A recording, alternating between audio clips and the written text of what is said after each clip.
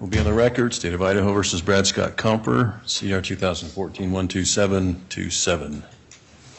Denise Price, Brian Trammell, and Jonathan Radford for the state, Scott Andrew, Gary Proctor, and Riley Fry for the defendant, and the defendant present in the courtroom. We are outside the presence of the jury.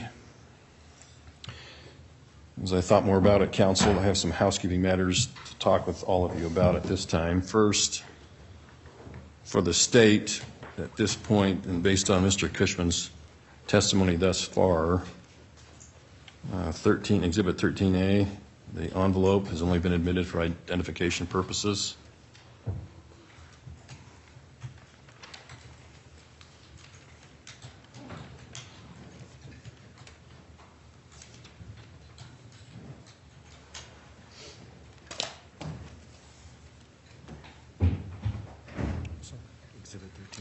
So that's my understanding at this point. That's the status of 13A. It's just been marked, is that correct? It's been marked but admitted only for identification purposes. Okay. And also associated with 13A, we've got the brown paper bag with writing on it and a smaller manila envelope in which the remaining sub-exhibits of 13 are in. So I don't know what the state wants to do with those. I'm just letting you know I'm holding up in my left hand the brown paper bag, in my right hand the manila envelope. So didn't know what the state wanted to do with those at this point. So think about it. Let the court know. So just to clarify, because there's some noise around this, so I wasn't quite hearing everything. So 13A, the envelope has just been marked for identification but not admitted, correct? No, it's been marked and admitted only for identification purposes. Okay. And then what was There's also in 13A the brown paper bag that has a bunch of writing on it. And within that bag, a manila envelope that had all the latent fingerprint cards or evidence.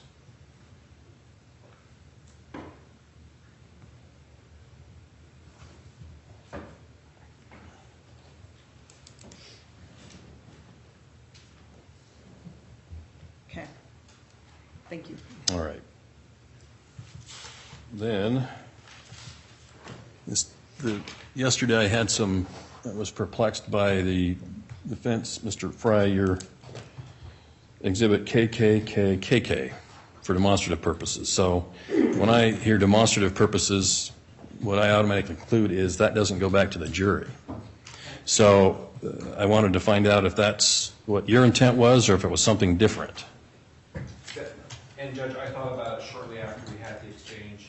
I realized it's not for demonstrative purposes, for evidentiary purposes, for them to see where that piece fits in. So if we can take it up, I'd ask that not be for demonstrative purposes, but actually be for evidence to be brought back to the jury to see how that fits together. All right. So you want to make a motion at this time then for exhibit, again, KKKKK to be admitted into evidence. That's correct, Judge. That would make sense. All right. State have any objection to that? No objection. Okay. So KKKKK shall be admitted into evidence and provided to the jury during deliberations. Now, the state also had a similar issue with 38B.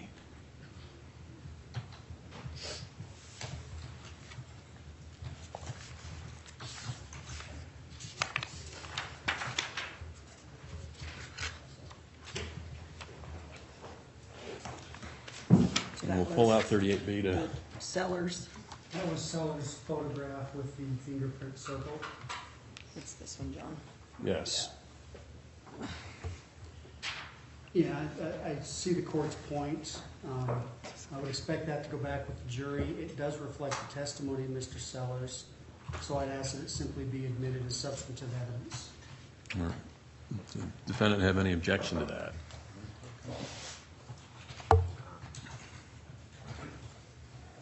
Judge, which one was 38? Paul, would you? I'll have Paul hand that to you to review.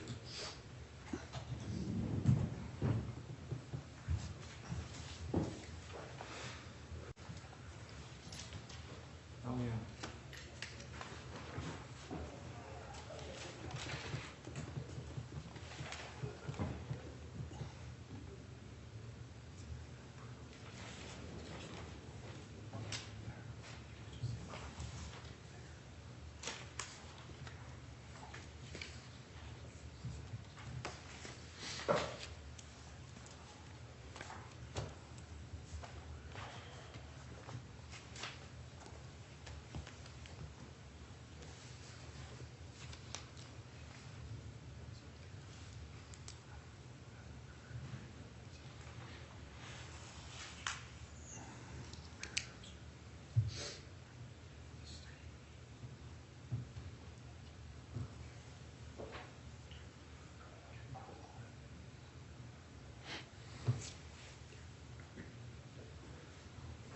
No objection, Your Honor.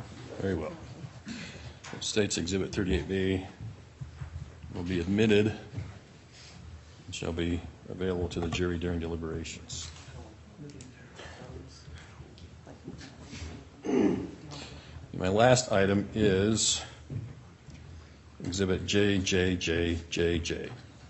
Mr. Cushman's report, I believe of September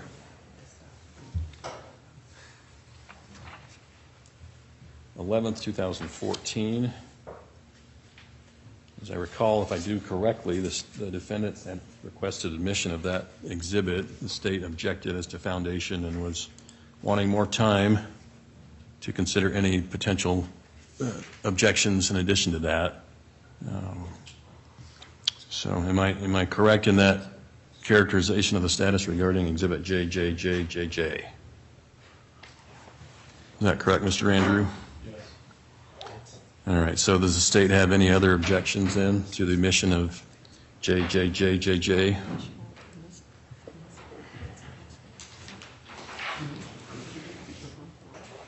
So we good on this? Or we're waiting for them to tell us?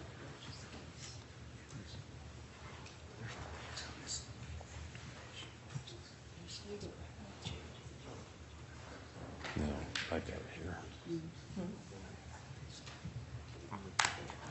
One moment. Yeah, they've offered it.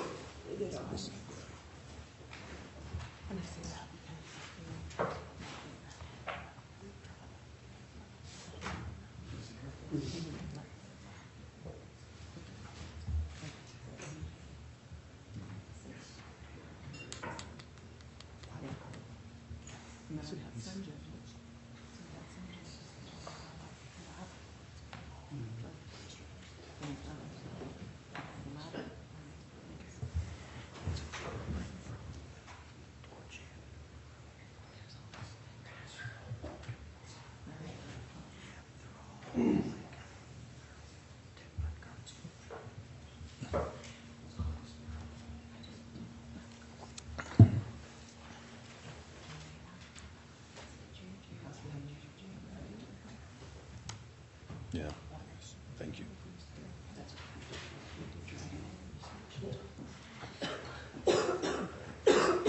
Your Honor, I mean, the question that we have is whether that's going to be admitted through a witness. What witness the defense is going to proffer to admit that the report. Your Honor, we'd be proffering it through the transcript of Mr. Cushman, where if I don't know we've gotten to the part that they address us specifically in the transcript about this particular test that's been done. So our intention was to ask that it be admitted at the conclusion of the review of the transcript. Okay. And to clarify the record, I stated 5 J's. It's actually JJJJJ9. All right, so that's the defense's request. Then at the conclusion of Mr. Cushman's reading of his transcript, the defense is going to offer that exhibit? Yes, Judge, that's right. Okay. All right, well, I guess then, gentlemen, to Mr. Radford's point, is there anybody else that you have that would admit that document? Judge, Mr. Cushman is the analyst. Mr. Cushman did the testing on it. I suppose that Riley Nolan was the director of the lab at the time, but even then she can't testify to his conclusions because they're his conclusions. He's the only witness of that. I did not mention that testified about his results. And I think as we've already discussed too, the different catch-alls, both unavailable and as whether he's available or not, if he would fall under, I think the court could admit it through those means. Okay. Any further argument, Mr. Radford? No, also. All right. Well, okay, I'll give you a roadmap here. I know I'm maybe jumping the gun here, but as I recall from yesterday, the defense was going to offer that or did offer that exhibit. So the state's objections noted, it's overruled, and I will grant the request to admit exhibit JJJJJ9. Fine.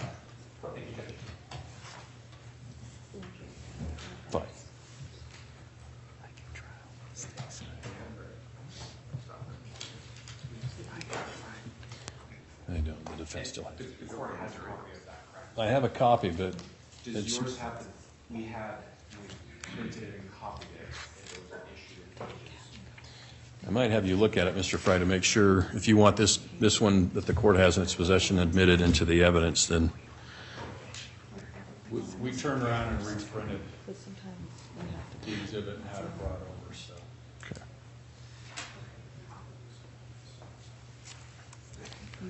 Sometimes we're not use the victim. Yes, Judge, that one was correct. Coming All down right. and getting beat up. for him. Yeah, but- Which really we're gonna have to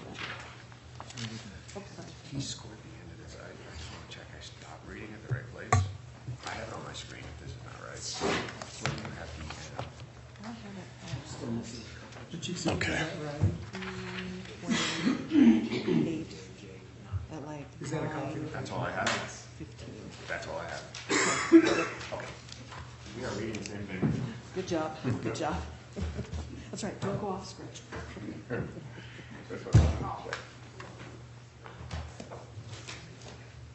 Right, you wanna go look at that stuff. It's all on the copies. See what was that? I saw Star Wars on there, I thought it was something else. Oh, okay.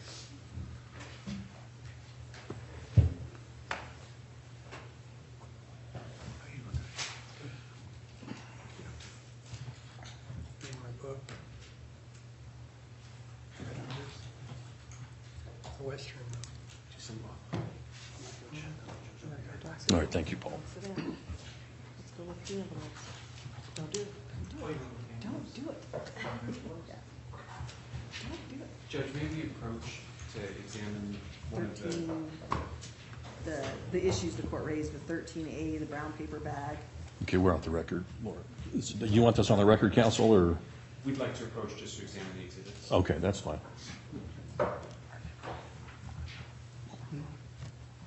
Of those 3 exhibits, when we want to make a record of that.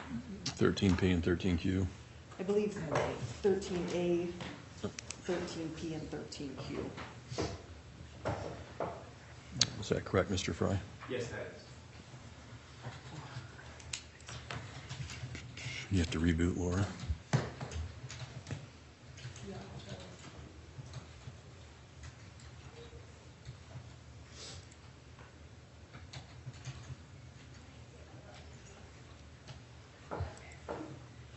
Okay. Okay, I'm back up.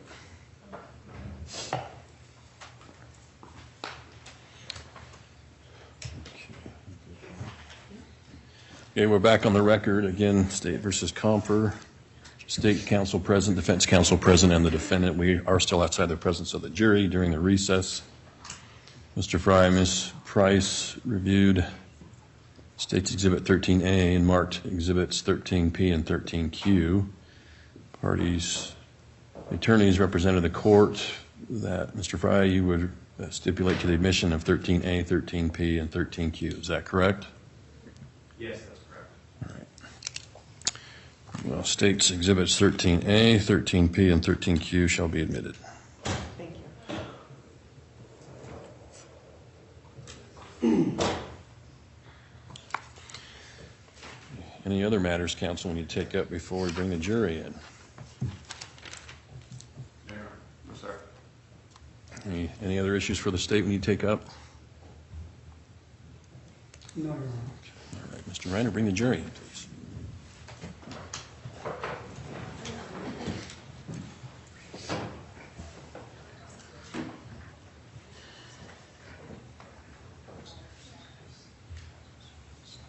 All rise.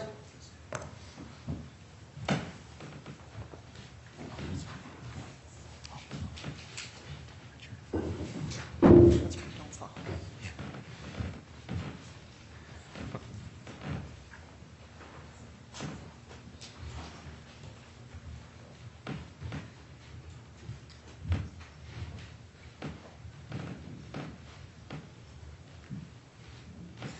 Thank you. Please be seated.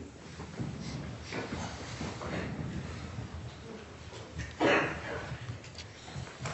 right, Good morning, ladies and gentlemen of the jury. All members of the jury have returned from the evening recess and are seated in the jury box. The state waive roll call of the jury. Yes, Your Honor. The defense waive roll call of the jury. Yes, sir. All right, ladies and gentlemen of the jury, we are resuming reading of the transcript of the testimony of Gary Cushman. Mr. Proctor, you may continue. We need our witness No, we to come in. don't, do need our, is our He's witness out in the here? hallway. Okay.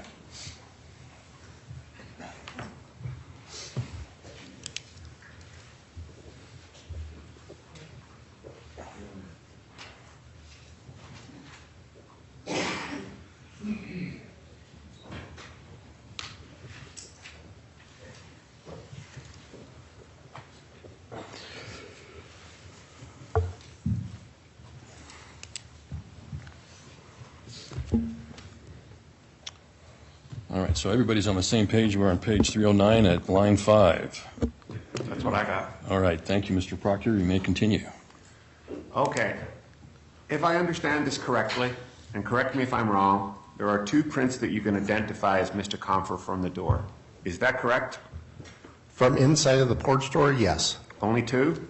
2, Okay. And there were, I think you said what, 4 to 6 prints? something like that. Okay, now, this may be from my imagination. It may be a little bit better. But is there some way you could go to a door here and, for illustrative purposes, identify where the 2 prints came from that you've identified as Mr. Compher? Yes. Okay, I don't know what will be most convenient for the court and counsel. There's a door right there, and this one swings the opposite direction, it looks like. Is that a closet door? Okay, so for the record, the record is clear, Mr. Cushman. You're approaching a closet door here in the courtroom that opens from the right-hand side. Is that the way the door at the pull line address opened? Was from the right side? No. It was from the left side?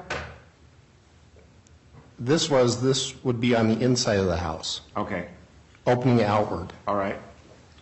And the number 3 print from Mr.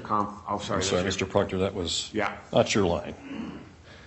And the number 3 print from Mr. Compher, I think was 2B, was here. And that's on the edge of the door, not on the interior or exterior? It's out on this side Okay.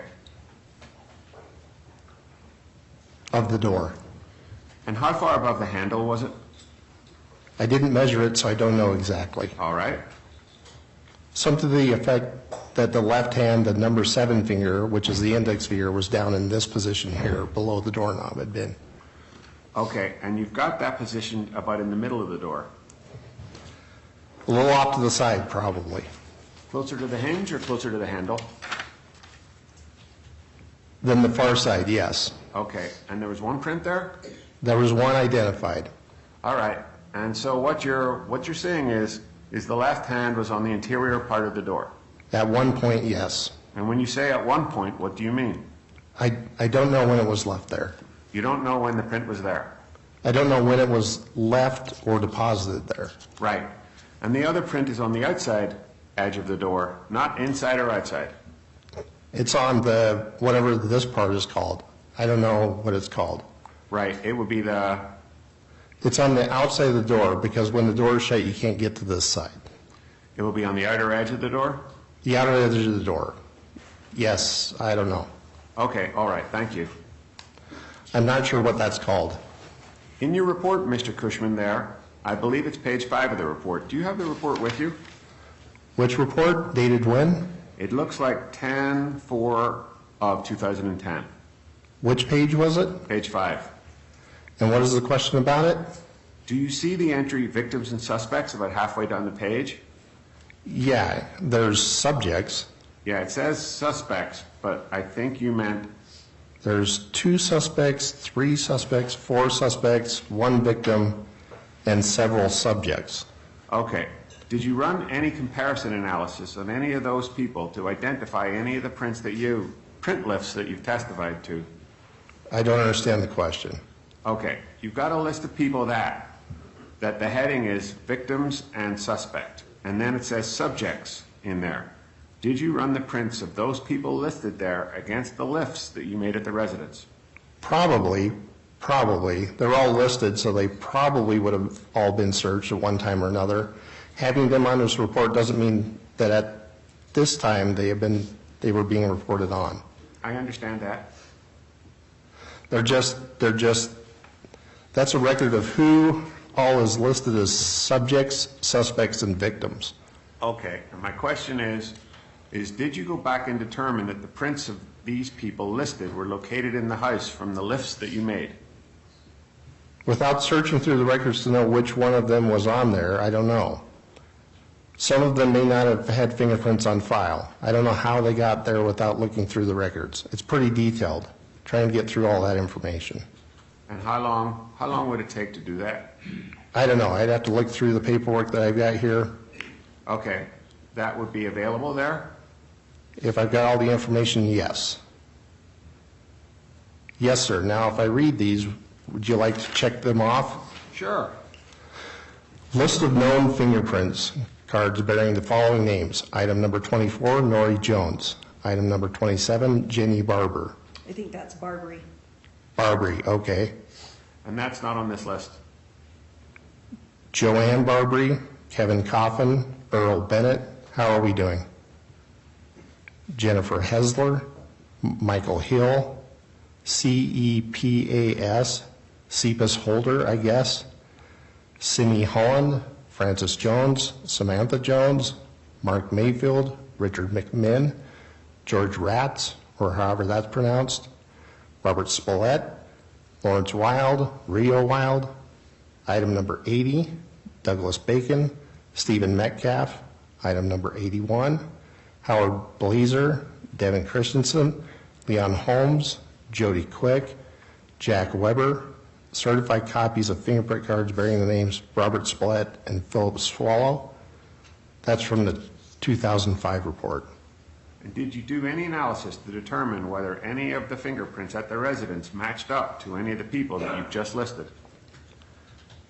Now, I just lost latent fingerprints of value were analyzed and compared to fingerprint cards listed as item number 24, 24, 71, 80, 81, and certified copies of fingerprint cards from Philip Swallow and Ray or Robert Ray Spillett Jr.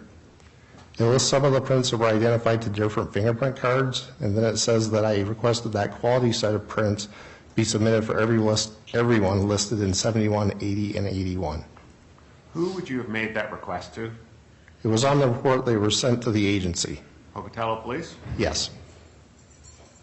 Okay, did you ever receive those?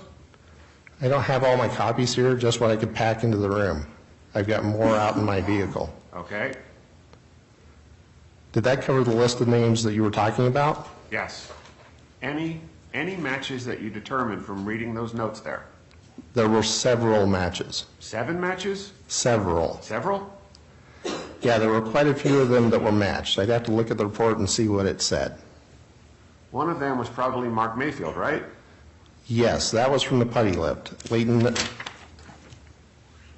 print number 3 from item 64-4 that had been positively identified with Mayfield. Latent print number 4 and 5 have been positively identified with the 3 and 4 fingers from Mr. Swallow. Latent print number 9 has been positively identified with the palm print of Nori Jones. That's from the 2005. And that's all that I have with me. Okay. Did you say you were not able to identify the SID number that's listed on Exhibit 19 for 303986? Exhibit number which? 19. That's the APHIS inquiry form. I have to look through the cards and see if I can find it. I think it's Mr. Swallow, but I'm not certain of that. Okay.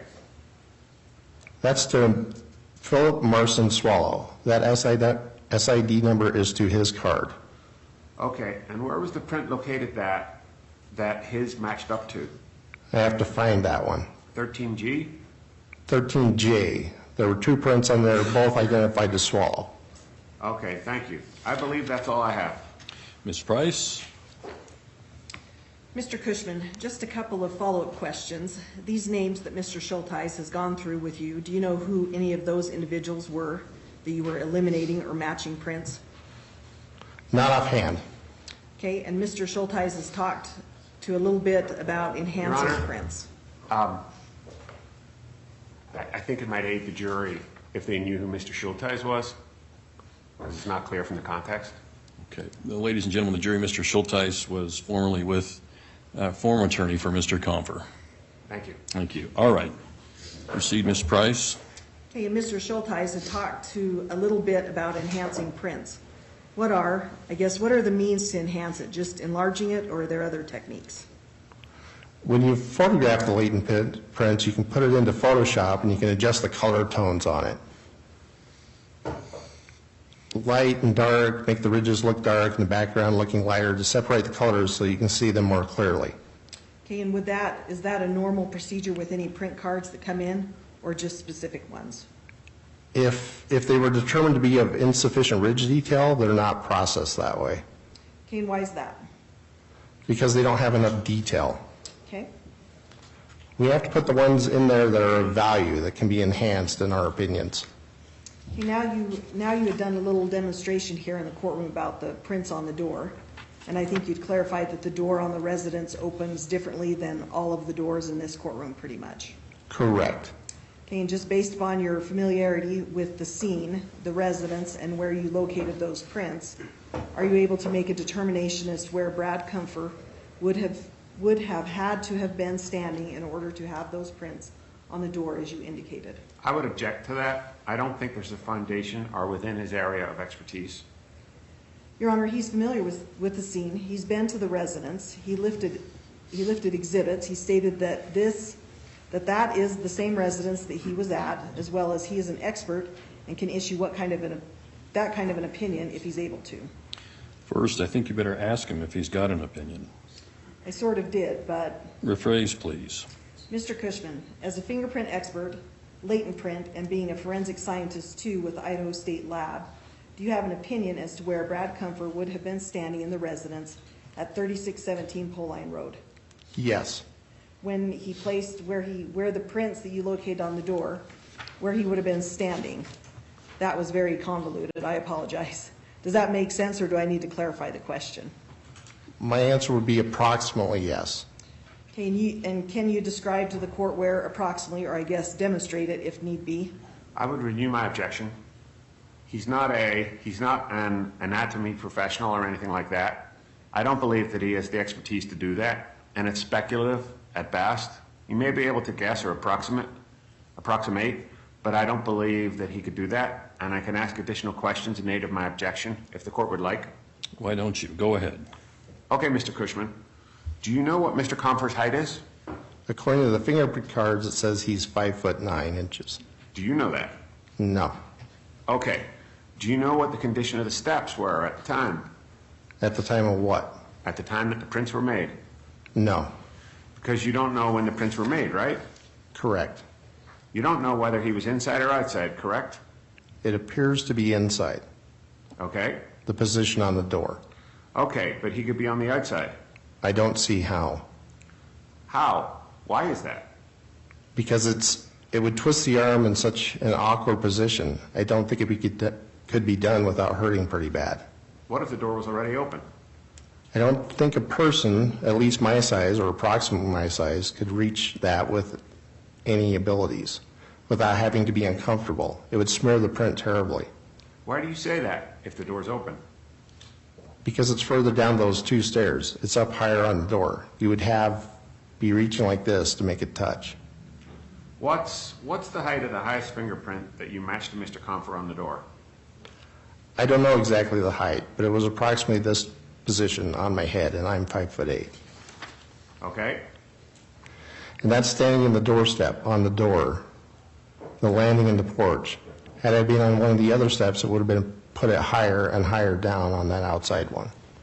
Okay, so if he was standing on the first step outside the door and the door was open, is it your statement that he couldn't have made those prints from that position? It would have been awkward. I don't know that he could have or not. Are you assuming that the prints were made at the same time? No. They could have been made at different times, Yes. different days. Yes. And so he could have made one print doing that and another print some other time, correct? Correct. And you don't know what day that was anyway. Correct. Okay, I would renew my objection, Your Honor. It's speculative. Your Honor, I think that based upon the questions asked in aid of objection, he's provided information based upon being an expert, as well as that he is familiar with the scene, the location of the door, as well as the steps, as well as the height, as noted on the fingerprint cards. I think that Mr. Cushman does have the ability to offer an opinion as an expert in this matter. I'll overrule the objection. Go ahead. Do you need me to ask the question again, Mr. Cushman? Please. Okay, based upon your training and experience and your familiarity with the residents at 3617 Pole Line Road, what would be your opinion as to where Brad Compher would have been standing in order to leave the prints that you were able to identify on the door of the residence? It appeared to me that someone would have had to stand on the porch. So Mr. Compher would have had to have been in the porch or at the edge of the porch, inside that porch, to lay his left hand to touch the door, and for the right hand to touch the door, whatever it's called, the edge of the door. Okay, thank you, Your Honor. No further questions at this time, Your Honor. Any recross? Yes, thank you. Mr. Cushman, is that door, well, strike that. That area is a porch, correct? Yes, that's what I call it, enclosed porch. Okay, I'm right. And then there's another door that would go into the entrance, further inside the opposite side of the porch, correct? It's a glass door that goes between the porch and the kitchen. All right. And how far from the door with the prints on it would it be to the door going into the kitchen? I didn't measure it, so I don't know, but approximately 4 pieces, 5 pieces maybe. 12 feet? 15 feet? It could be, I don't know, I don't have the measurements. Okay. So, as I take it, your opinion is that he could have been standing on the porch, not on, in the interior to make those marks? Into the kitchen area or beyond that? No, to the door that we're talking about, where the prints were. My opinion is that he would have been standing inside the porch area, But not inside the house? but not inside the other part of the house. Okay. Not the enclosed porch area, but the porch area, not the house. And it is your opinion neither one of those prints could have been made from him standing outside on the porch and the door being open? I don't think it would be a natural position with the hands to open the door or to lean on the doors or anything. I don't see that it's natural at all. I don't think it could have been done and not ruin the prints. Because with the twisting involved, you would be smearing the prints so they wouldn't be identifiable. What if the door was a quarter open?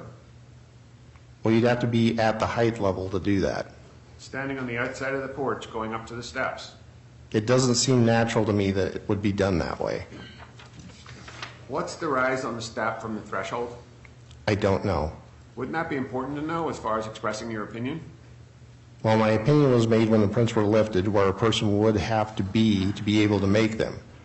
I drew the prints on a sketch on the door on the lift cards, and my opinion was that the prints were made this way and this way.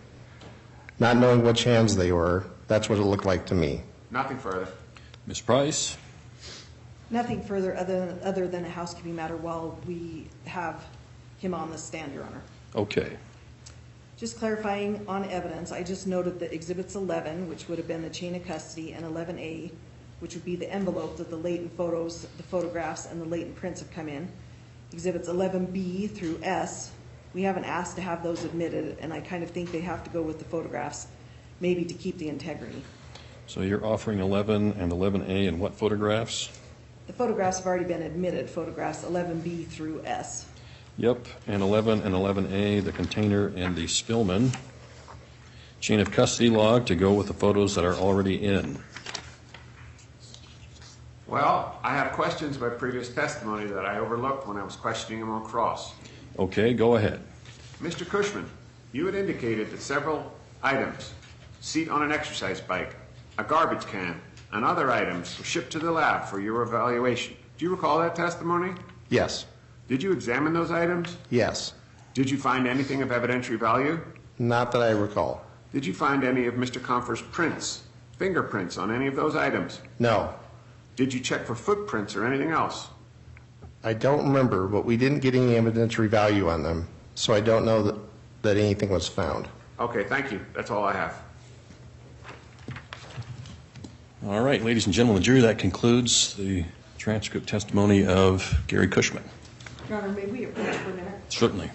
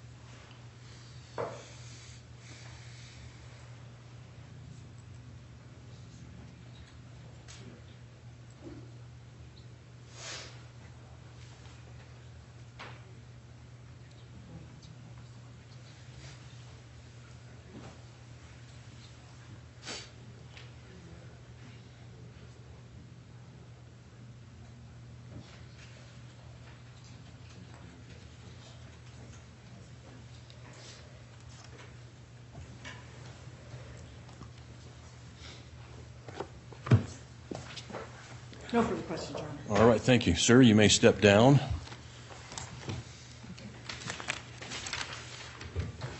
And sir, I know you were standing in for Mr. Cushman, but just to admonish you, you're not going to discuss any of this testimony with any of the witnesses in this matter, okay? Thank you, sir. Have a good rest of your day. All right, state's next witness. Your Honor, let me check and see if Mr. Parker is in the building. Is this one of yours?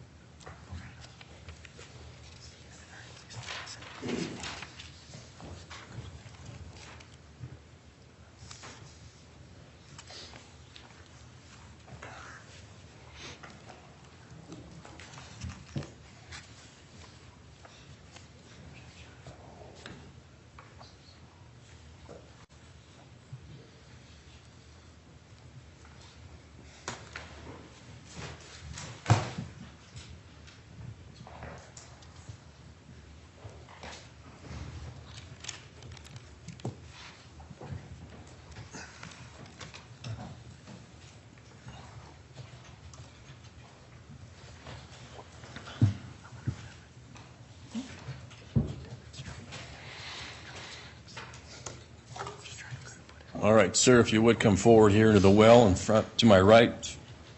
Before Ms. Holm, raise your right hand to be sworn. You solemnly swear the testimony you're about to give shall be the truth, the whole truth, and nothing but the truth, so help you God? Please have a seat in the witness box.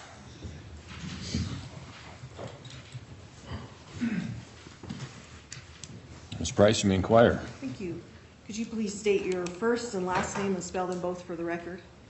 It is Randy Parker, R-A-N-D-Y, P-A-R-K-E-R. And turning your attention to around 2010, in November, were you employed by the Idaho State Police Forensic Services? Yes, I was. And how long had you been working there? I worked for the state police for 15 years. And in 2010, what was your job title? I was a forensic scientist for the latent print supervisor. And can you briefly describe what that job title and supervisor involved? The job entailed processing evidence, doing latent print comparisons, and also conducting training and supervisory roles for the latent print section of other forensic scientists. And were you a certified latent print examiner? Yes, I was. And were you a member in good standing with any professional organizations? Yes, I was a member of the International Association for Identification and also the Pacific Northwest Division of the International Association of Identification. And what specialized training in the field of fingerprints had you received at that point? I had been trained by several federal agencies and state agencies in latent print comparisons and processing in courtroom testimony, and also by private firms that handle forensic training and documentation of that. And can you just briefly describe what education you'd received at that point? I received a Bachelor of Science degree from Boise State University in Criminal Justice Administration, and I've also received in specialized training in forensics, probably in excess of 2,000 hours. And did you ever conduct fingerprint training? Yes, I did. And describe that. We would train new recruits at the State Post Academy, Police Officer Training Academy, where we'd conduct crime scene training and also fingerprint processing training on crime scenes. And approximately how many times have you testified as a fingerprint expert before a court of law? I'd say, guess in excess of 10 to 15 times. And can you describe what friction skin is? friction ridge skin is the raised portion of skin on your palms of your hands and your feet, and it is there to allow you to grip items and handle items so that they do not slip through your hands.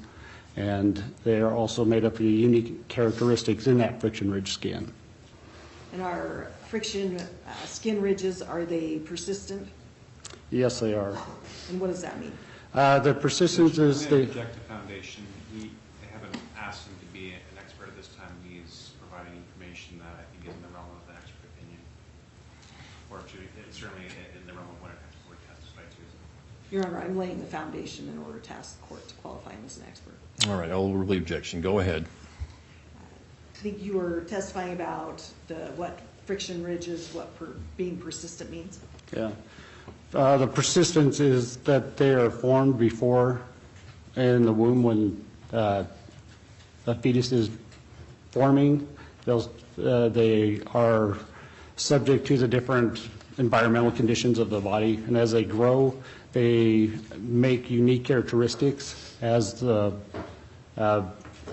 baby is formed, and they stay that unique characteristics from the time they're born, and they're with a person their entire life, and they stay the same even after death, and then once they start to decompose, then they are gone. And what would it mean to say that friction skin ridges are unique? They're unique in that people can have the same patterns of their skin, but the individual characteristics, the shapes of the ridges themselves and the formation of what ridge characteristics are present are unique to each individual. And can you describe what a latent fingerprint is? The term latent means hidden or unseen.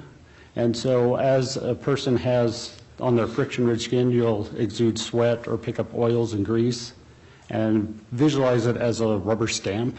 And as you touch items, it is leaving that impression of that friction ridge skin. And then it will need some form of processing of chemicals, powders, something that would react to the oils and sweat in your skin to make that visible to be seen. And then you'd use that to make it visible on an object, and then you'd recover it with lifting methods of tape or also photographing, making it so you could process it and look at it at a later date. And when looking at the latent prints that are lifted or comparing them to fingerprint cards, what's the comparison process? The comparison process would be looking at a known fingerprint, which would be like an inked card of somebody that you know who their prints are, and you'd do a side-by-side comparison with that of a latent print that is taken off of an object, and do a side-by-side comparison to look for unique characteristics to see if they're the same pattern source, and then also look further in to see individual ridge characteristics and also the shapes of those ridges to make a comparison or a conclusion of where that fingerprint came from. And have you heard of the ACE-V method? Yes. What is that? The ACE-V method is used to describe the process of analyzing a latent print. Your ACE is the analyzing of it, where you'd look for the shape, the main characteristics, and so you're analyzing the print also to see if it is of value to be able to be compared. And then your comparison is the side-by-side comparing of a known and a latent print together. And then the C is a conclusion where you determine are the two prints from the same source, or if they're not from the same source, or if there is not enough information to make a conclusion. And then the last part is the V, is the verification, where that whole process would be reviewed and conducted by a second examiner to see what conclusion they came to see if it matched the original examination conclusion. So it's a second check of the work, so it's not just one person saying this is what it is. It has that second source. So A is analyzed, C was compare, and E was evaluate, and V was verify. Is that correct? Correct. And at this time, Your Honor, I'd ask this court to designate this witness as an expert in fingerprint identification. No objection. Very well. State's request shall be granted. Thank you. Now, Mr. Parker, in the scope of your job at the Idaho State Police Forensic Services as a forensic 4 scientist, you had talked about verification. Would you verify in that job? Yes, I would. And can you describe what you do in order to verify another fingerprint evaluator? And one of the other forensic scientists would conduct the work of the case. They'd be assigned a case, and they would be looking at all the fingerprints, process the evidence, and make notes of that case and compare different fingerprints to known fingerprint cards. And they'd present their case to the verifier. They'd turn over all their notes and photographs, lips, and have their conclusions of what they had, and then to give that to the verifier. And the verifier would look over their notes to make sure they're correct, and then also to do a side-by-side comparison of the prints again to make sure that the conclusion was the same, or if they weren't, then you discuss what was different or why you came to a different conclusion. So it's a working side-by-side with the examiner to come to a conclusion of the case, and then you'd present it back to the initial examiner in the case. And what are the various conclusions that could come in reviewing a case? The conclusions that would come is, yes, you would agree with the person or scientist, and then, or you'd say, no, they were wrong, or you couldn't determine one way or the other. So it's just basically the 3 determinations that could be, that you could come to in a fingerprint case. And so you would verify for people, would people verify for you at the lab? Yes, they would. And what would you do if you went through and were verifying for verifying someone's case? What would you do if you agreed with what their findings were, that there was a match or an identification? If you came to the same conclusion, you would initial their notes to show that you had the same conclusion, and also you'd document on the latent lip card and the fingerprint card with your initials, the date that you did that on, and a mark it with a B that stands for that you were the verifier in the case.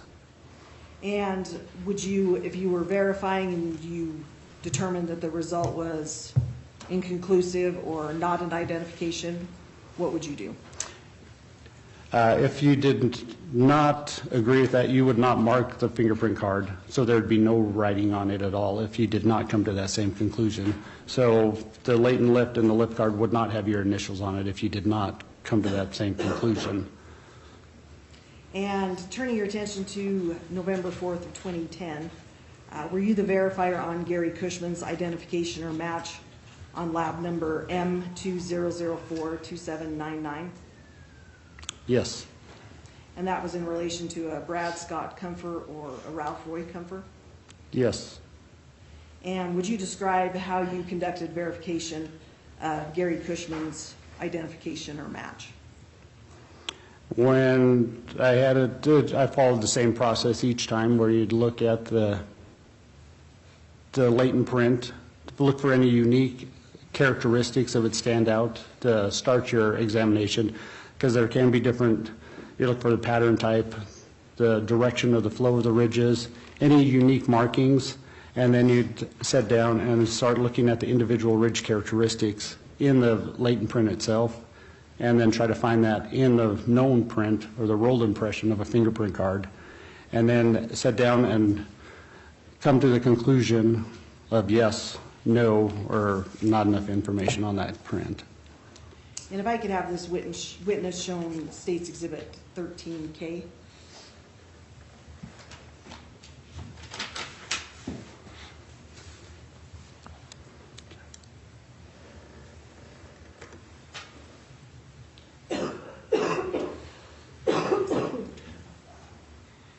The witness has State's Exhibit 13K.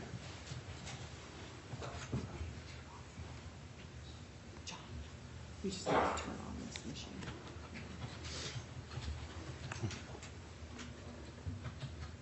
I have you hold that away from the device at this point. Let's see if it loads up here.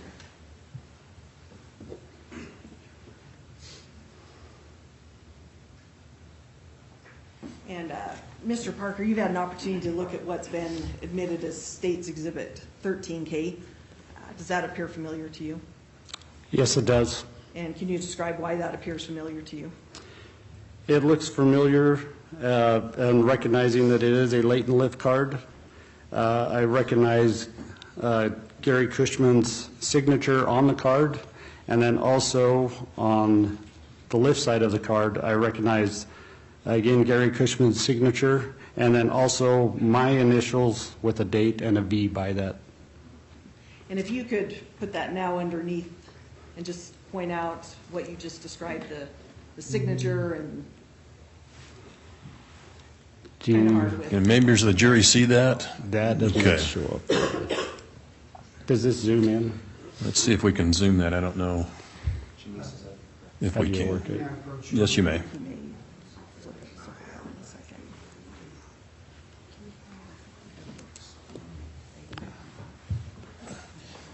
Mr. Reiner, would you put, or Mr. Radford, you want to do the honors? It has to be up higher.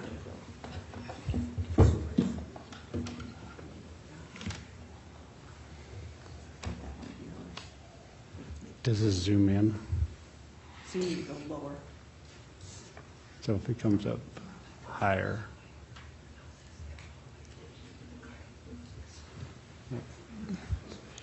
Yeah, maybe put the cards on the books and see if that'll help. Yeah.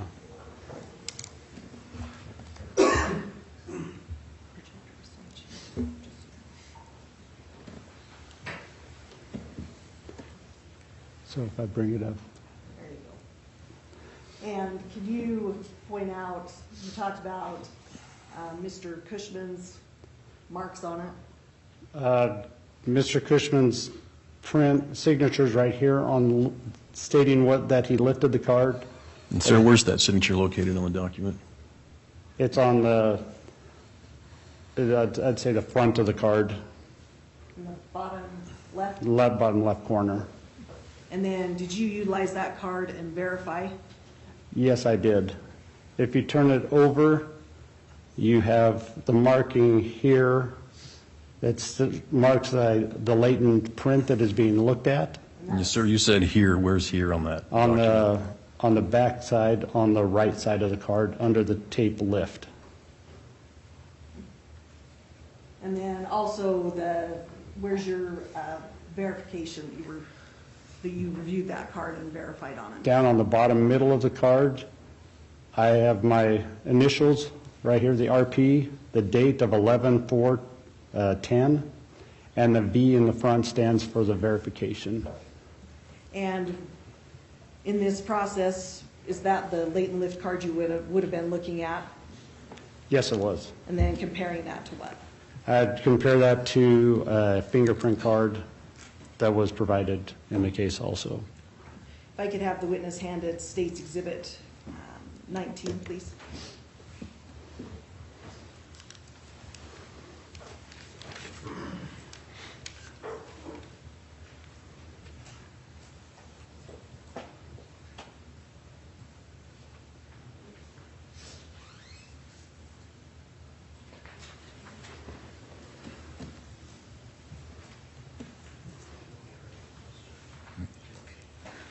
All right, witness has State's Exhibit 19. And if you could look at that exhibit for a minute and then let me know when you're ready to have me ask a question or two about it.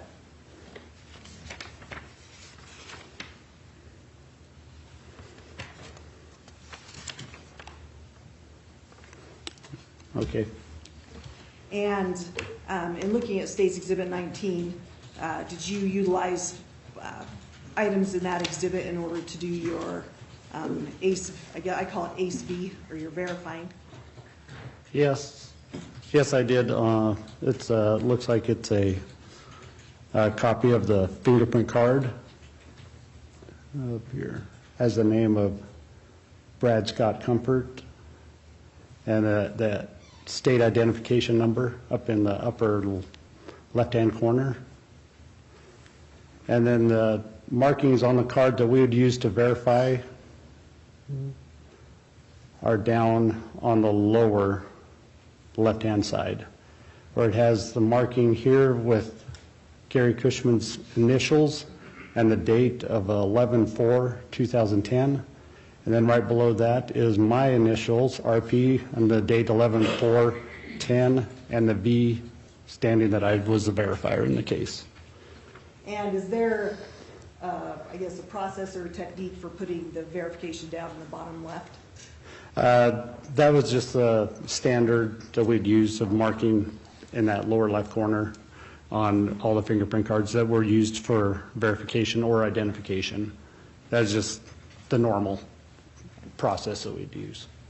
And that was what page of the exhibit, do you recall? Is that page 3? It's page 3.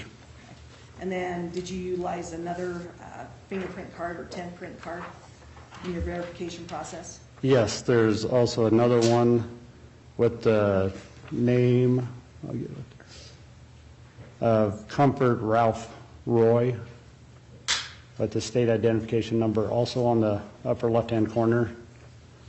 And then down in the lower left-hand corner is Gary Cushman's signature and the date, and my initials and the date, and the V for the verification on the card itself.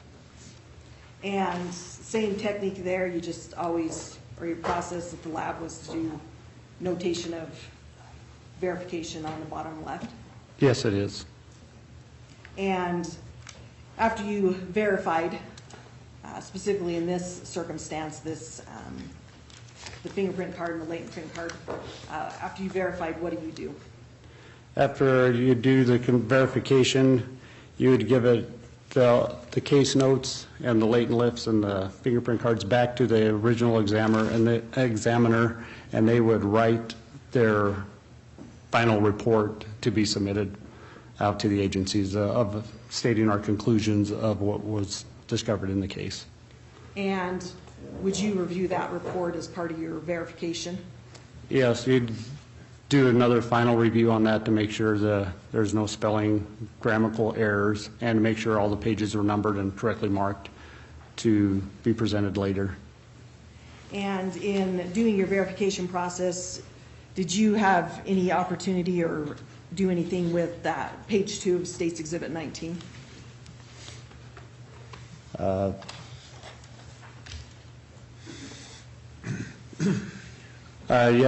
Yes, I had looked at that to see where the source or the print came from. The source, Exhibition 19, is the APHIS inquiry form, and so that was used in the examination of the APHIS computer to give you as another tool to find a suspect or a person that the print could belong to. And on that page 2 of that exhibit, what's on the left-hand side, or what image is shown on the left-hand side?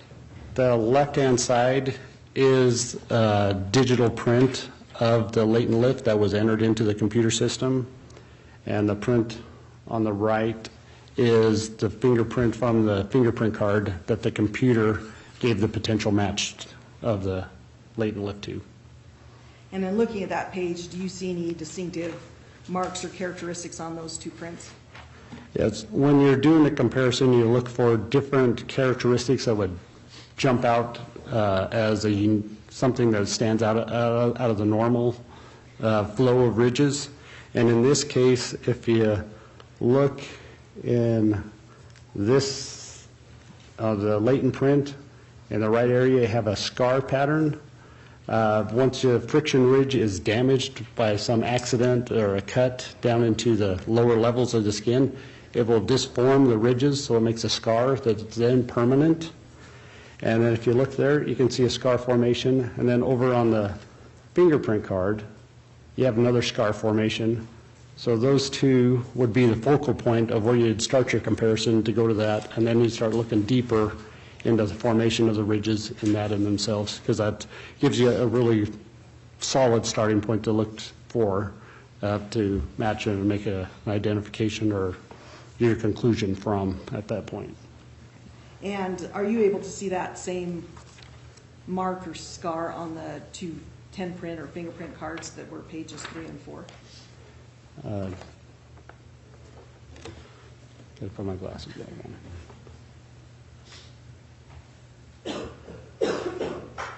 Yes, the latent lift in this case is the number 3 finger, which is the right middle finger. On a fingerprint card, they are numbered starting with your right thumb as 1, and then moving down across your fingers, thumb, index, middle, ring, down the line, and then on your left hand, you'd start at fingerprint 6, 7, 8, 9, 10. So that's what gives you your 10-print card. If you look on the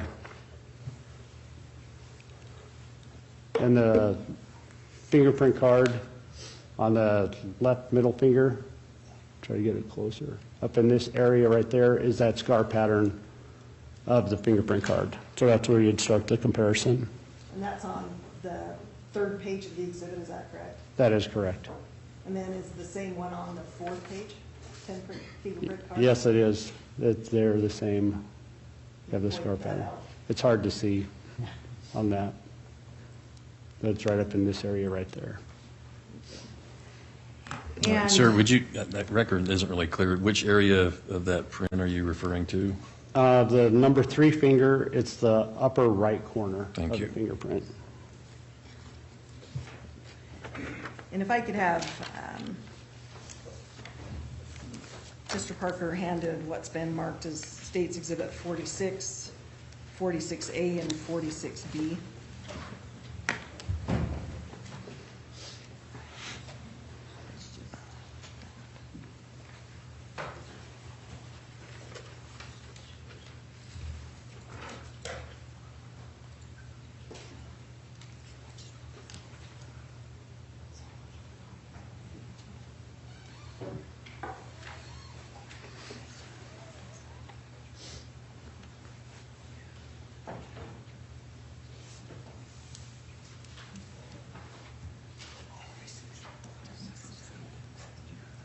Those are the ones I have.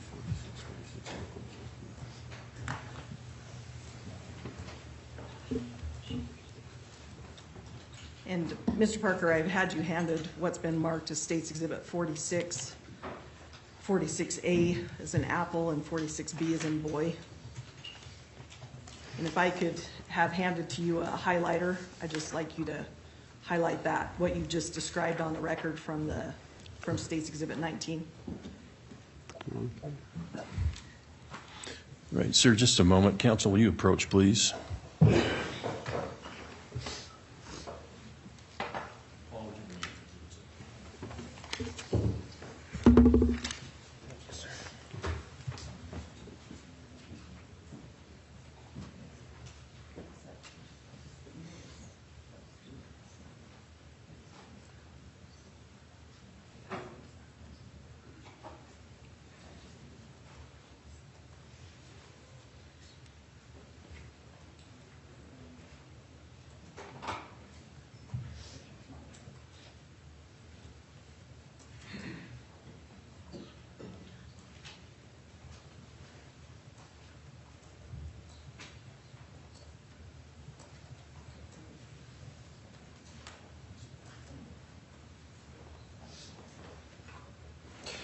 Okay, ladies and gentlemen, we need to do a ministerial matter here, so we'll take a recess here for about 10 minutes. So during the recess, again, I instruct you not to discuss this case amongst yourselves, nor with anybody else, nor to form an opinion as to the merits of the case until after it has been submitted to you for your determination.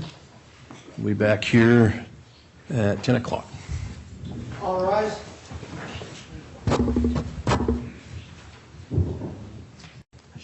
Again, CR 2014-12727. State's attorneys are present. Defense counsel is present along with defendant.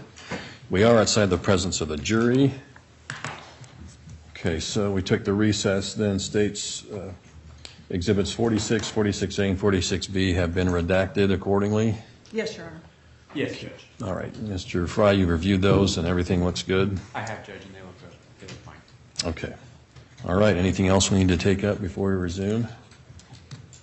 Do you want me to reintroduce this, or? Well, You haven't offered him yet, so at this point, yeah, if you want, just ask Mr. Reiner to take him to Mr. Parker so he can look at him and go from there. Okay. No, later. All right, bring the jury in, Mr. Reiner.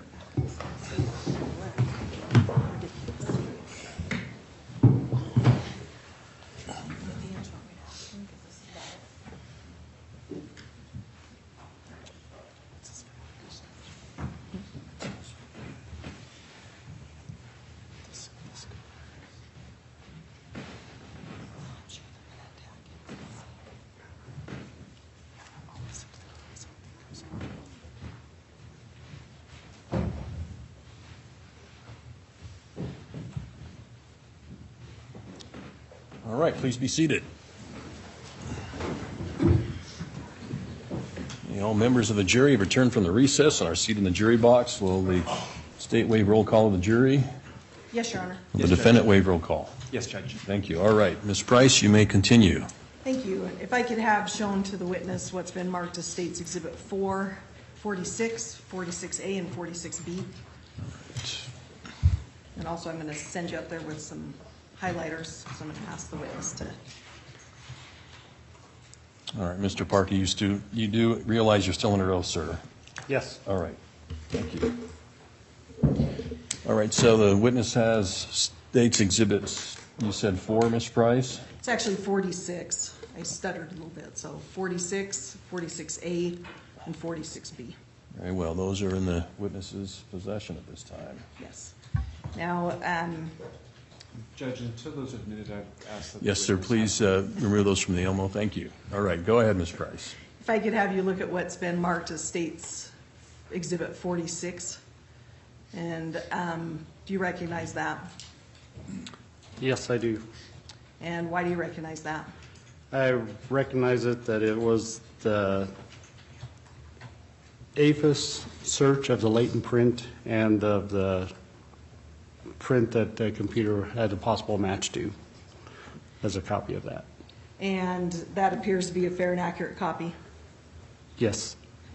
And could you had been testifying about a distinctive mark or characteristic. Could you highlight on that 46 where that mark is or that characteristic that you were testifying about? Yes. And if you can do it outside the presence of the camera for a minute.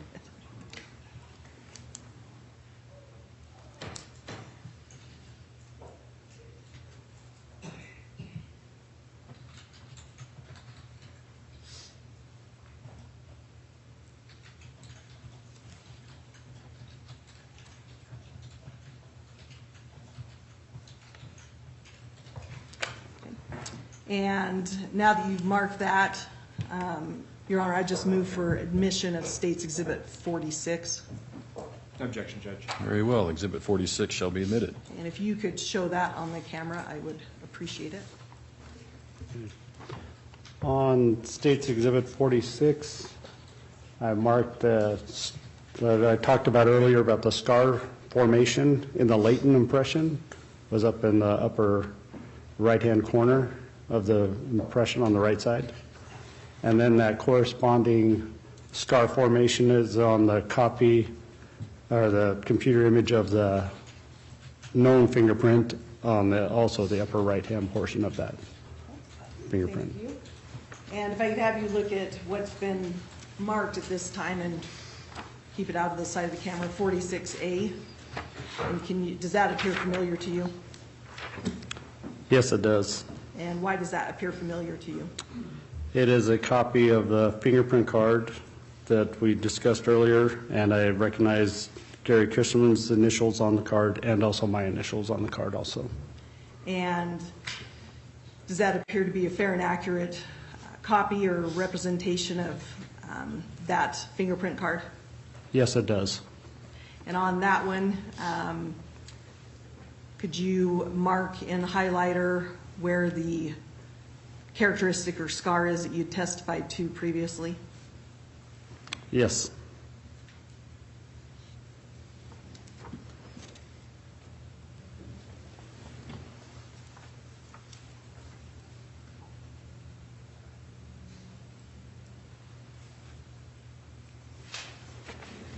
And I move for admission of State's Exhibit 46A, Your Honor. No objection. Exhibit 46A shall be admitted. If you can just show that on the camera, please, sir. Okay. It is the same fingerprint card that we discussed earlier, a copy of that. And the marking is on the number 3 finger, the right middle, up on the upper right-hand portion of the fingerprint. And just to clarify, the highlighter color that you're using is what color? It is green. Thank you. And if you could pick up what has been marked as State's Exhibit 46B, as in boy. Does that appear familiar to you? Yes, it does. And does it appear to be a fair and accurate copy? Yes. And does it appear that it's been altered or modified in any manner? No, it does not. And you recognize that? Yes, also with Gary Cushman's initials and also my initials also on that card. And if you could highlight on that where that characteristic or scar is.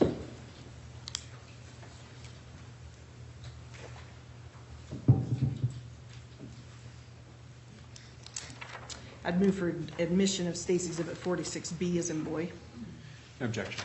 Exhibit 46B shall be admitted. And if I can have you show that on the screen, please. And describe. It is a copy of the fingerprint card with the name Brad Compher, and then a marking of the number 3 finger, the right middle, and the marked in green is the scar formation on the upper right portion of that fingerprint. Thank you. I have no further questions at this time, Your Honor. Thank you, Mr. Price. Mr. Fry, you may inquire. Thank you, Judge. Mr. Parker, I have a couple questions for you, okay? Okay. You'd mentioned that you verify other forensic scientists' work at the lab, correct? Correct.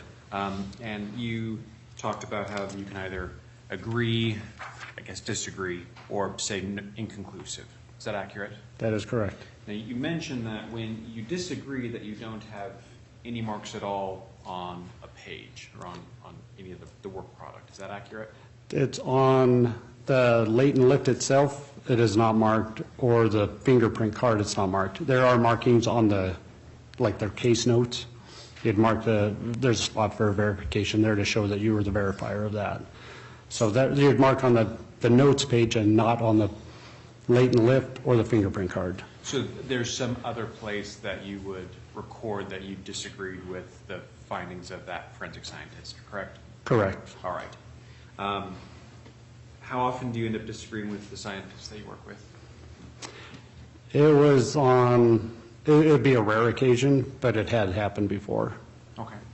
You mentioned that you went through the process with the jury about how you verify. Do you remember specifically verifying these, or have you just been talking today about how generally it happens?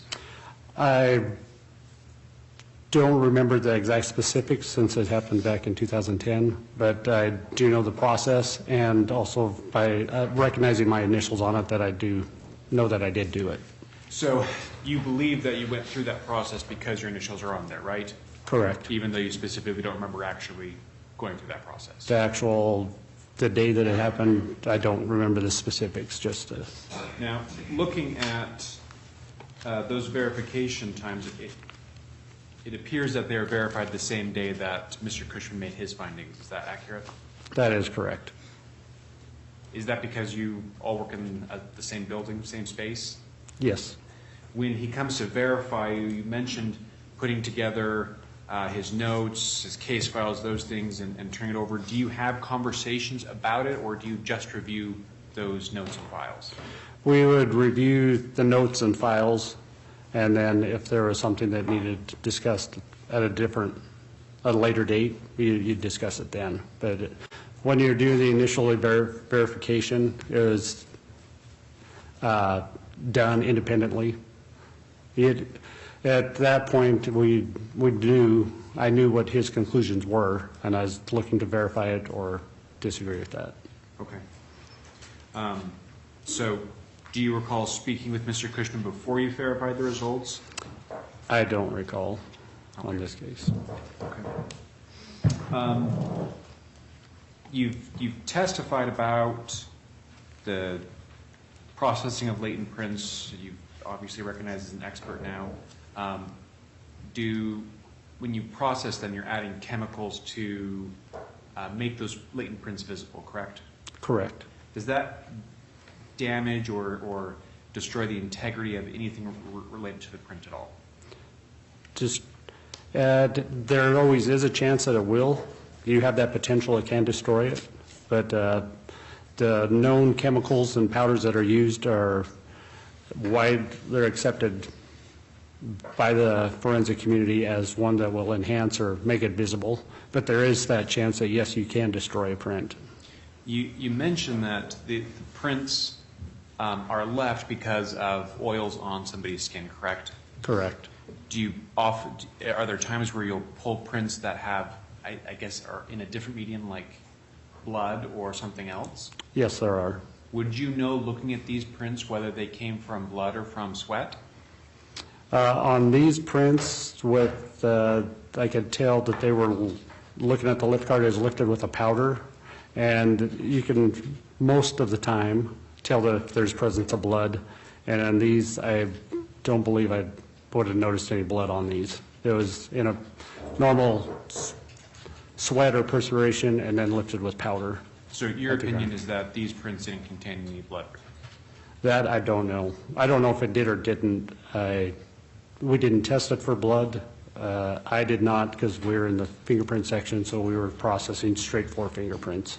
But in reviewing those latent prints, you can tell if something would appear different was in blood versus in sweat? If it is a print in blood, yes, because it would be red and stained. Usually it's a heavy source. Okay. So when you're looking at or pulling these latent prints, can you ever estimate a time frame of when a print would have been placed on a particular medium? the only way you can estimate a time is if you had a specific known time when something was cleaned. You can't age a print. It is, if, for example, if you knew in your house that you washed a window on a Monday, and then after that you find a fingerprint on it, you know it's after Monday that print was left. But to actually look at a print of a date of when it was lifted, no, you cannot. Can you tell whether two different prints come from a contemporaneous time frame? That would go to the same time frame. They'd have to have a different event to put a time stamp on it. So in this case, you verified two different prints, correct? Correct. And so you can't give an opinion of whether or not those prints are placed at the same time or close to the same time, correct? Correct, I cannot. And you can't say whether or not those prints are placed, or you can't say whether or not those prints are, say, 2 weeks old or 2 days old, correct? Correct, you can't. Just a moment, Your Honor. Sure.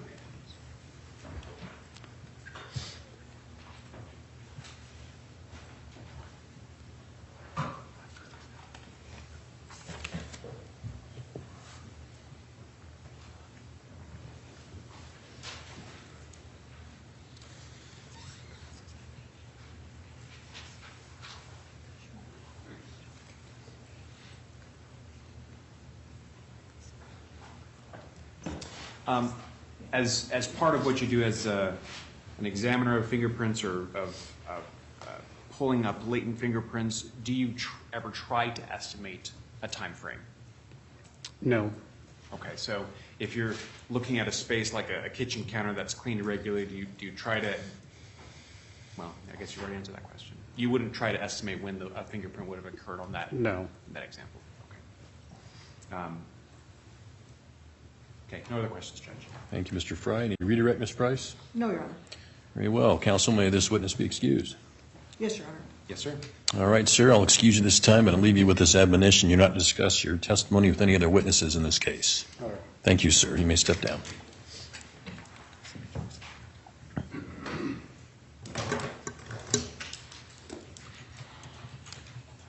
All right, Ms. Price, your next witness. State would call Riley Nowlin.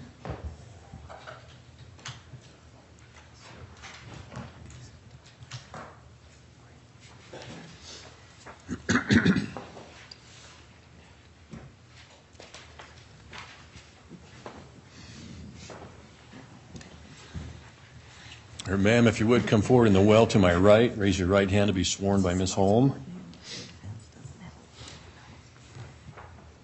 You solemnly swear the testimony you're about to give shall be the truth, the whole truth, and nothing but the truth, so help you God? Thank you, ma'am. Have a seat in the witness stand.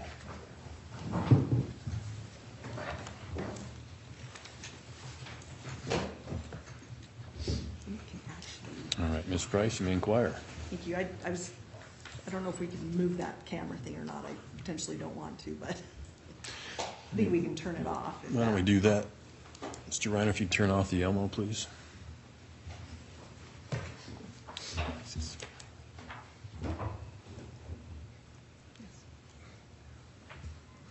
Thank you. Thank you. All right, you may inquire, Ms. Price. Could you please state your first and last name and spell them both for the record? Rylene, Rylene, Nowlin, Nowlin. And who's your employer? I'm employed by the Idaho State Police Forensic Services Laboratory in Meridian, Idaho. And what's your current position? My current position is Forensic Laboratory Manager. And were you in that same position? I guess, how long have you been in that position? I've been in that position since 2014. And what were you prior to being lab manager? When I first began my career with Idaho State Police Forensic Services, I was a Forensic Scientist 1, which is the entry-level position. I then was promoted to a Forensic Scientist 2, which is our journeyman level position, before becoming laboratory manager. And can you describe to the jury what type of education you have? I have a Bachelor of Science from the College of Idaho. I've completed Idaho State Police Forensic Services specialized training program in both biological screening of evidence as well as DNA analysis of evidence. I've also completed hundreds of hours of continuing education through organizations such as the Federal Bureau of Investigation and the California Criminalistics Institute. And all of that qualifies you to be a forensic scientist, lab manager, is that correct? Yes. And do you talked about the continuing education credits that you do. How often do you have to do that for accreditation? For accreditation purposes and specifically for DNA analysts, we're required to meet additional requirements. I have to obtain a minimum of 8 hours of continuing education per year. I typically obtain at least 40 hours per year. Right. And are you engaged in teaching or training other lab managers or forensic scientists? I have instructed at the Post Academy for police organizations, sending new recruits through that academy. I've instructed sexual assault nurse examiners. I've instructed new forensic scientists coming on board. I've also presented at the Association for Laboratory Directors. And approximately how many times have you testified as a forensic scientist in court? Prior to today, approximately 100 times. And has that been as an expert witness? Yes. And can you we've got a lot of counties in Idaho. Can you briefly give us a summary of the counties that you may have testified in? Throughout the state, I've testified Ada, Canyon, Gem, Kootenai, Bonner, Nez Perce, Lewis, Bannock, Bonneville. That's what I can think of off the top of my head. You probably do all 46 or something. I don't think I have yet, but. All right. And Your Honor, at this time, I'd ask the court to accept Ms. Nowlin as an expert witness in the area of forensic scientists in relations to lab management and dealing with forensic evidence. Mr. Fry? My concern, Judge, is that it seems pretty generalized. I guess what I say is, I'm not sure exactly what that's going to cover. So I'd object and ask for a little more particularity. All right, I'll sustain the objection. Ms. Price, if you could lay more foundation, please. Ms. Nowlin, tell me a little bit about what you do as a forensic scientist with regards to biology. As a forensic scientist, my area of expertise is biology screening as well as DNA analysis. And what that includes is the analysis of evidence for the presence of a body fluid and or male DNA. And DNA analysis is a process to determine who that sample came from. And with regards to the training that you've conducted and the education, is that all focused towards the DNA biology? The majority focused towards biology and DNA analysis, correct. And when you testified approximately, I think you said around 100 times, is that in relation to DNA and biology? Yes, And you've been qualified as an expert in that area? correct. Your Honor, at this time I would move to have the court designate her as an expert witness in DNA biology. That I can do, Judge. All right. No objection. Very well. Request shall be granted. Proceed, Ms. Price. Thank you. Now, Ms. Nallin, in looking at your position as a forensic scientist in relation to the Nori Jones investigation, did you receive evidence in the lab in relation to that investigation? Yes. And can you recall how much evidence was received in the lab? The laboratory in Meridian, over the course of the case, received 131 items. And did you conduct any kind of testing or review on any of those items? Yes, I did. And can you briefly describe which items you were involved in? Every item I was involved in, there were many. Let's narrow it down. Did you end up doing any kind of supplemental reports around, let's say, October 15th of 2004? I issued a total of 6 reports in this case, and the first report was issued on October 15th of 2004. And do you recall what item of evidence that was in relation to? That was many items of evidence. I'd have to look at my notes or my report to read off every single item that I received. Let's narrow it down then for a little bit. Let's see if, did you handle or deal with any fingernails or fingernail clippings? Yes, I did. And do you recall what date that would have been? That would have been encompassed in my report issued on October 15th of 2004. I would have looked at them on approximately October 13th or 14th of 2004. And just to clarify, can you give just an overview of what happens at the lab when evidence is shipped in or FedExed in or dropped off? Can you describe that process?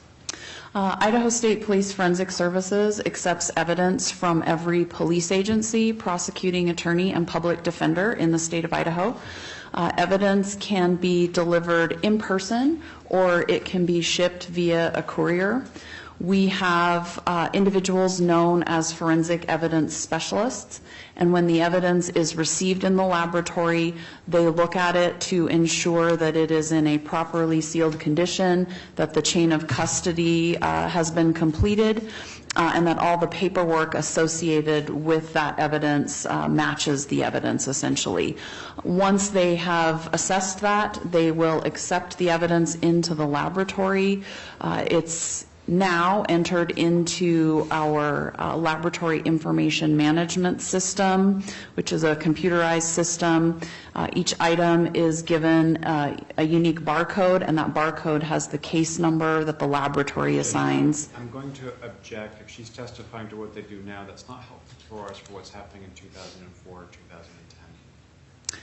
All right, I'll sustain the objection, Ms. Price, if you could clarify that, please. That's fine, Your Honor. It's essentially the same as what we did in 2004. In 2004, we had a different computer program. It was called an evidence tracking system, but it was the same. They would look at the paperwork, make sure sealed, chain of custody.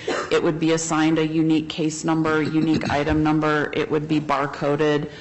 Those evidence specialists would then determine what type of storage is appropriate for the item, be it room temperature, refrigerated, or frozen. They would then place that into that type of storage in our secure vault, which only they have access to.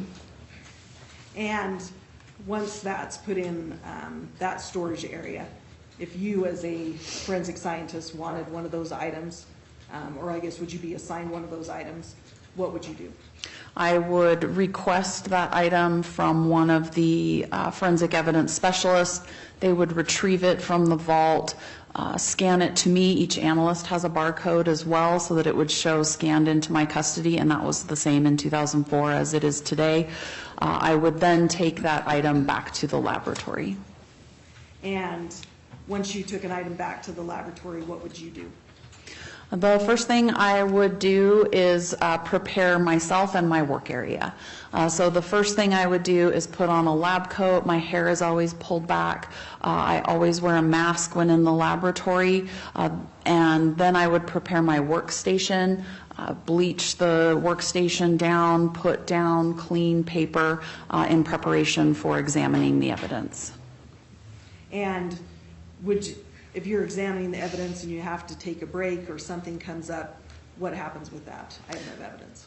I have a secure locker in the laboratory that only I have a key to. So if I was taking a quick break, I would secure the evidence into my locker before coming back to resume analysis. And so specifically in this investigation, did you receive or handle or look at any type of fingernail clippings? Yes. And can you describe how you went about doing that?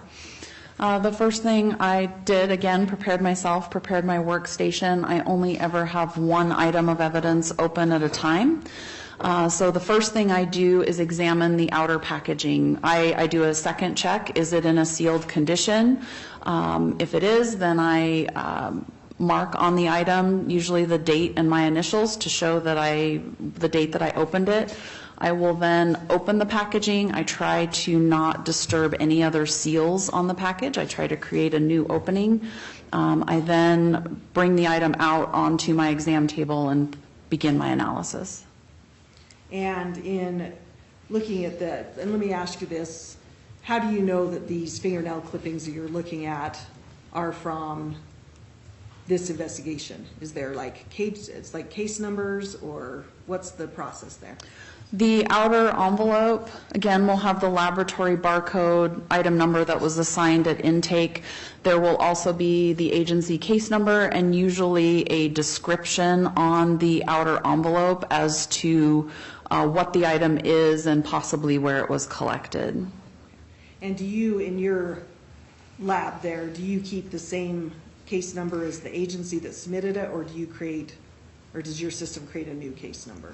Because we accept from every police agency, prosecuting attorney, and public defender, and they could have the same case number, we assign a unique laboratory case number to each case coming in.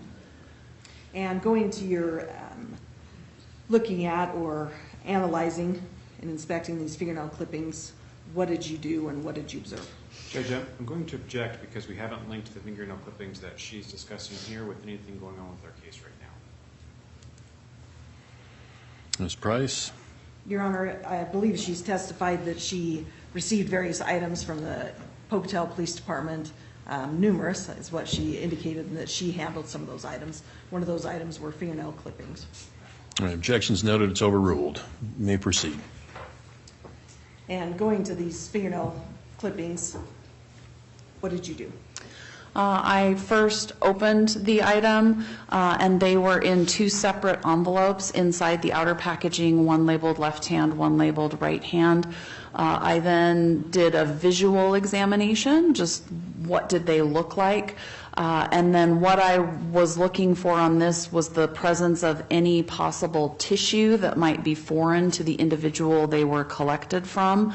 And so I used what's called a stereo, S-T-E-R-E-O scope, which is a microscope, kind of a low magnification type microscope for looking at larger items. And did you locate any kind of foreign tissue?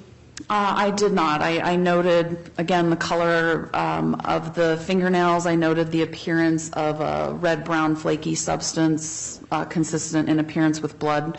I believe I noted possible fibers, but I did not locate anything that appeared to be foreign tissue, like a piece of skin. And what did you do then?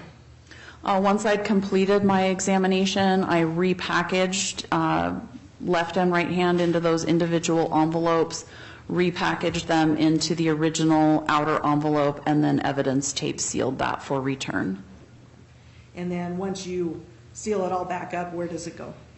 Once I've completed analysis, I return it to one of our forensic evidence specialists, who will then return it to our vault, where it will be stored until it is returned to the agency that submitted the evidence to the laboratory. And after you handled that item, do you create some kind of report or documentation, or what do you do? Throughout the process of my analysis, I take notes. The notes are taken at the time of examination, and then once I've completed examination of all the items for that report, then I will create a report. Once I've created that report, it will go through a process known as technical review, and what that means is another scientist qualified in the same area will review all of my notes and the report, ensure that they agree with all the testing that was conducted and my interpretation of all of the results. So kind of like a verification. Similar to a verification, yes. And do you recall what date, when you prepared that report? That report was issued on October 15th of 2004. And did you handle another item from the Nori Jones investigation, a sexual assault kit? Yes, I did. And can you describe what you did with that item? A sexual assault evidence collection kit is a box, and within that box are envelopes that contain swabs. A swab is similar to a Q-tip, but it has a long wooden stick and cotton on one end. And those are used during a sexual assault examination to collect evidence from an individual's body. So when it comes into me, depending on what the swab is or what the item is, I will conduct analysis. Typically on sexual assault kit evidence, I'm looking for the presence of semen. And do you know if that sexual assault kit had a assigned laboratory item number? It was assigned laboratory item number 19. And I don't believe I asked on the fingernail one. Do you know if that one was assigned a laboratory number? The fingernail clippings were assigned laboratory item number 20. And in handling and processing, I don't know if the word would be processing, but doing the sexual assault kit and looking for, as you indicated, some kind of biological, what did you find? Within this particular kit, the kit collected from Nori Jones, there was a blood sample, a known blood tube that's used to create a known DNA profile from an individual. So for that item, I simply took the liquid blood and spotted it onto a card for preservation to be dried and preserved. The kit also contained vaginal swabs, anal swabs, oral swabs, a fiber, I believe, that was said to be collected from her foot. The kit also contained known head hairs, known pubic hairs, and pubic hair combings. I did not analyze any of the hair samples. The vaginal, anal, and oral swabs, I conducted a series of tests looking for the presence of semen. The fiber that was contained in one of the envelopes, I just did a visual exam of. And in conducting that testing, what did you determine on the various items? I did not detect semen on any of the items in that sexual assault evidence collection kit. And what did you do with the sexual assault kit at that point? Once I had completed my analysis, I repackaged everything, evidence tape sealed it, and returned it to one of our forensic evidence specialists for storage until it was returned to the agency. And did you create a report about that lab item number 19, the sexual assault kit? Yes, it was also part of the report I issued on October 15th of 2004. And in the scope of handling items of evidence in the Nori Jones investigation, Did you have anything to do with a window? Yes, I did. And can you describe how you got involved in that? The window, which was laboratory item number 78, was in the custody of one of our latent fingerprint analysts, Mr. Gary Cushman, and I went while the item was in his custody and performed a collection of evidence from that item. And can you describe that process of collecting evidence? The window was a large window with a silver frame.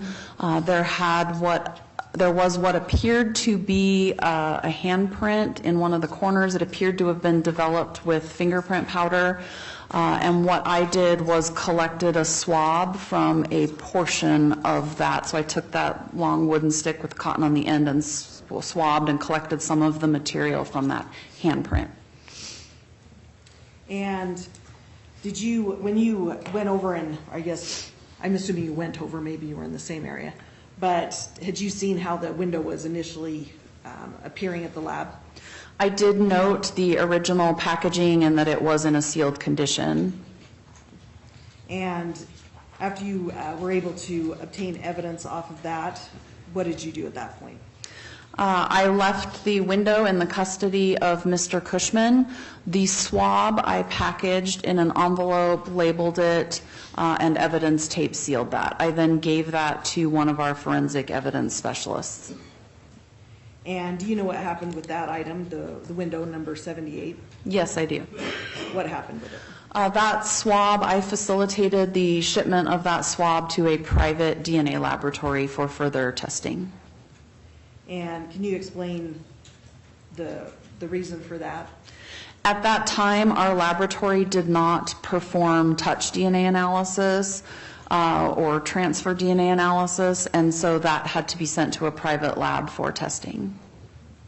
And so you testified, so the actual window was item 78. Did the swabs stay that same item number, or does that change? I designated the swab as item 78A. That's as in apple or atom? As in apple or atom, correct. And it was sent to this outside lab. Do you know what outside lab it was sent to? It was sent to a laboratory known as LabCorp, LabCorp, all one word. And did you have anything further to do with that item number 78A? I did not. Do you know if that item was ever returned back to your lab? Yes, it would have been returned back to our laboratory for return to the submitting agency. And when it's returned back, does it go through the same intake process that you've described? Yes. And did you create a report about item 78A? I did. I issued that report on October 22nd of 2004.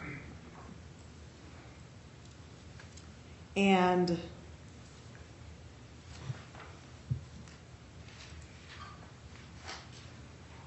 after that item was returned back to the lab, what did you do at that point? Did you do further analysis of it or review their results or anything? The LabCorp is a private DNA laboratory, and private DNA laboratories are unable to enter DNA profiles into what is known as the Combined DNA Index System, or CODIS. So in order for a profile generated by a private laboratory to go into CODIS, which was the goal for this item, the state or government laboratory has to do a full technical review of their work, take ownership of that, and enter that into the DNA database. I did perform the technical review of their report, and I did enter that profile into the database. And that's, I guess, is that the Combined DNA Index System? Correct. CODIS is the acronym used. And once you entered that information into the CODIS system, was there anything else that you did in relation to the item 78A in that information? No, I did not handle that swab again after it was sent to the private laboratory, and I didn't do anything more with the DNA profile. And did you have any kind of interaction with a ring that had been submitted by the Pocatello Police Department? There were 2 rings submitted by the Pocatello Police Department. The only one I had any interaction with was laboratory item number 83, which was a men's wedding band. There was also laboratory item number 10, which was listed as a ring. I did not do any analysis on that. I don't know anything more other than it was a ring. So you said that 83 was a men's ring? Yes, it was a men's 14 karat gold white ring. It had kind of 2 X designs on it with a clear stone. Okay. And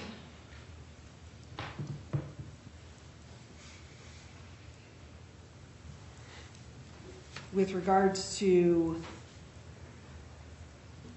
the men's ring that you looked at or dealt with, processed, number 83, did you do any kind of report about that item?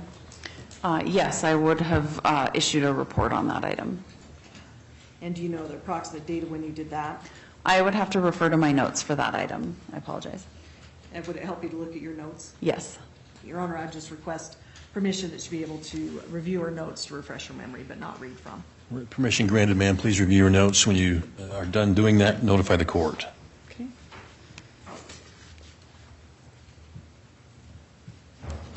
I've finished. Thank you, ma'am. You may inquire, Ms. Price. Thank you. I believe my question was, did you create a report, and when was that on item number, I believe, 83? I did create a report, and that was included in my report issued on January 3rd of 2005. And in looking at these various items, I think we talked about fingernail clippings, the window, but then a swab that you took off the window, and then this men's ring. And I think those were items 20, 19, 78, and then 78A, and then number 83. Those were all in relation to Nori Jones. Correct. And do you know if the fingernail clippings were off of her body? I believe they were labeled as having been collected at autopsy. And once you went through the items that you handled, it's your understanding that those generally were either stored in the vault at your lab or sent back to the submitting agency? They would have been stored in our vault until returned to the submitting agency. Our laboratory does not retain any evidence. All evidence is returned to whoever submitted it to the laboratory at the completion of testing.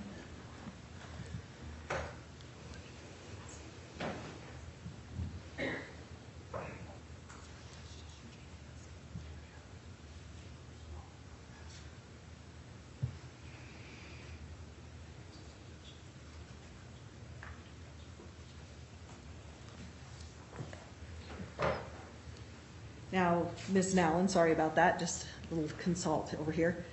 Can you describe a little bit about touch DNA? Touch DNA or transfer DNA is a term used to describe DNA left behind when there is casual contact with an item. So for example, if I touch this, it's possible that I transferred some of my DNA during that touch.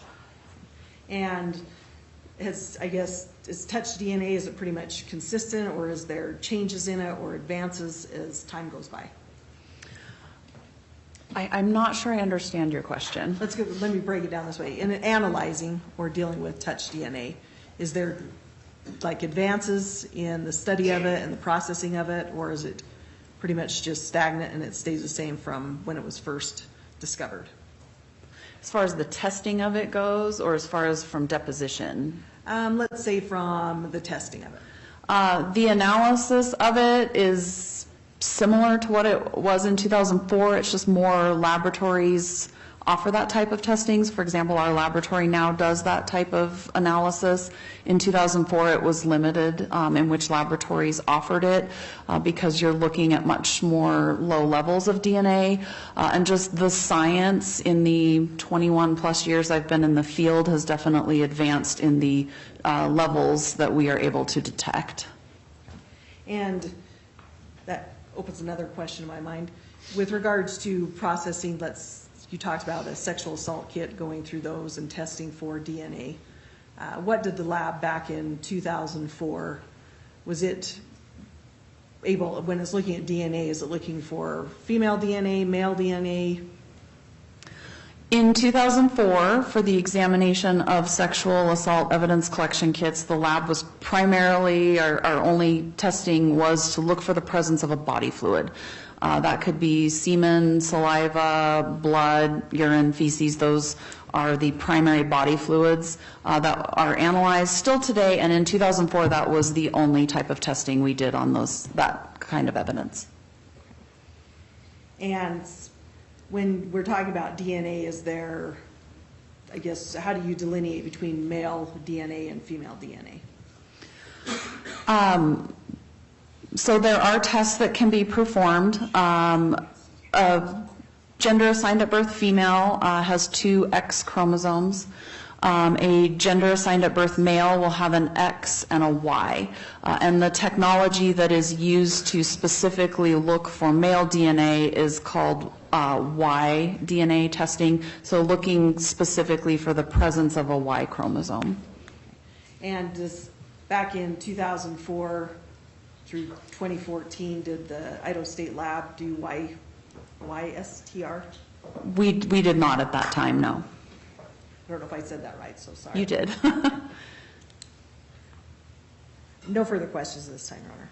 Thank you, Ms. Price. Mr. Fry, you may inquire. Thank you, Judge. Well, Ms. Nolan, I have several questions for you, okay? Okay.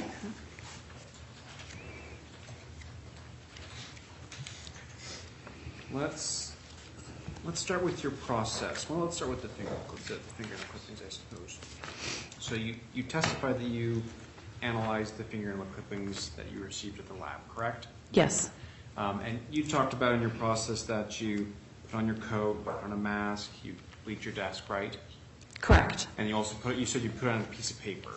Correct, a clean white piece of paper, butcher paper, to analyze each item, and it's changed between items. Okay, so in this case, when you open the bag, there were 2 separate, or when you open the evidence container, there were 2 separate other containers in that, correct? That is correct. So which one did you analyze first? I'd have to refer to my notes to tell you which one I looked at first. If that would refresh your memory, That would. Judge, I'd like to have her look at her report, please. All right, please review your report, ma'am. Let the court know when you're done. Okay.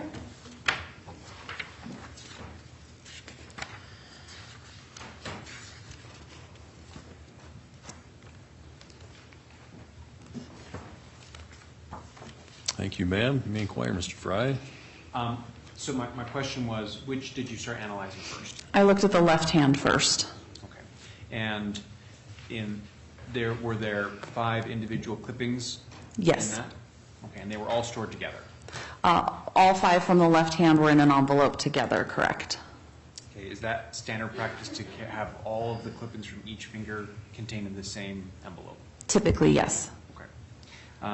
And I'm sorry, did you say it was the left hand? Left hand first. And in looking at the left hand, you had testified that you saw, let me get my notes.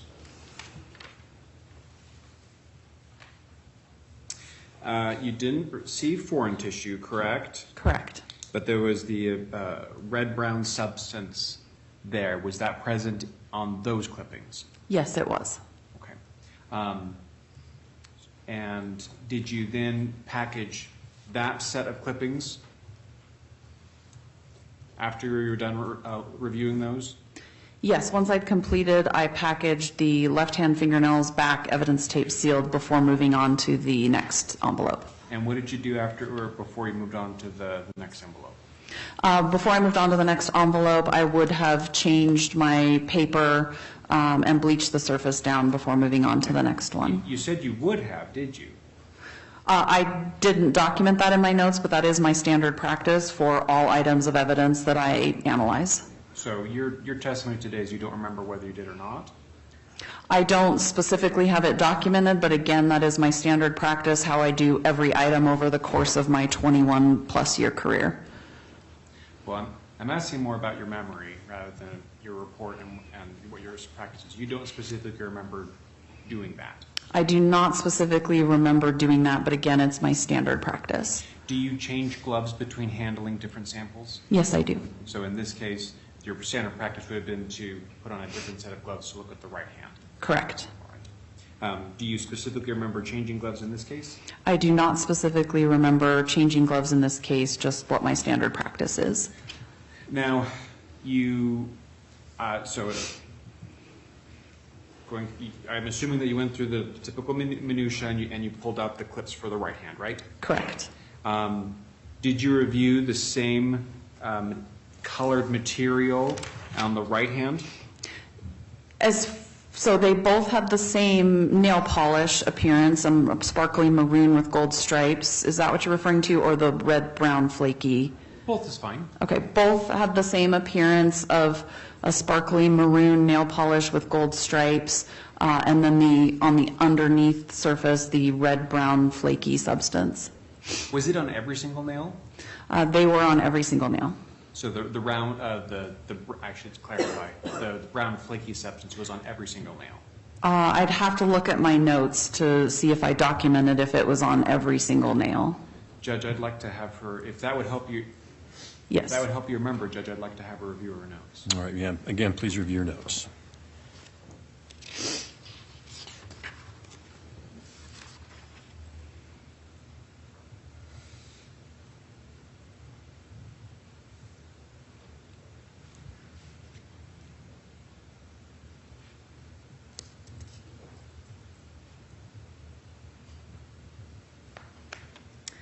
I have noted that the red, brown, flaky material was, Let's back up, make sure. Is your memory refreshed? My memory is refreshed, thank you. Thank you. So what do you remember now? I've noted in my notes that it was present on the undersurface. I didn't specifically say under each specific, but I did note on the fibers specifically. So I do not recall if it was under every single fingernail. Now, I guess let's go back real quick to the left hand. Do you remember whether that substance was under every nail of the left hand? I do not. Same for the left hand. Now, you've mentioned seeing fibers amongst these samples. Is that right? Correct. Can you help me understand describe that fiber for me? I just have it noted as a possible black fiber. I am not a trace analyst expert, so that's pretty much the extent of what I can say about it.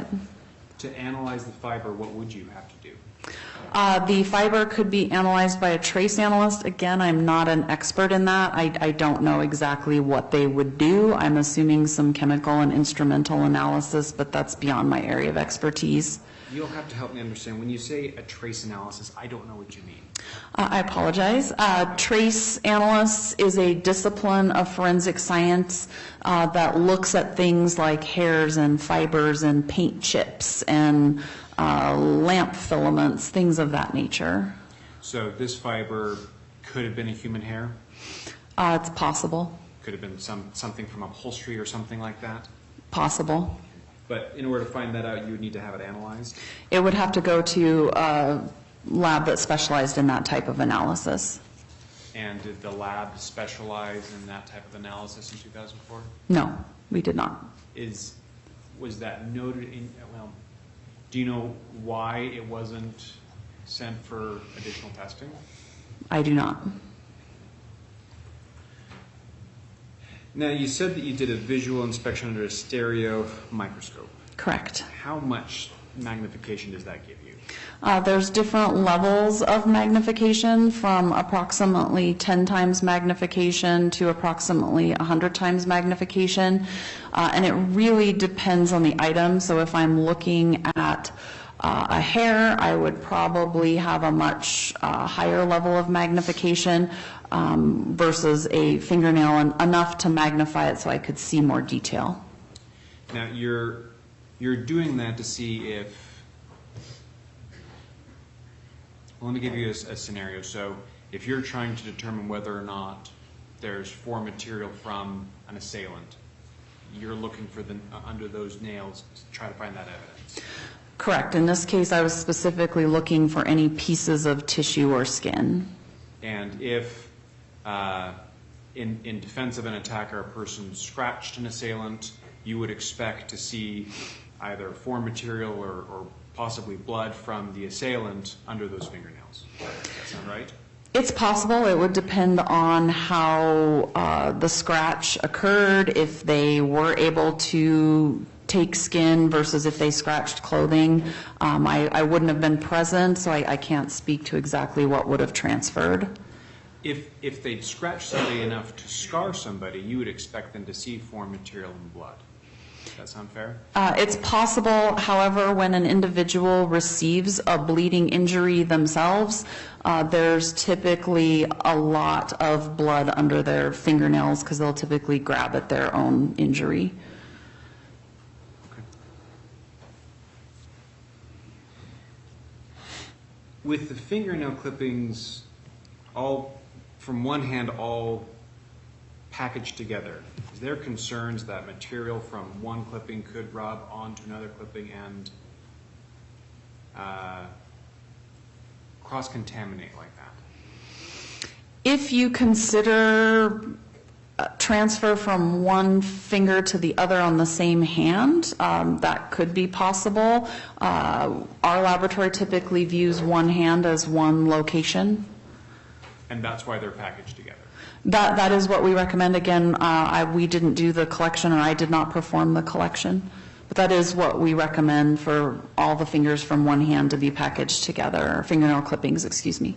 Is that the standard practice amongst forensic scientists? That is our standard practice. I have not done a review of what all other labs recommend for collection. But the other goal of DNA analysis, when you have very, very low levels that you're looking for, you want to concentrate as much as possible on one location.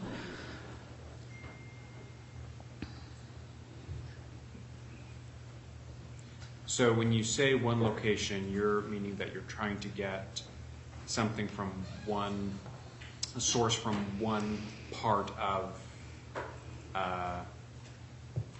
the item in evidence, correct? For this example, and I apologize, I'm not being clear, for this example, one part of the body. And so we consider one hand to be one part of the body.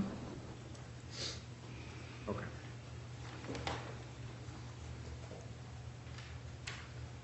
Let's talk a little about the window. Item number 78. You mentioned that you took a swab from that, correct? Correct. Well, since we talked about your process with the fingernails, let's talk about your process with the window. Did you analyze the window in Dr. Cushman's area of the lab? I did go to Mr. Cushman's area of the laboratory to perform that collection. And you mentioned that you saw the packaging on it and that it was sealed, correct? Correct. So what did you do to get access to that part of the window? Because the window was in Mr. Cushman's custody, I went to his laboratory. He's the one who actually opened the item. I again ensured that the place where it was at had been bleached and paper placed down, and then I took the sample collection. So I know this is a silly question. Was the item placed on a table, or was it just on the floor for access? I believe it was placed on a table. They have very large tables in that laboratory, but I do not specifically recall that day in 2004. And you've mentioned that your practice is to bleach and put down paper. Do you remember specifically bleaching and putting down paper in his laboratory to review that item? I do not specifically recall that occurring in that laboratory. Now, you said that Well, actually, let me ask, so how did you collect, specifically, how did you collect that evidence?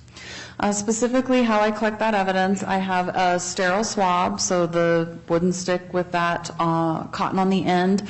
I moisten it with a very small amount of sterile water, and then I take that swab and rub it onto the item to collect a sample of what was on the window. You took 2 swabs, correct? I would have to look at my notes to see how many I collected exactly. Do you recall what part of the area that you swabbed to collect that? It was, as I mentioned, what appeared to me, I'm not an expert in fingerprints, it appeared to be a handprint that had been developed with black powder. The portion I took would have been at the direction of Mr. Cushman. He would have told me to collect from an area that didn't have clear ridge detail, and I believe it would have been in what would be possibly the palm area. Do you recall whether or not there was enough ridge detail to get a result from that window?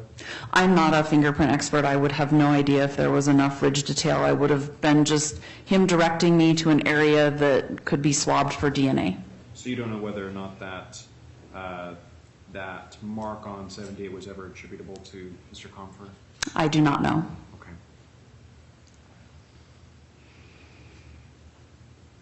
Now I want to talk about, you mentioned that there were 2 rings submitted to you, correct? There were 2 rings submitted to the laboratory, correct? To the lab. And you only examined the ring number 83? That is correct. I should say it's lab item number 83. Correct. Right. Are you aware what size of ring that was? I do not know what size it is. I had noted in my notes an approximate diameter, but I don't know what the equivalent size, ring size would be. You said that it was 14 karat gold. Do you know, or how do you know that it was 14 karat gold? There would have been a stamp on, when something's 14 karat gold, there's a stamp on the inside. You mentioned there was a clear stone. Did you do any analysis to determine what kind of stone that was? No, I'm not an expert in gemology. Okay. What color was the stone? Clear. Okay. All right. Now, you also reviewed a sexual assault kit, correct? Correct. That was lab item number 19. That is correct. So this is a vernacular question. We use the word sexual assault to identify what type of evidence you may find in that kit, correct? Correct. That's the purpose of the collection, is to determine if a sexual assault may have occurred. So at the time that you're getting that, you have no idea whether there was sexual contact from that incident, correct? Correct. And so this is evidence that was taken at the scene, and you're just now analyzing it, right? I believe this was evidence collected at autopsy, but yes, then it comes to me for analysis. Fair, thank you. So although we call it a sexual assault kit, those are done in a number of scenarios rather than just whether a known rape. Does that sound accurate? Yes, those are typically collected by medical personnel when someone reports that they have been sexually assaulted, and or during an autopsy if there's an indication that a sexual assault may have occurred. And when law enforcement goes to find an exemplar for a DNA match, or to analyze their DNA, the officer will use a sexual assault kit to gather the evidence from another person, correct? No, that's not correct. They can. We prefer they don't, but they sometimes do. Okay. Will they sometimes call it a sexual assault kit? They will sometimes call it a sexual assault. They'll use a sexual assault evidence collection kit. But if they are just going to get a DNA reference sample from someone, meaning a sample of that person's known DNA, all they need to do is have a swab and rub the inside of their cheek and put it in an envelope. But it's been a practice before to have an officer describe DNA contained by a male as a sexual assault kit for analysis. I wouldn't call it a general practice, no. If they're just getting a cheek swab, no.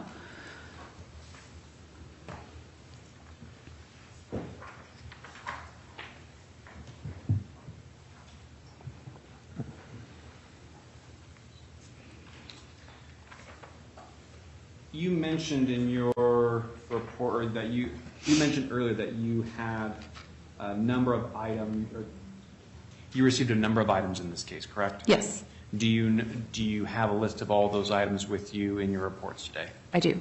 Okay. I'd like you to review in your report item number 131. Laboratory item 131? Correct. Okay, that's going to be way back here.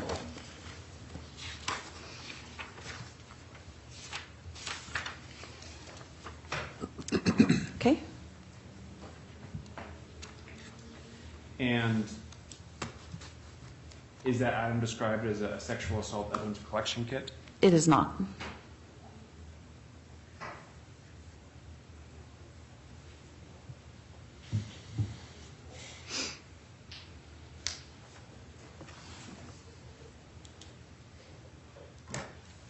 If I could have a moment, Judge. Certainly. Scott. This is what I'm looking at here. And maybe I'm just choosing records right now. It's called this. I'm just trying to get it.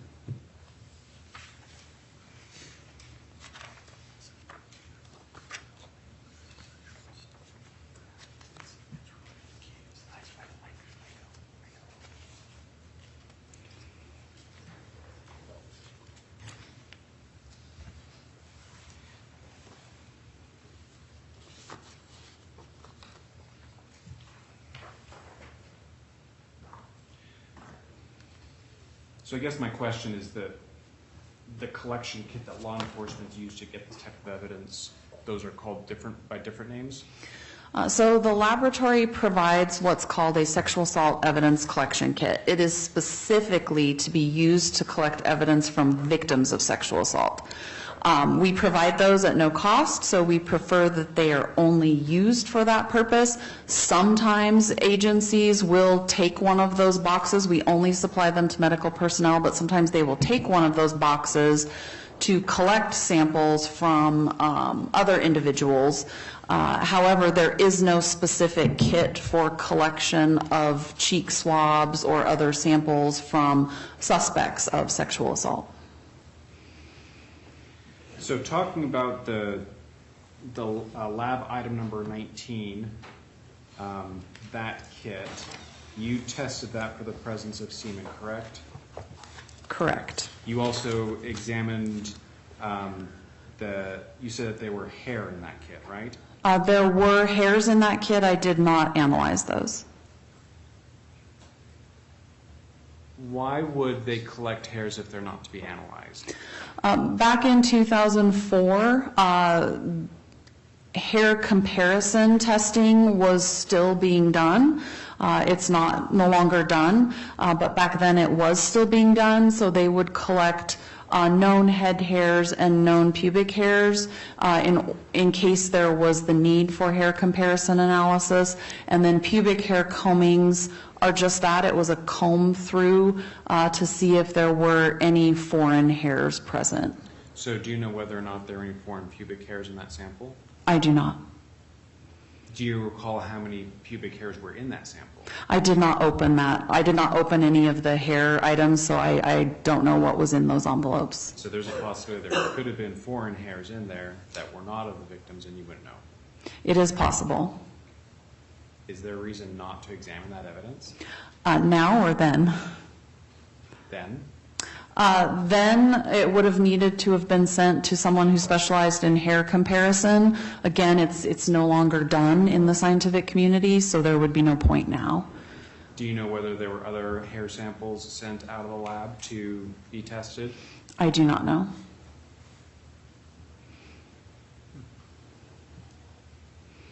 Okay. Now, you mentioned that you did 3 separate tests to determine whether or not there was semen. Is that accurate? Correct. And in doing that, you cut away a portion of the swab. Is that accurate? That's correct. I assume that you would do each swab individually.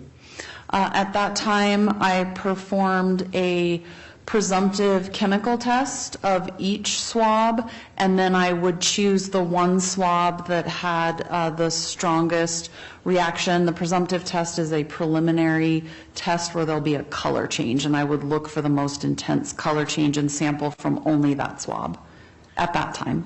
Okay, so do you have each swab in a separate, or do you have each swab in front of you while you're doing this test, the color test? Each swab from a specific body location. So if 4 vaginal swabs were collected, they would all be in one envelope, and I would have them all 4 of those out at the same time. And you test for the color and you record what color it changes? I would test whether or not there was a color change. I'm always looking for the same color. All right. And so in this case, you tested the swab for the mouth, correct? I tested first the vaginal, then the anal, then the oral. When you talk about color changes, what color is it supposed to change if it detects something? It's this specific color test is kind of a pinkish purple color. So I assume that well, I shouldn't assume anything. Let me ask you. Is the swab white? It depends. Sometimes the swabs are white, sometimes they're a yellow color. Sometimes on living victims of sexual assault, they will apply a dye to look for tears or cuts, and so the swabs will be blue. Well, let's just talk about this case. So what were the color of the swabs in this case? I would need to refresh my memory. Then please refresh, Judge, I'd ask you aloud to refresh your memory. Granted. Please review your notes, ma'am, and let the court know when you're done.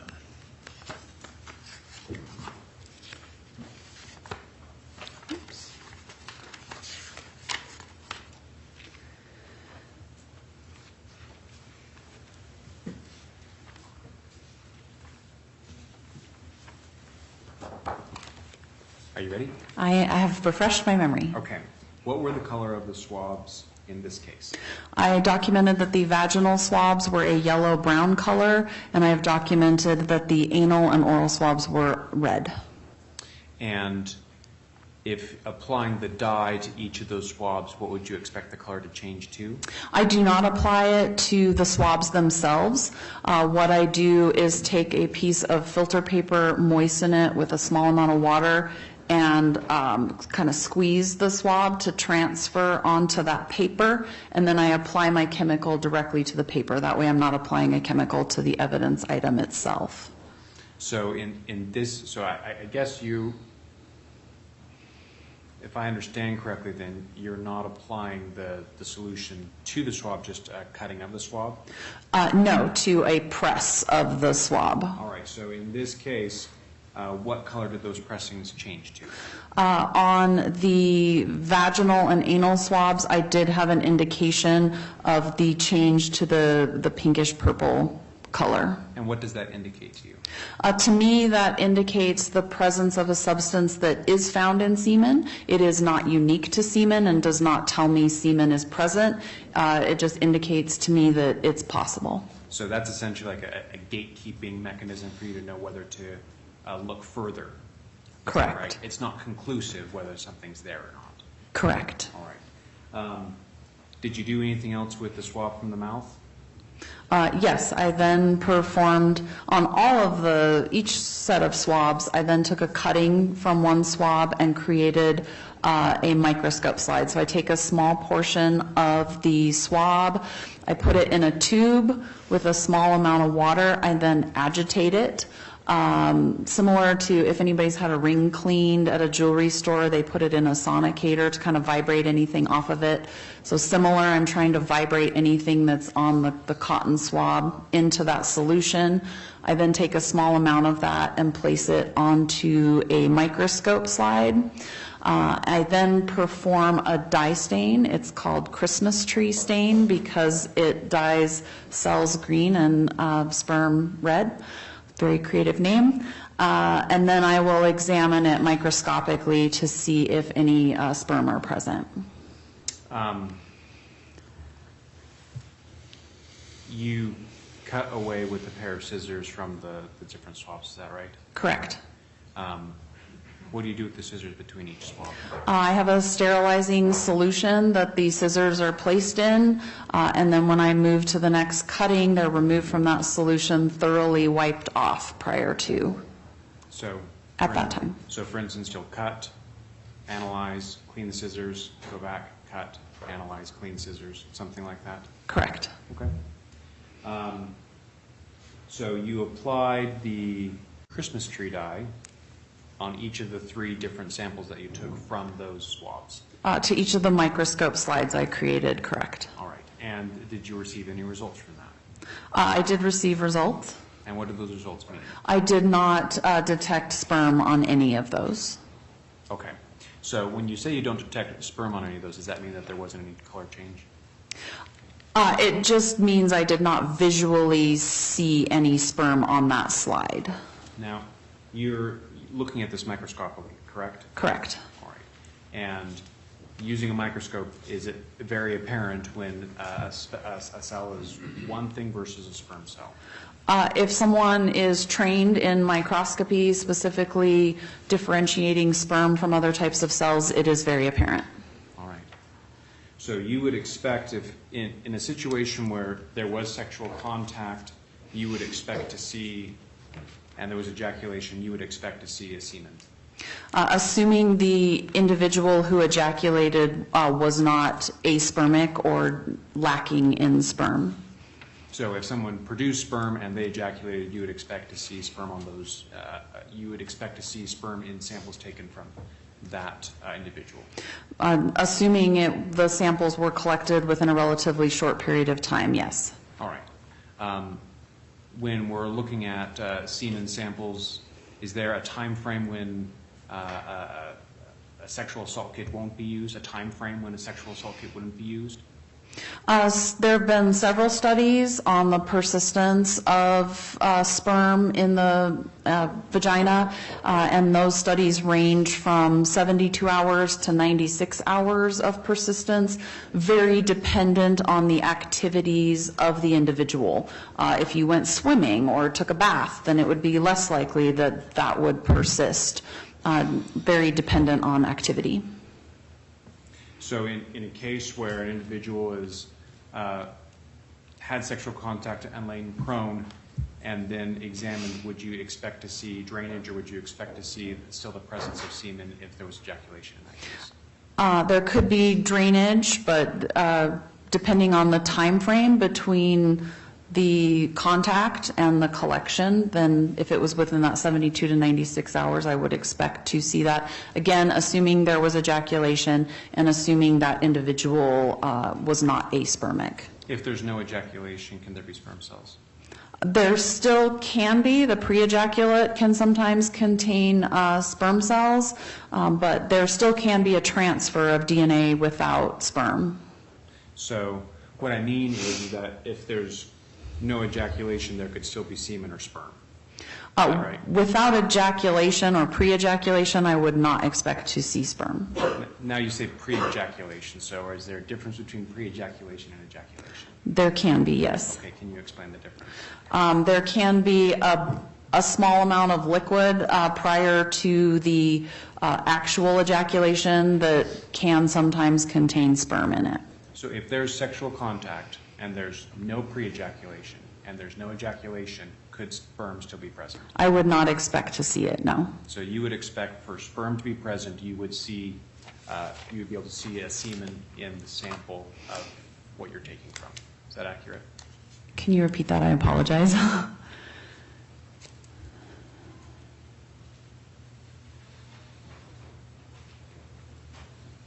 lost it. Give me a moment.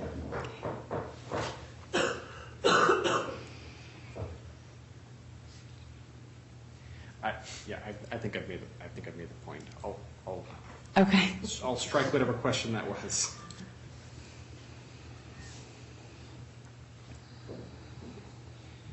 Of the, I want to get the right number.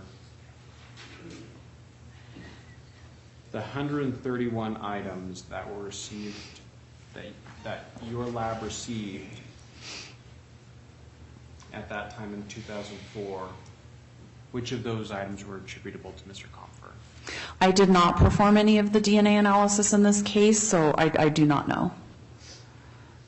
Of the items that we've discussed, fingernails, the window, well, the fingernails, the sexual assault kit, the rings, were any of those at that time attributable to Mr. Compher? I was not the DNA analyst in this case, so I don't know the answer to that question. The analysis that you did, was any of the results of the analysis you did attributable to Mr. Compher? I only performed biology screening, which is not attributable to an individual.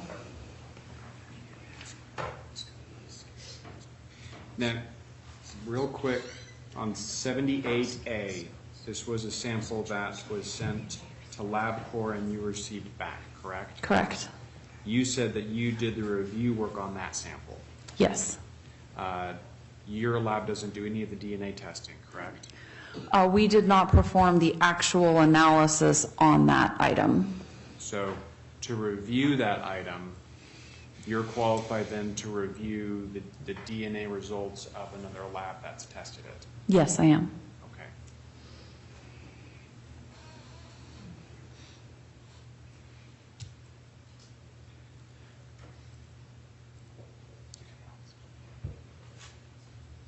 I don't have any other questions, Judge. Thank you, Mr. Fry. Mr. Price, any redirect? Just briefly, Your Honor. Go ahead. Ms. Nallen, just, you were talking a little bit about being questioned about sexual assault and semen being present, and you made some kind of a statement about there may not be semen present, but there would be DNA present? Correct. In the course of sexual contact. Judge, objection. I don't know if there's actually a question pending. Overruled. Please answer the question. In the course of sexual contact, DNA is found in all the cells in our body, not just in sperm. So it's found in skin cells. So if there's any friction or any contact of that nature, there could be skin cells transferred in the absence of semen.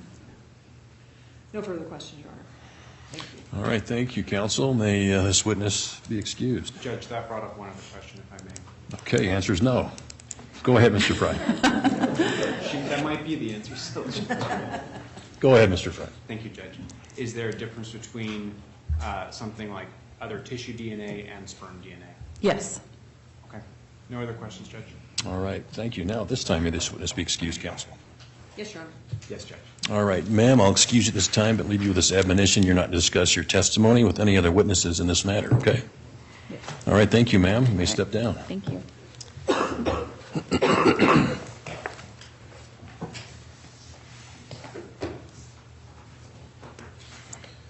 Okay, state's next witness, please. I'll inquire from the court. This next witness will take about an hour. I don't know if the court wants to break now for lunch or wait after this witness is done. Well, members of the jury, you want to take an early lunch or you want to continue on? Everybody want to continue on? Raise your hand. Okay, looks like a majority. Let's go ahead and call your next witness in, Mr. The state Radford. calls Megan Clement.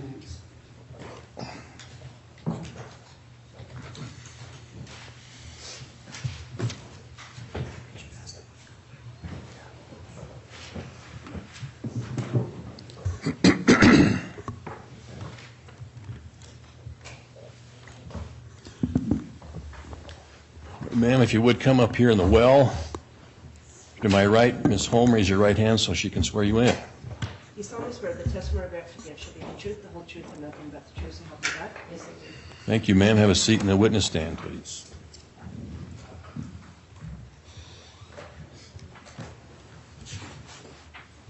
If I could have the court marshal turn on the Elmo real quick.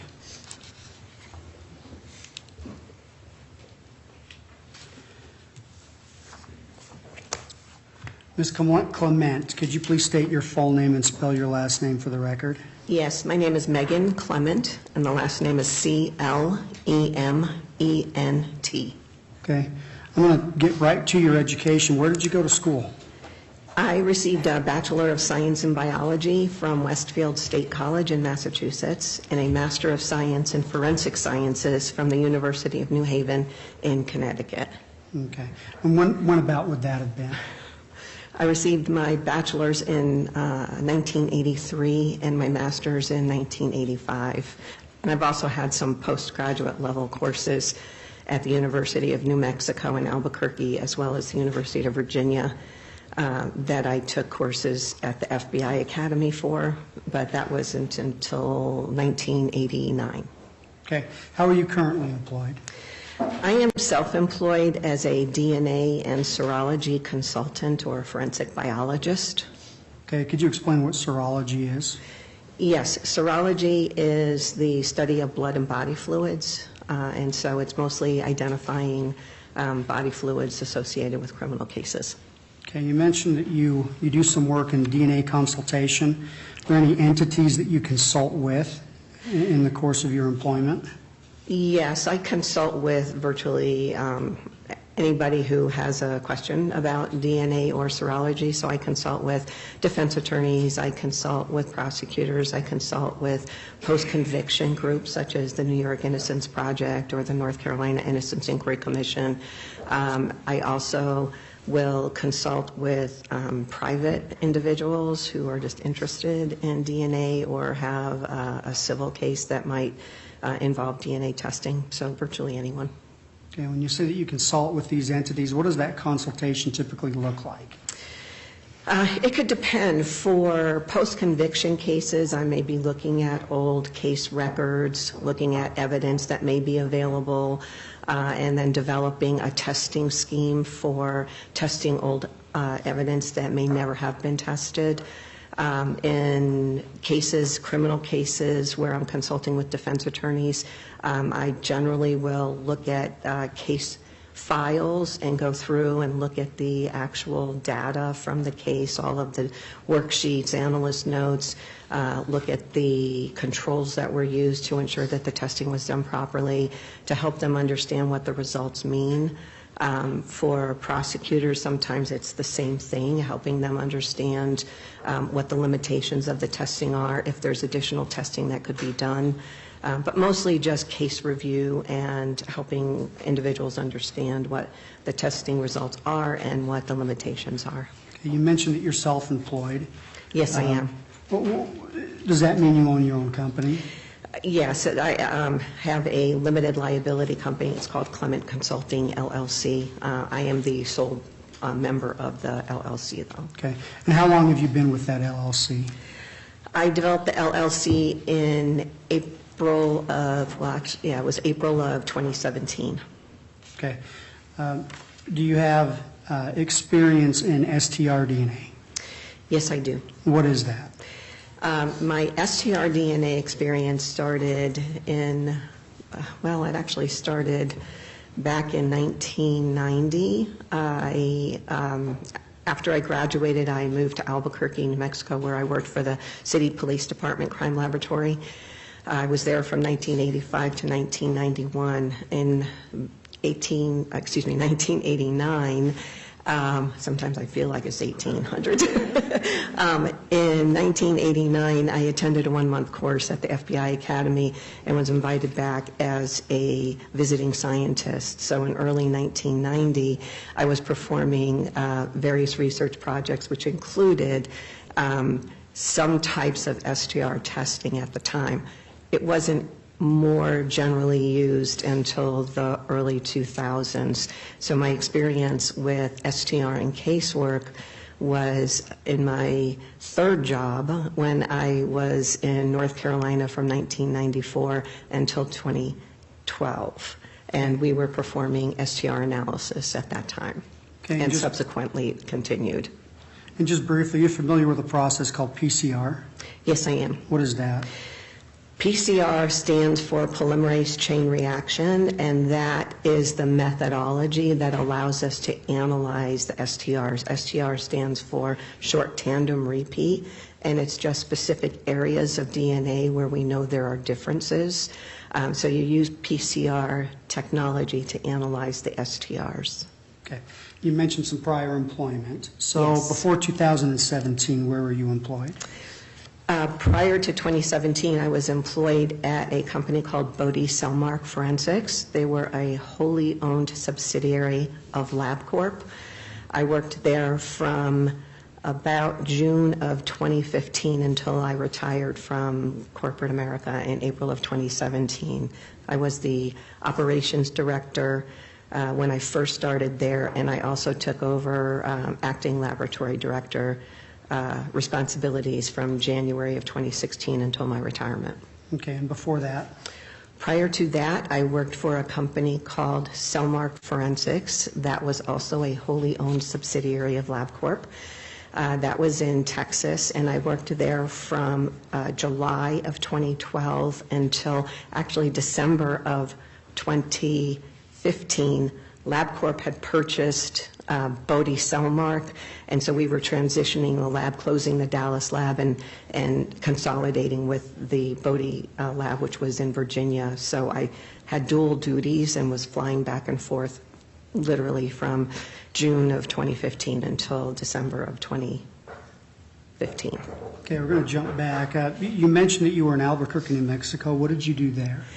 In Albuquerque, I was a forensic biologist. I worked in their crime laboratory from March of 1985 until March of 1991.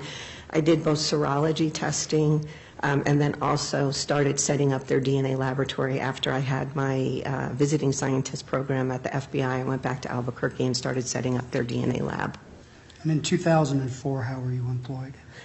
In 2004, I was employed in North Carolina at the Laboratory Corporation of America Holdings Incorporated, which was trademarked LabCorp. And I was the technical director in their forensic identity department. So I was at LabCorp from November of 1994 until 2012. Okay, now, during that stint at LabCorp in 2004, did you have supervisory responsibilities? Yes, I supervised the laboratory, basically all the mechanisms of the laboratory, the flow of casework, various technicians who performed a lot of the hands-on testing, quality control measures. So I handled a very broad section of supervisory positions. Did you check other workers' work while you were at LabCorp? I'm sorry? Did you check the work of other analysts? One of my duties was to technically review all the cases that came through, and that entailed literally looking at every case from beginning to end, interpreting the data myself, and then looking at reports to ensure that what other directors were reporting was accurate and based on the results that were obtained in the testing. Yes. Now, in your professional capacity, are you the member of any professional associations? I am a member of the American Academy of Forensic Sciences. I am a retired member of the American Crime Laboratory Directors, and I am a team lead and technical assessor for ANSI National Accreditation Board, which is an accrediting agency that inspects laboratory for accreditation purposes. Okay. Have you ever been certified as an expert witness in court? I have, yes. About how many times? I believe it's somewhere around 396 or 397 times. Okay. Do you know which states you testified in? I think it's 33 or 34 different states, but I have testified in Idaho previously. Okay. Federal courts? I have testified in federal courts, in county courts, yes. Military courts? Yes, military courts. Okay. At this time, Your Honor, based on this witness's qualifications and experience, her prior certification as an expert witness in many states and in many jurisdictions, the state moves to have her recognized as an expert witness in the field of DNA analysis under Idaho Rule of Evidence 702. No objection, Judge. All right, the request shall be granted. Okay. Now, Ms. Clement, what is DNA? DNA stands for deoxyribonucleic acid, and it's simply the blueprint of life. It codes for all of our physical characteristics as well as all of the chemical reactions that take place in our bodies that allow us to exist every day. Okay, now, do people share DNA in common? Yes, they do. Greater than 99% of our DNA is the same. You know, the DNA that codes for 2 eyes and 2 arms and a nose and a heart, and there's so much more that we have in common than is different, but there is within that a little bit less than 1%, many, many differences that we can find within an individual's DNA. Okay, so in conducting DNA analysis, which portion of the DNA are you looking at? We're looking at a very small portion of that 1% where there are differences in the population. Okay. Now, is DNA used in forensic testing? Yes, it is. What kind of forensic testing? Oh, it's used in all types of, virtually almost any type of evidence that would contain cellular material which has DNA in it. Okay. You mentioned STR, short tandem repeats. Can you explain to the jury in more detail what those are? Yes. Within the 1% of DNA, there have been numerous areas where we find that there will be specific segments of DNA that may repeat. So, for instance, there may be one area where we see an AATG repeat, but not everybody has the same number of repeats. So when we analyze, that's considered a short tandem repeat. So what we can do is we can analyze those areas where we have identified where there are repeats, and we determine or develop a profile for each individual to see how many repeats there are at various areas of DNA. Once we develop a profile from evidence and a profile from a known reference sample from an individual, we can make the comparison to see whether they're similar or different. Now, would it be safe to say that the type of repeats that you're looking at and the number of repeats that you're looking at, are those highly individualistic? There are some areas that are more discriminating than others, but collectively, because we're looking at, not just one area, we're looking at many different areas, but collectively the profile, yes, is very discriminating.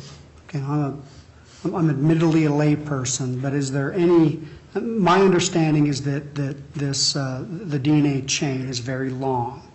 So is there any kind of standardization as to what part of that chain an analyst will look at? Yes.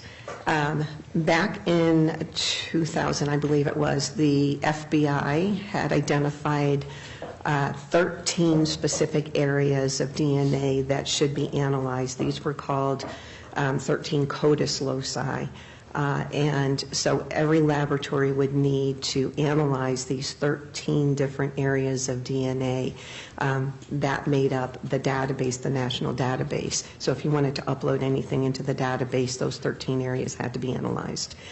So that in 2004 was the number of locations that were being tested.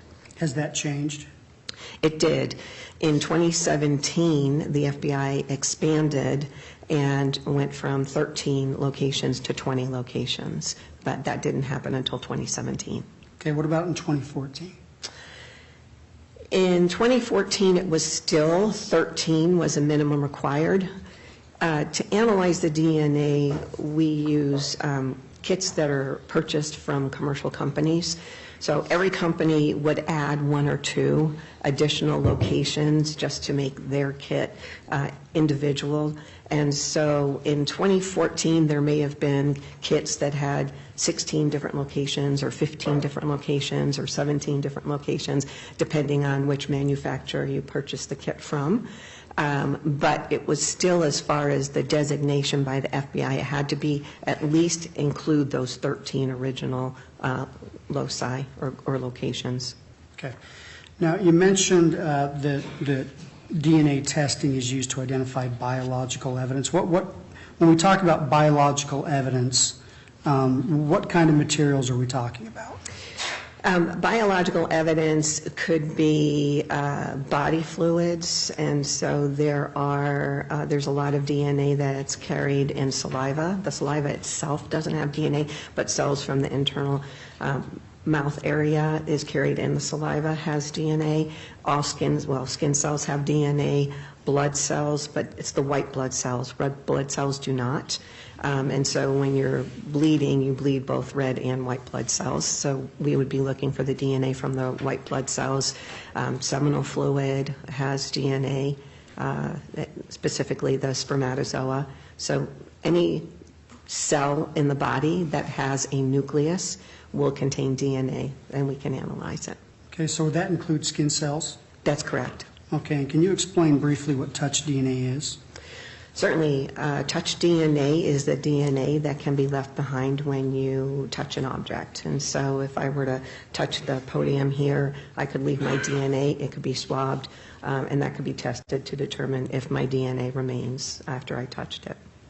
I want you to think to the period between 2004 to 2014. Have there been any advances in the ability for labs like the ones that you've worked for to detect touch DNA? From 2004 until 2014? Yes. Basically, the extraction, the methodology was basically the same. There may have been some different instruments that were introduced to the field to either extract DNA in a different way than may have been done in 2004, but or commercial kits that may have looked at 15 or 16 different areas instead of the 13 in 2004, but the process basically remained the same. Okay. Now, when you are conducting DNA analysis or DNA testing, are there any basic steps that are involved? Yes. What are those? The first step is to extract and isolate the DNA. And in this step, what we would do is we would take a portion of the sample, we would put it into a little microcentrifuge tube, and we would add chemicals that would break open the cells to release the DNA. We would then have to separate that released DNA from the rest of the cellular material. That's the isolation part. So we call that collectively the extraction. After extraction, you want to determine approximately how much DNA you've been able to recover from that sample, and that's called the quantitation stage. So you would take, if we had 100 microliters, we would take maybe 10 microliters, and we would quantitate to determine how much DNA we had. In 2004, later, the quantitation methods changed a little bit, so we would only use 2 microliters to determine approximately how much DNA we've been able to recover. Once we determined how much DNA we were able to recover, we would then amplify or genetically photocopy the specific areas of DNA that we wanted to analyze. And this is basically using chemicals to cause each of the specific areas to replicate and produce thousands and or millions of copies of the DNA that is originally extracted from the sample. And then we run it through a detection method that will ultimately give us a chart or a graph of the overall profile of the result. And going back to amplification, you called it photocopying. Yes. Have you ever heard the term molecular Xeroxing? Yes. And is that a reliable process? Yes, it is. Okay. Now, if there are errors or something goes wrong in that process, is that easily detectable?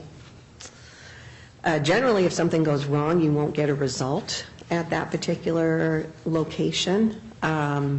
Throughout the entire process, there are both positive controls and negative controls that are employed. So even at the extraction, we have basically a water sample with all of the chemicals that get extracted.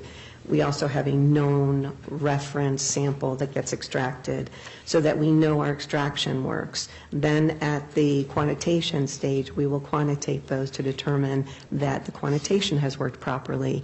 At the amplification stage, we add another known quality control measure of a negative sample as well as the positive sample to ensure that that Xeroxing or genetic photocopying occurs correctly. And then again in the detection, all of those positive and negative controls are looked at before any of the evidence is analyzed or determined that it can be used for comparisons.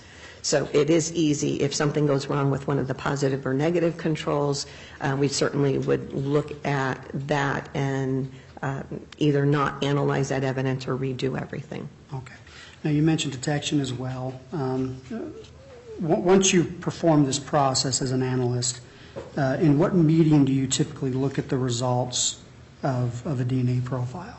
The results come out in what is called an electropherogram, which is basically it almost looks like an EKG chart. You have peaks on a graph, and you can look at the characteristics that were obtained from an evidence sample, and you can compare those to the characteristics which we saw in a known reference sample to determine whether they are similar or different.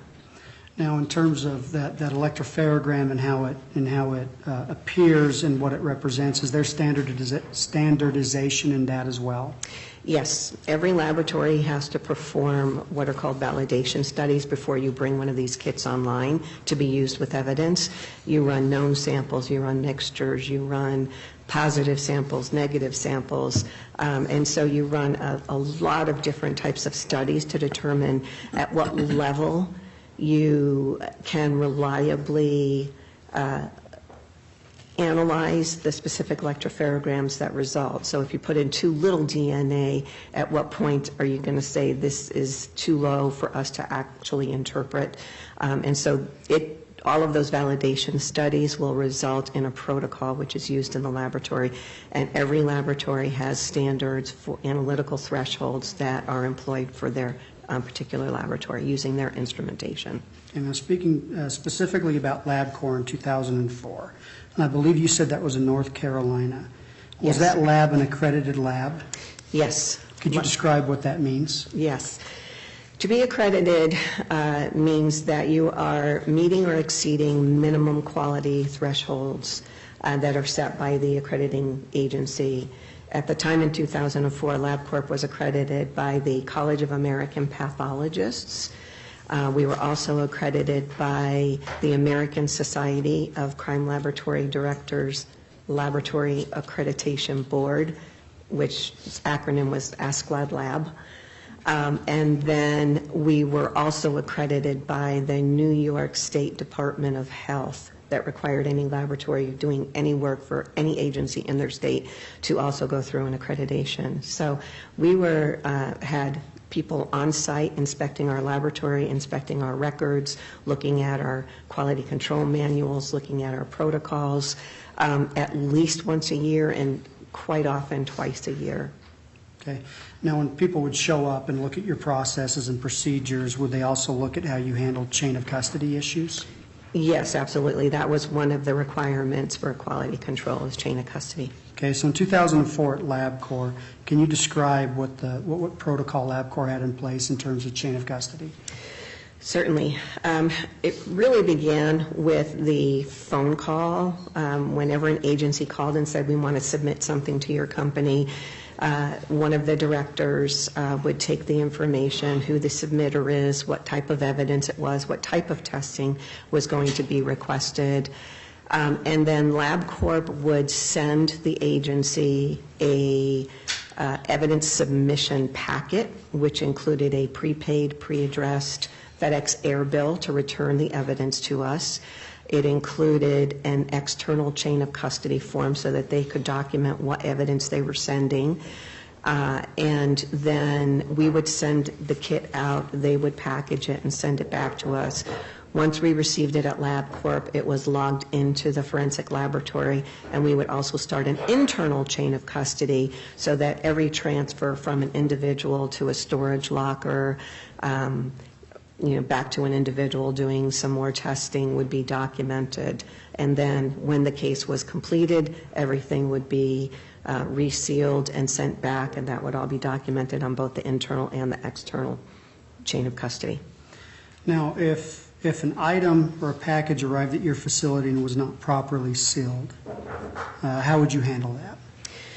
If it arrived and it wasn't properly sealed, we would notify the company or the submitting agency and let them know that we received items that were not properly sealed.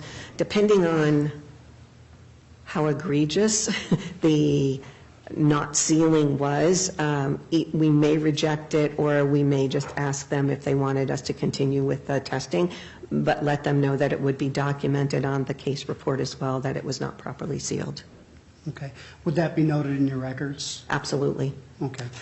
Now, talking about LabCorp in 2004, were you familiar with a Sean Weiss at that time?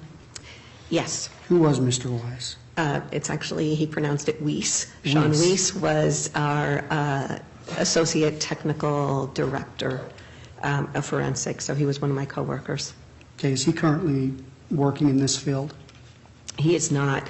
When the North Carolina laboratory closed in June of 2012, he moved to a completely different field of expertise at that point. He went into contracts. Okay, so you got tired of it. Now, what was your position in relation to him at that time? I was the technical director, so I supervised his work, and basically a coworker supervising his work. Okay. Now, I'm holding in my hand, my next series of questions, Ms. Clement, deals with a specific piece of, or a specific item I'd like to talk to you about. Holding in my hand, which has been marked for evidence, is State's Exhibit 33A. I'd ask that be handed to the witness.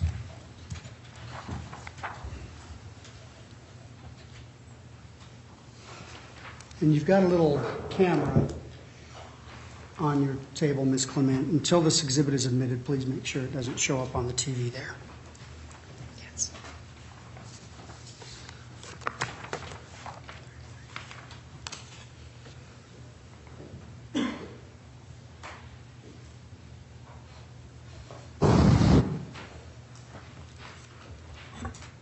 Thank you. And the witness has State's Exhibit 33A. Ms. Clement, do you recognize that? Yes, I do. Okay. Is that a document that's created by LabCorp? Yes, it is. What kind of a document is it? When we would receive the evidence, we would, depending on the air bill, some air bills had a peeling label that we could then place on a piece of paper and take a Xerox copy of as a permanent record. And so this is actually a Xerox copy of the air bill of some of the evidence that was received in this case. Okay. Now, is this the kind of document that would be generated as a regular practice of LabCorp? Yes. And would you have access to that document during the course of your employment? Yes. Your Honor, at this time, the State moves to admit this exhibit under Idaho Rule of Evidence 803 sub 6. Judge, I'm not sure what the relevance of this at this point is. It's a chain of custody document, Your Honor. All right, so relevance, Mr. Fry?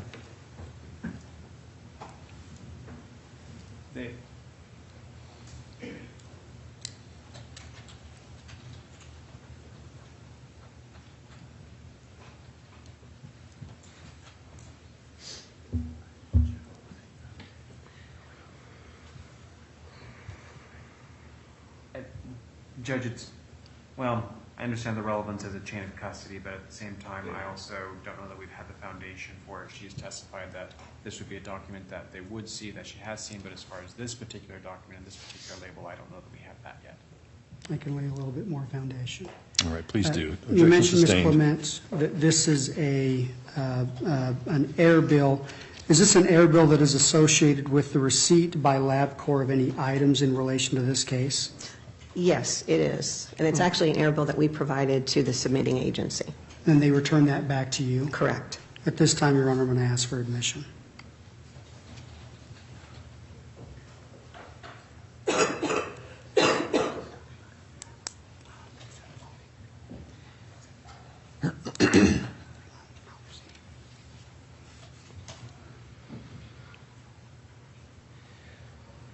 Judge, my objection is she's not a custodian of those records. So if she's testifying that this is something that's done as part of their course of business, but she's not a custodian of those records and can say, as a custodian of those records, that that's how that's capped. So I have the same objection. Your Honor, the state specifically addressed that in its questioning. To be a custodian of the record, a witness need not be the person that created the document. They need to have knowledge of the document and access to it during the course of their employment. That has been elicited. She's a custodian. Judge, she's elicited testimony that she is familiar with these types of documents, but not about that specific document. Objections noted, it's overruled. Exhibit 33A shall be admitted over objection. Okay. Now, if you could just hold that underneath the camera, Ms. Clement. And it might be really difficult to see that. Maybe hold it up closer. That's what we had to do with our, just hold it up so it's under the camera. Okay, now can you see, can you just indicate for the jury who that was sent by to your facility? Yes, it was sent by Cindy Hall of the Idaho State Police Forensic Services Laboratory. Okay, you can return that document to the custody of the court at this time. All right, Mr. Radford, we're just a minute shy of our noon hour. We'll go ahead and take our lunch recess, members of the jury. So during the recess, again, I instruct you not to discuss this case amongst yourselves, nor with anybody else, or to form an opinion as to the merits of the case until after it has been submitted to you for your determination. I have you back here by 12:50, so we'll start at 1 o'clock. Enjoy the lunch. All rise.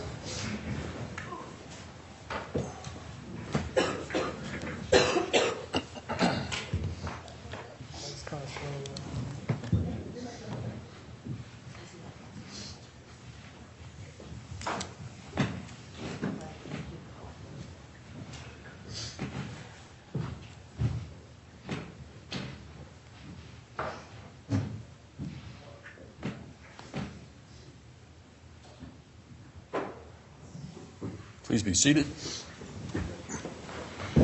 All counsel and the defendant are present. We are outside the presence of the jury. Anything we need to take up before we recess for lunch? Nothing from us, Judge. Not from the state. Okay, everybody enjoy your lunch. We'll be in recess. Be back here about 12:50.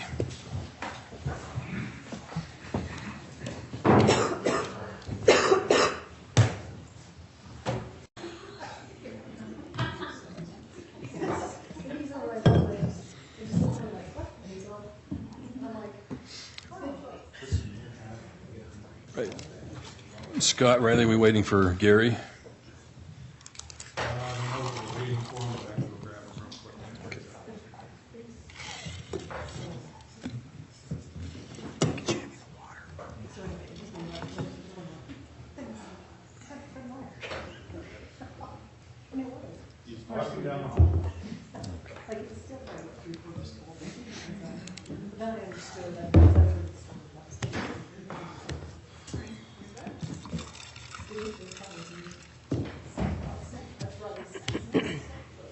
Thanks, man.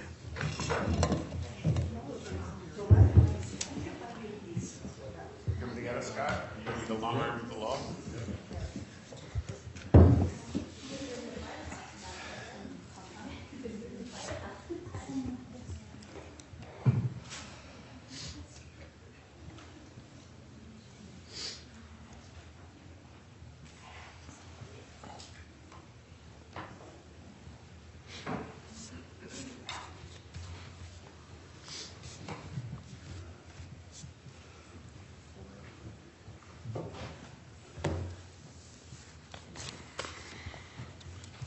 All right.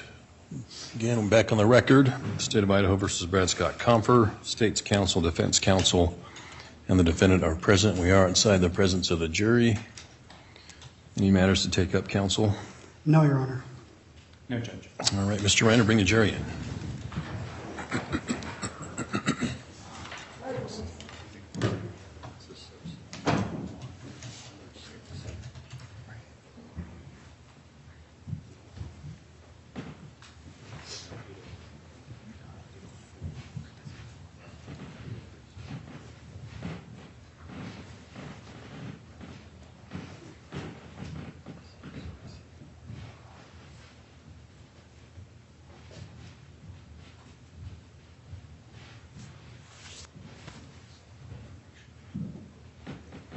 Please be seated.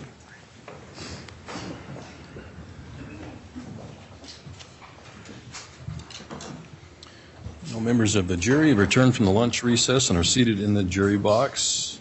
Mr. Radford, do you waive roll call of the jury? I do, Your Honor. Mr. Fry? Yes, sir. Very well. All right. Ms. Clement, you still realize you're under oath? Yes, sir. Thank you. Mr. Radford, you may inquire. Holding in my hand what's been previously marked for evidence in State's Exhibit 33B, I'll ask that that be handed to the witness. Yeah. Thanks, Paul.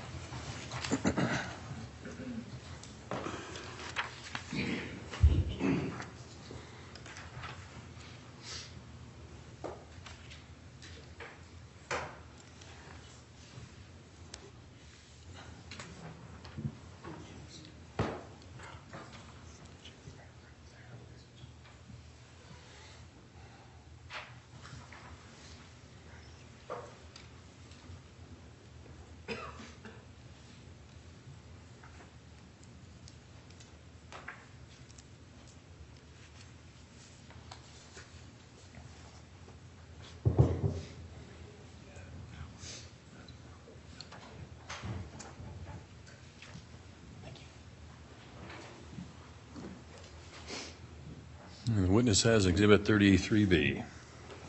Okay, Ms. Clement, you recognize that document? Yes, I do. What is it? This is the external chain of custody form that was filled out by the submitting agency when they submitted a subsequent. Judge, I need to object to foundation. Can I have a chance to lay the foundation before we object? Yeah, at this point, Mr. Fry, I'm letting him do that, so what's... Judge, my issue is she hasn't said whether or not she knows what that is. I haven't asked that question yet, Your Honor. Hang on, please. So, go ahead, Mr. Fry.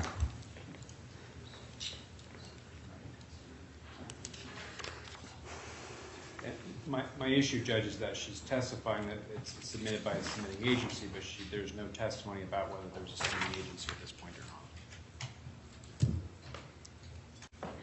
not. All right, well, I'll overrule the objection at this point, so it's overruled. Go ahead, Mr. Radford. Okay. You were mentioning that that document is filled out by a submitting agency. How do they get a hold of that document to begin with?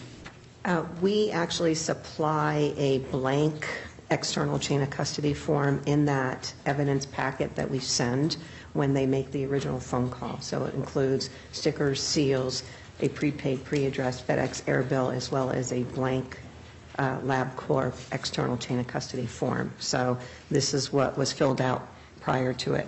This is what we received when we received the evidence, or the item of evidence. Okay. So when you say that, you're saying that you received that document back when it was returned to you by the submitting agency with the item in question? That's correct. Okay. And is this when you go through this process, do you get this specific document back on a regular basis during the course of your business at LabCorp? Yes, generally with every case, because we supply it to the submitter, then they fill it out and send it back with the evidence. Okay. And is this the kind of document that you would, well, I'll ask it this way, would you have access to this document during the course of your work on that case? Yes, this is one of the first documents that goes into the case file and is maintained with the case file throughout the entirety of the case. And is that a document that you would review while conducting analysis? I'm sorry, could you repeat that question? Is that a document that you would review while conducting analysis? Yes. Okay. This time, Your Honor, I'm going to move for admission of State's Exhibit 33B. Judge, may I ask any questions and make an objection? You may. Ms. Clements, this document that you have in front of you, did you have anything specifically to do with this document? I did not fill out any information on this document, no. Did you have anything to do with sending that document or receiving that document? I do not believe I did. I believe I was the first one who took the initial phone call, And then we had a lab assistant who would get the kit together and send it to the agency, so it would have been upon my direction, but I do not believe that I am actually the one who sent the document. So the answer to that question is no, you have not physically done anything with this directly. Correct, that I have any recollection of.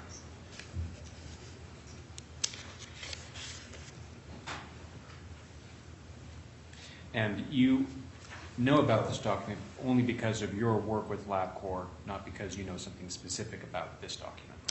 No, as part of the case file, I personally did a technical review of every page that was in the case file prior to a report being issued. So I would have reviewed this as part of that technical review. You say would have reviewed. Do you remember reviewing it? Oh, I reviewed over 10,000 cases while working at LabCorp. I don't remember this one particularly, but there is documentation in the case file that indicates and verifies that I did review it.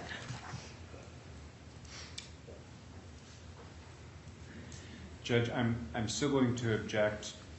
This document was created by somebody else. It's relying on hearsay. There's no evidence that it was created by somebody with knowledge. It's simply created as part of the business. So until we have somebody here that can authenticate it or lay a foundation for that particular case, that's my objection.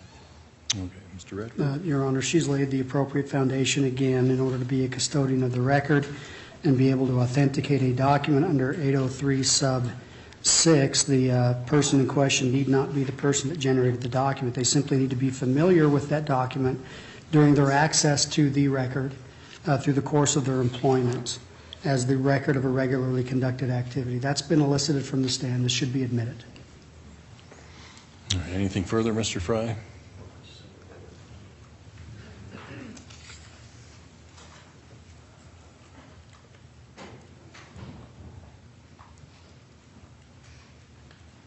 And I should ask, Mr. Fry, is your objection as to foundation and hearsay? Correct.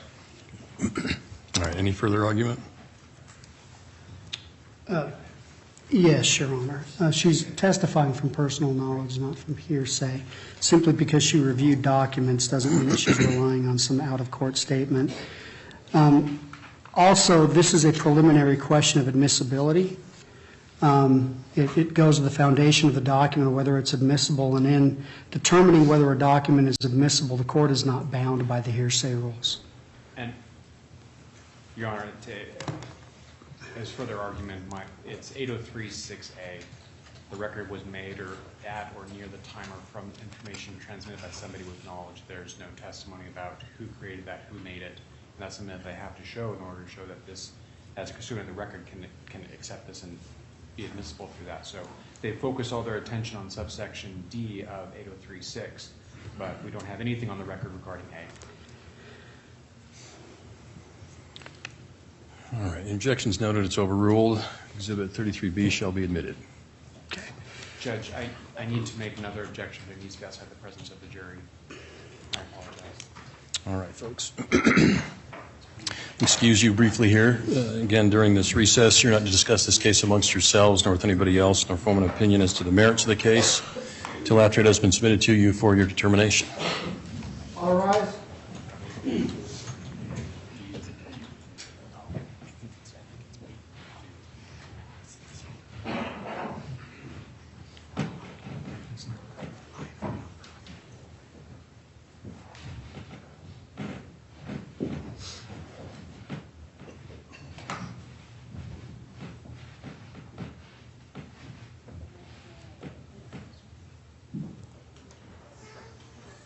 Please be seated. We are on the record outside the presence of the jury with counsel and the defendant present. Mr. Fry, go ahead. Judge, the top of that document gives a description of what is contained in what's given to the lab, and as part of that is a description of some beliefs of the investigating officers in that. There's not foundation for that, or I should say that that's a theory that the government is proposing, but there's not evidence as to whether or not it's the actual ingress or egress of this, and the fact that it's there is an implication that it is, and there's no basis for that at this point. So I think that needs to be stricken or redacted before it goes to the jury. All right, Mr. Reiner, would you hand me Exhibit 33B?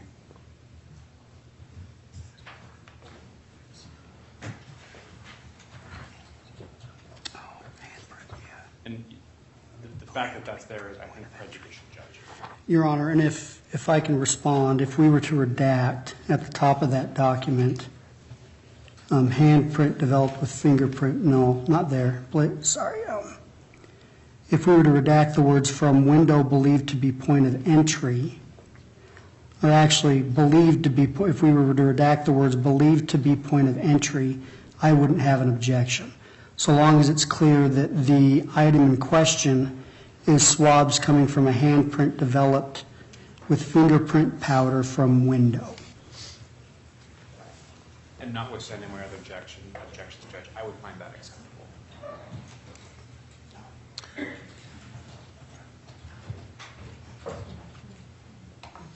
Okay, so what would remain then would be handprint developed with fingerprint powder from window believed to be point of entry.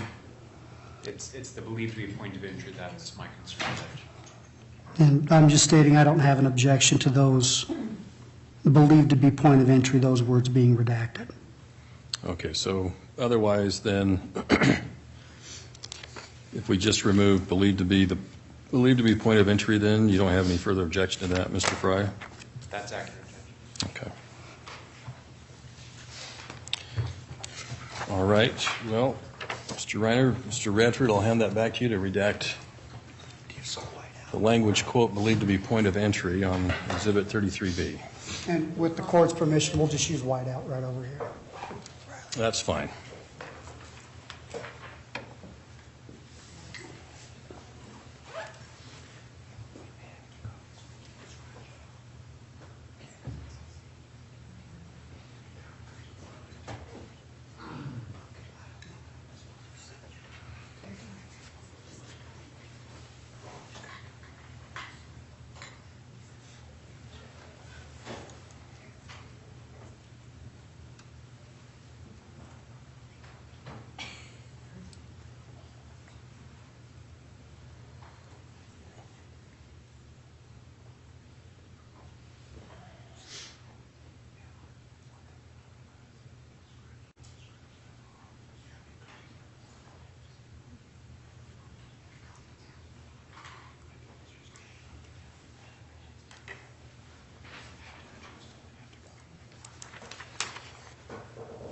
Your Honor, I think we've discussed making a copy of this so that the whiteout can't be scratched off.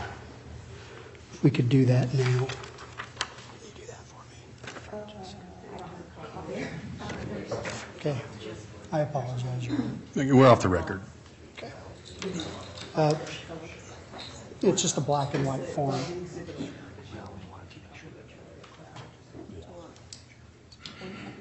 And hearsay, then you have no other objections to Exhibit 33B in its current form? Correct, Judge. Very well. Okay. Mr. Reiner, bring the jury in, please.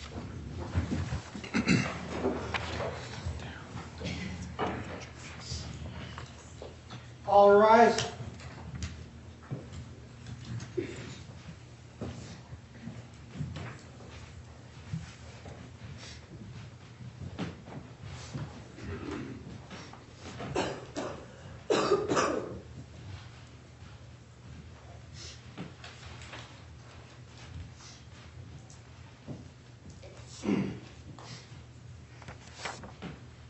Please be seated.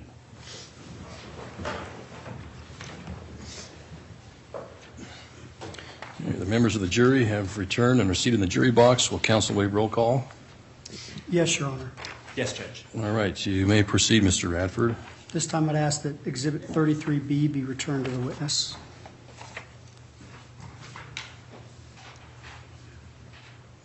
Thank you. And the witness has 33B. State moves for admission. Mr. Fry? Notwithstanding my prior objections, Judge. Very well. Exhibit 33B shall be admitted. Okay.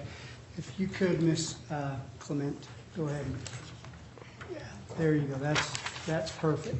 Now, I want to direct your attention over to, it looks like there's list sample evidence submitted, item number 1. Could you indicate for the jury what that item is? Yes, it is listed as swabs of possible handprint from window, And so that's north end, in parentheses, I'm sorry. That's okay.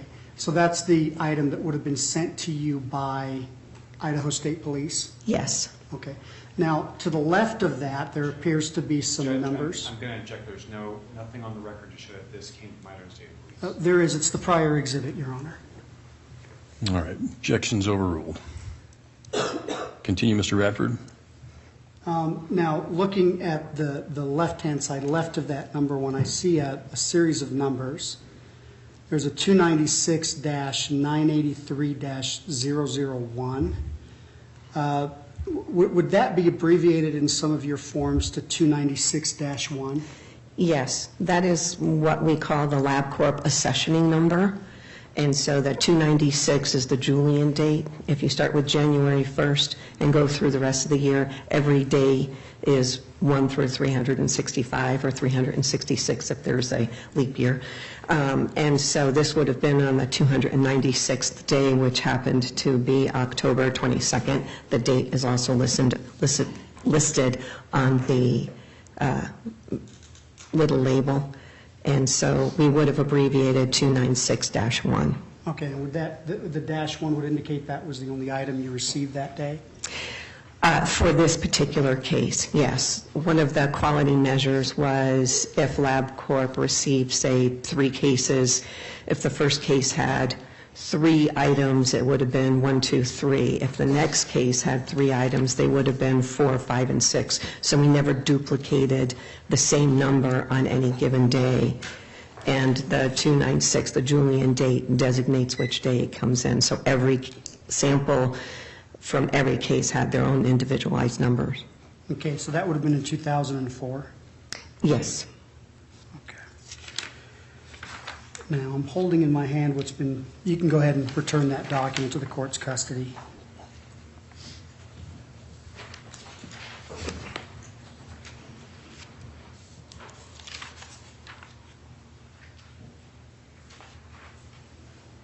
Okay.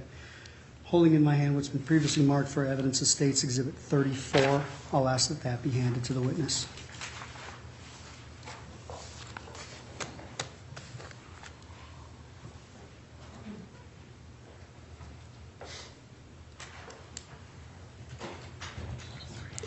Witness has Exhibit 34. Okay. Now, before I ask you questions about this document in particular, Ms. Clement, when items are received by LabCorp for testing, do you have policy and procedure in terms of describing those items? Yes. Once a case is received, it is entered into the forensic laboratory, and then a technician would open one item at a time and would describe the outer packaging and then each individual item as it's opened. Only one item was opened at a time. It's opened and closed, and then they go on to the second one, and they would describe the item in the case notes listed on a form called evidence inventory. Now, if an analyst is to conduct testing on an item, would they refer to that description on that document that you've just described? Yes, the evidence inventory describes the document, and it also describes how much of the sample is consumed and a brief description if there's any staining apparent on it, approximate size or quantity, if it's multiple cuttings, a single cutting, things like that. Okay. And that type of document that describes the condition of the item when it arrives at LabCorp, is that something that you would review as part of your technical review? Yes. Okay. Now, that document you're holding in your hand, do you recognize that? Yes, I do. Okay, what is it? It is an evidence inventory sheet for the item 296-1, or that the swabs from the apparent print, Okay. and describes what was received, how it was packaged. Now, this kind of documentation, is that done every time an item is received by LabCorp? Yes, it was a requirement of the laboratory to document all of this information. Okay. Is that a document that you reviewed in your technical review of that case? Yes, it is. And is that something that you would have reviewed in the course of your business with LabCorp? Yes. The state moves for admission as a record of a regularly conducted activity, Your Honor. Mr. Fry? Judge, same objection under 8036A. Objections noted is overruled. Exhibit 34 shall be admitted. Okay. If you could go ahead and hold that under the Elmo, Ms. Clement. And could you just read that description for me? Yes, it says received via FedEx air bill number 83, I can't tell whether it's a 98 or a 48, 75352111, one sealed DSE stands for Diagnostic Specimen Envelope, containing one envelope sealed with evidence adhesive containing 206 form, which was the external chain of custody form, and one envelope sealed with evidence tape, initialed, dated, labeled, swabs of possible handprint from window, north end, item number 78, containing 2 swabs, each with grayish colored stains over approximately 50%, consumed 50% of stained area from each swab. On the left-hand side, do you see the same LabCorp item number and ISP item number there? Yes, this is another accessioning label that was placed. So one was placed on the 206 form and one was placed on the evidence inventory. Okay, so do you see, from looking at this document, do you see any concerns or indications that that item was not in a sealed or appropriate state when it arrived at LabCorp? No, there were multiple levels of seals. Okay, you can return that document to the court's custody now.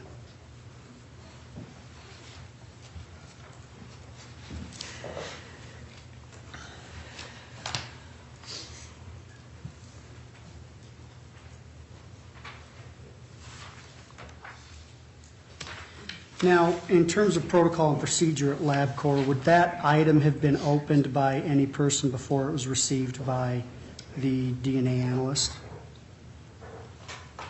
No. Okay, so that person would have been the first person to open it? That's correct. That's why he described it was a sealed diagnostic specimen envelope is what we called the external packaging that we would have the submitting agency ship the evidence to us in.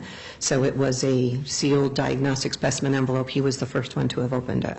Okay, and that's Mr. Weiss? Actually, that was one of the technicians, Matthew Hill. Now, in terms of protocol and procedure at LabCorp at the time, before beginning work on a evidentiary specimen, what policy and procedure did LabCorp have for the cleanliness of the work site? Before opening any item, the workspace had to be cleaned with bleach. They would lay out a fresh piece of butcher block paper.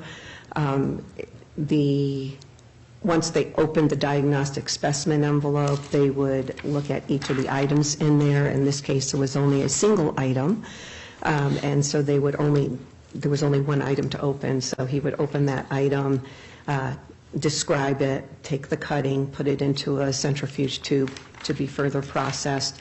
He would then reseal the evidence, and that would go back into the exterior specimen envelope and stored in a secure locker in the forensic laboratory. Now, are you aware of who conducted the DNA testing or the DNA processing of item 296-1? Yes, we had technicians who performed the majority of the hands-on testing. However, they would not interpret any of the results. So the results would have been brought to one of the assistant directors or myself, the technical director. In this case, Sean Weiss was the primary director in charge of this case. So he would have made the original interpretations, would have looked at the extraction worksheet, the quantitation, and given direction on what steps to follow next. And so he was the primary, and then there were multiple levels after that of technical reviews. Okay. And did you review his work in this case? I did, yes. Specifically in relation to item 296-1? I did, yes. Okay.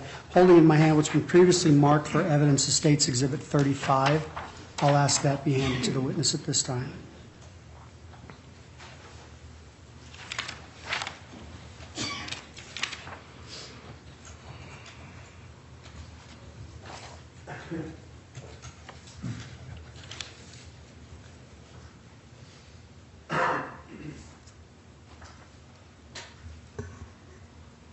And the witness has Exhibit 35. Okay, Ms. Clement, do you recognize that document? Yes, I do. What is it? This is the case review sheet that I filled out indicating that I performed not only a technical review, looking at all of the technical records, interpreting the results independently.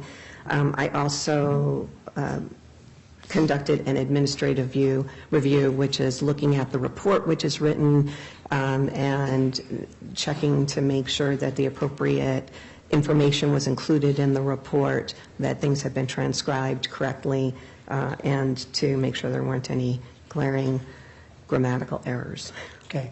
That body of work that you just mentioned, is that, this specific form, is that in relation to the analysis that Mr. Weiss did on item number 296-1? Yes, that's correct. Okay. And when you perform a technical review, is that document filled out every time? It is, yes. Okay. And would you have access to that document through the course of your employment at LabCorp? Yes, And did you create that document that you're holding in your hand? I did. Okay, State moves for admission of this exhibit under 803 sub 6. Judge, may I ask some questions and any objections? Go ahead. Ms. Clement, when you do this technical review, does that involve observing every step of the process of the technicians? I review all of the worksheets that the technicians are required to create, as well as all of the printouts of the results. However, I don't stand next to them and watch them perform the testing, no. And if there were errors in how they administered those tests, would you see those then in the printouts that you just mentioned? On this printout, Not on that printout, but the printouts that come from the tests. if there were errors along the way, I should see it through errors in the positive and negative controls that were taken. And do you remember specifically reviewing the test done in this case?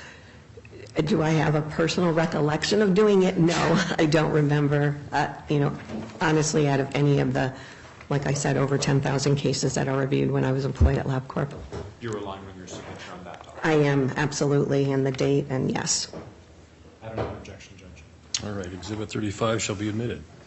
Okay, now you mentioned that, you can go ahead and just show that underneath the Elmo. This is a quick one. Is that signed by you? It is, that's my signature. And what does this document show? It shows that I performed both the technical review as well as the administrative review, the date of the review. Our cases cannot go out until the final technical and administrative review is done. The report is dated the date it is written, but we would notarize every report, and so the notary would not notarize until this sheet was completed as well. So I reviewed this on November 12th of 2004. Okay. So based on this document, can you say that you've reviewed Mr. Weiss's work in this case? Yes. Okay. Now, would that include looking at every page in his file? Yes. Reviewing the packaging descriptions? Yes. Looking at worksheets? Yes. Now, if there were any DNA profiles reduced to an electropherogram, would you have reviewed those? Yes, I would not only review those, but I would also look at a list. Actually, we had a document where we would write out what alleles were present on that electropherogram, and so my initials would be on that one as well. So yes, I looked at every single electropherogram, looked at all of the results, looked at every peak that was obtained and every allele that was part of the profile. Okay. And now you can return that document to the court's custody.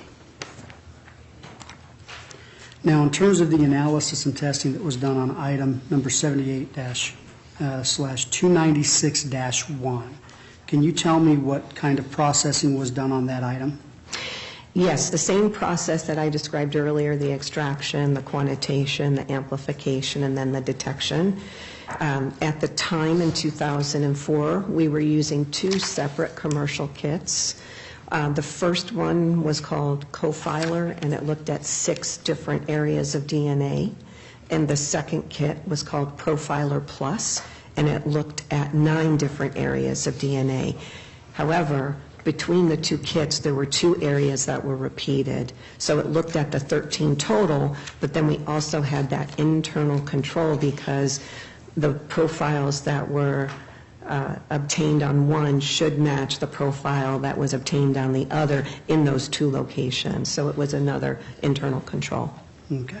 Now, when you talk about the locations, are you talking about those 13 loci that were? That's correct, yes. Loci is the scientific name for a genetic location. Okay. Now, was a DNA profile created from 296-1? Yes, it was. And what process was used to create that profile? Polymerase I'm chain. going to object for foundation. She doesn't have personal knowledge of this. Overruled. Please answer the question. Go ahead. The polymerase chain reaction was used to develop these profiles. Okay.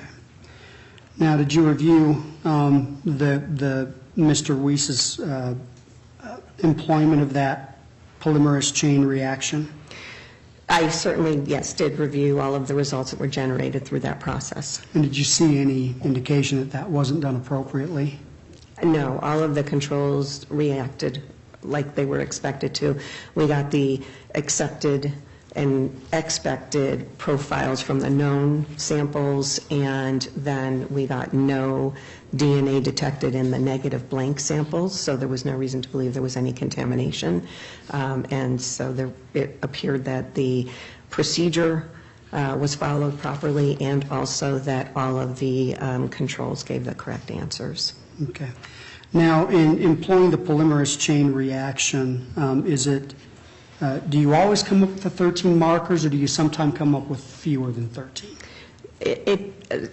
We don't always get a full profile. There are instances where there is samples. There are samples with smaller quantities of DNA, so we may not get a full profile. We only may get a partial profile for some samples.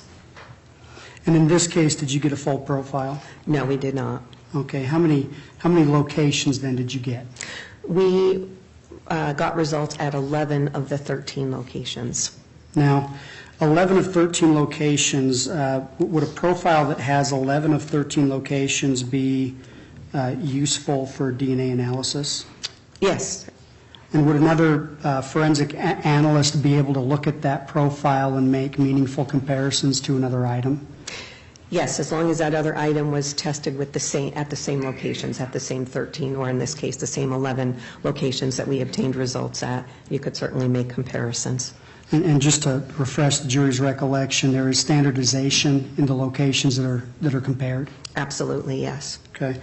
Now, when Mr. Weiss was finished with his analysis or processing of that item, did he reduce his findings in his work to a report? Yes, he did. And are you familiar with that report? Objection against personal knowledge. She hasn't testified that she watched him do this. She's only testified that she reviewed the results and found that they were appropriate, that there wasn't a problem with those results. Your Honor, if I can address this issue. Ms. Clement has been certified as an expert witness. She is able to render opinions based on items that she has reviewed in order to give an opinion. These items that she's testified to in length that she has reviewed are buttressed by, I believe it was Exhibit 35, that shows that she did a full technical review. She's testified in detail about what and how extensive that review was. Simply because she wasn't present during the testing of this item does not mean that she cannot render an opinion on it. Judge, the objection is that she's reading the outputs from the things that he's done, but she can't testify to things that Mr. Weiss actually did. And that's what the state's asking. After he's done this, did he do this? Did he do this? The problem is that's what they're asking of this witness, is what he did, and that's not appropriate because she doesn't have any personal knowledge of what he actually did. She can only testify to what comes from the printouts and whether there were problems with those printouts. All right, it's overruled. The You need the question again, ma'am? I do need the question again, I'm sorry. Go ahead, Mr. Radford. Do you recall whether Mr. Weiss's activity and findings were reduced to a report? Yes, they were. And did you review that report as a part of your technical review in this case? As part of the technical review and administrative review, yes. Holding in my hand what's been previously marked for evidence of State's Exhibit 20, I'll ask that that be handed to the witness.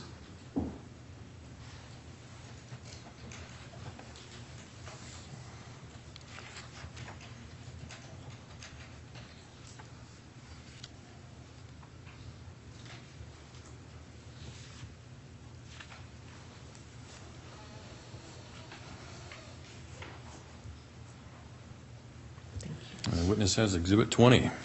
Okay. Ms. Clement, do you recognize that document? I do, yes. What is it? This is a photocopy of the report that was issued outlining the results. The report is dated November 9th, 2004, and was notarized on November 15th of 2004. Okay. In this type of report, when an analyst at LabCorp does work on an item, is this the kind of report that's generated?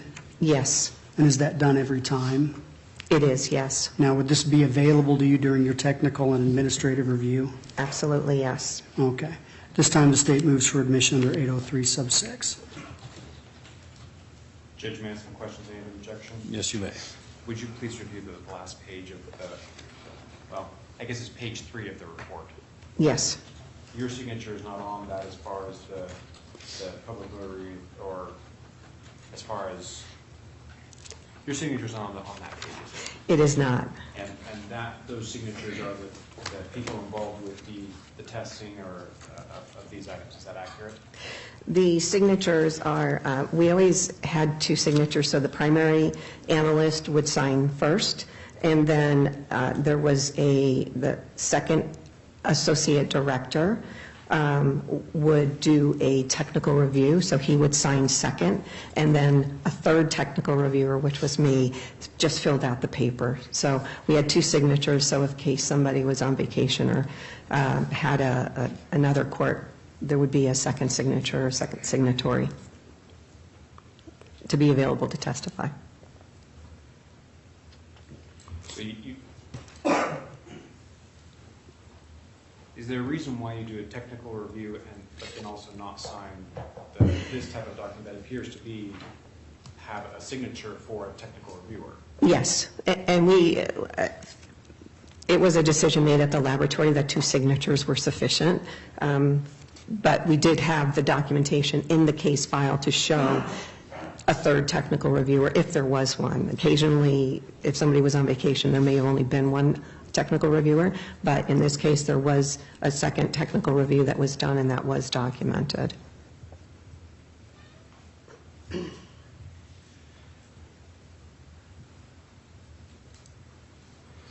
Well, Judge, I still would object under my prior objection. 803-6A. Objections overruled. Exhibit 20 shall be admitted. Okay. Now, looking at that, Ms. Clement, in regards to item 296-1, which is the swabs from the window, was a profile created from those swabs? Yes, it was. And you identified how many locations again? There were, we obtained results at 11 of the 13 locations. Okay, now is there another location that can be analyzed dealing with gender? Yes, there is. What location is that?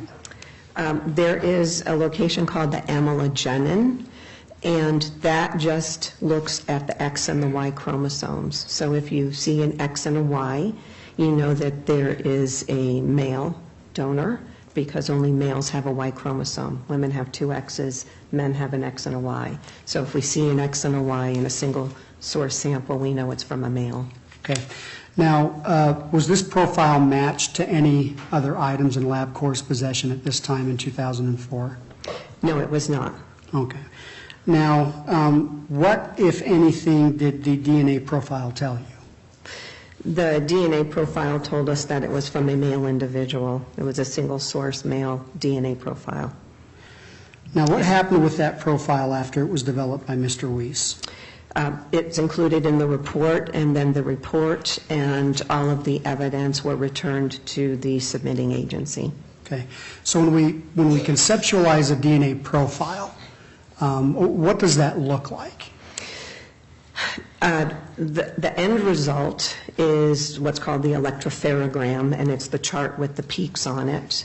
And so those peak calls, which are the alleles, are documented in the report on a chart, and that goes back to the laboratory who submitted the samples to us. Okay, so in this case, once that profile was created, and when you say that it appears in peaks, is that profile on paper?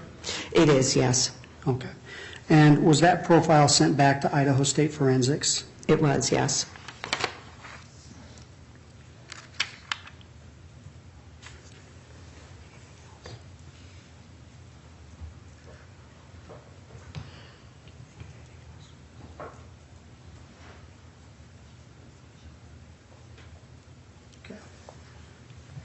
And I guess, how do you know that it went back to the Idaho State Police? On the internal chain of custody form as well as the external chain of custody form, there is a date where it is released, and there's an air bill that we take a photocopy of the air bill when it is returned to the agency, and it shows the date that it was returned as well as whether it was simply just a report or whether it was the report and the evidence. And the air bill in this case shows that both the air bill, excuse me. Again, she's an expert witness, and she's testifying from the documents that she's reviewed. That's still a hearsay objection, Judge. Mr. Rev, you're saying because she's an expert, she's okay to review hearsay? Is that what you're saying? I'm saying that she's able to review documentation in a case and then arrive at a conclusion as to what occurred. Overruled. Please continue your answer, ma'am. Yes, so there is a photocopy of the air bill showing that both the report and the evidence were returned to the Idaho State Police Laboratory. I have no further questions at this time, Your Honor. All right, Mr. Fry, cross-exam. Thank you, Judge. Okay, I've only got a few questions for you, Ms. Clemens.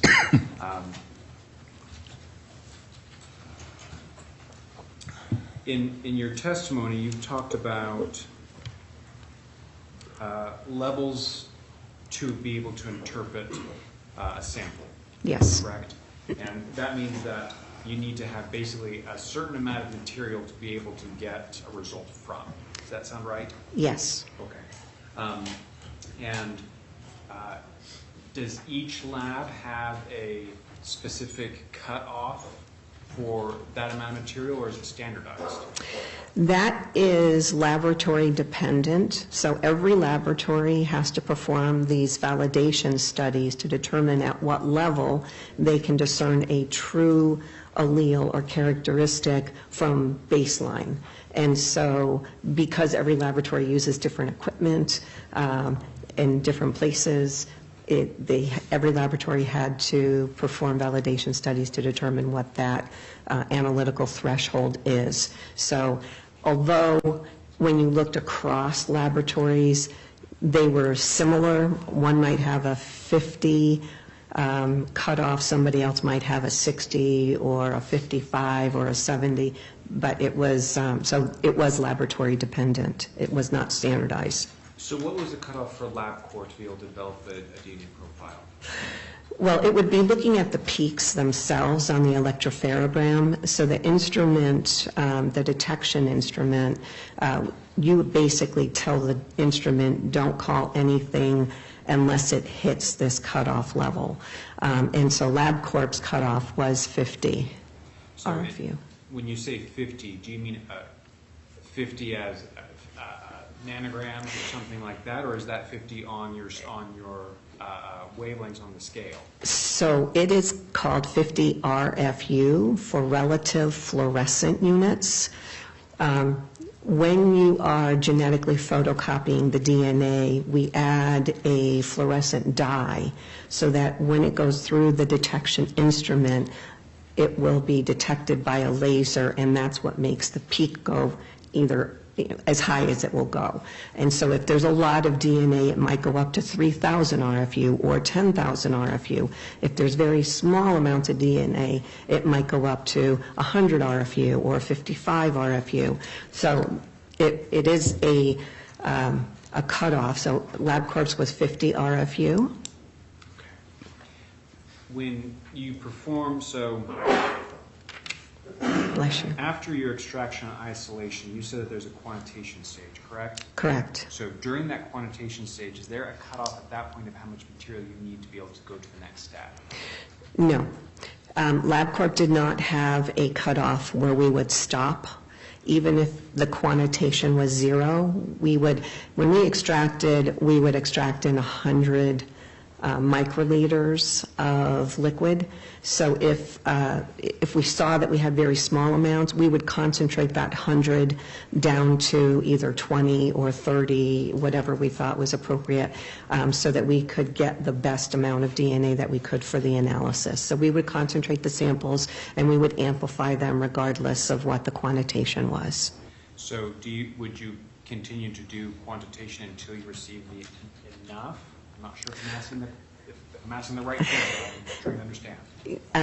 No. Once we quantitated, the quantitation was an estimate to help you determine whether you had a lot or a little DNA. If the quantitation showed us that we had very small quantities of DNA, we would concentrate the sample. Quantitation is also used, let's say, in known reference samples where we might have a lot of DNA from the sample that we've collected. We know there's a target amount that the kits worked optimally at, and let's say that was 1 nanogram. If we have a sample with 50 nanograms, we would need to dilute that sample in order to run it through the amplification to potentially get a result. And so the quantitation was an estimate to help us determine whether we needed to concentrate or to dilute a sample, but regardless, we would move forward with that testing. So concentrating and diluting, does that go back to the extraction and isolation part of your basic step to affect what you get in the quantitative step? No. The extraction is the same for every sample. The quantitation then is done on what we were able to recover. It basically tells us how much we were able to recover. Based on that quantity, we would then determine whether we needed to concentrate or dilute the sample. And if we had to concentrate or dilute, we would do that. And then we would go to the next step, which is the amplification. Help me understand the concentration and diluting a sample. I'm not sure what you mean when you say that. Okay. If, let's say, we have a known blood sample from an individual, and we take a small cutting and we extract it, and then we get to the quantitation stage, and in the quantitation stage, it determines that we were able to extract approximately 10 nanograms per microliter. We know that the kit works optimally with 1 nanogram.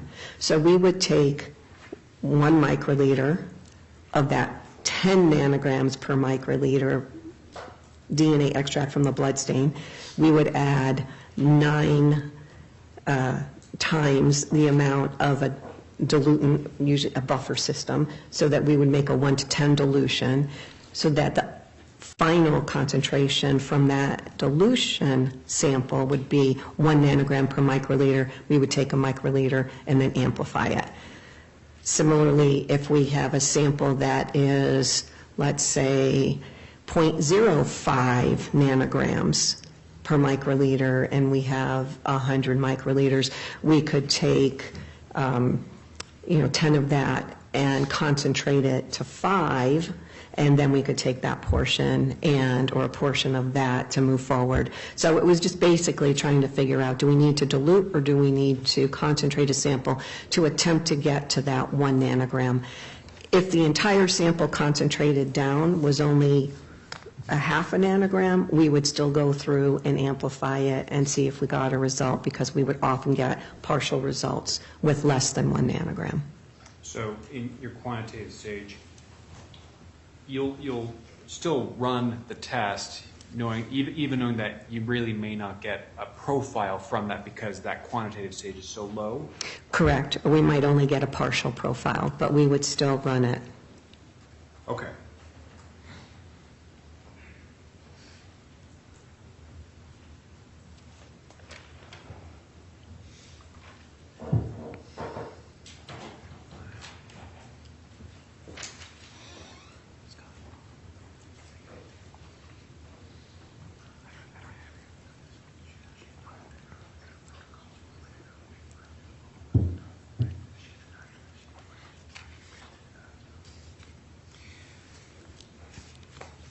Ms. Clement, I don't know if am I saying that correctly? Clement. Clement? Okay. You didn't observe how any of this testing that you testified to do was actually done, correct?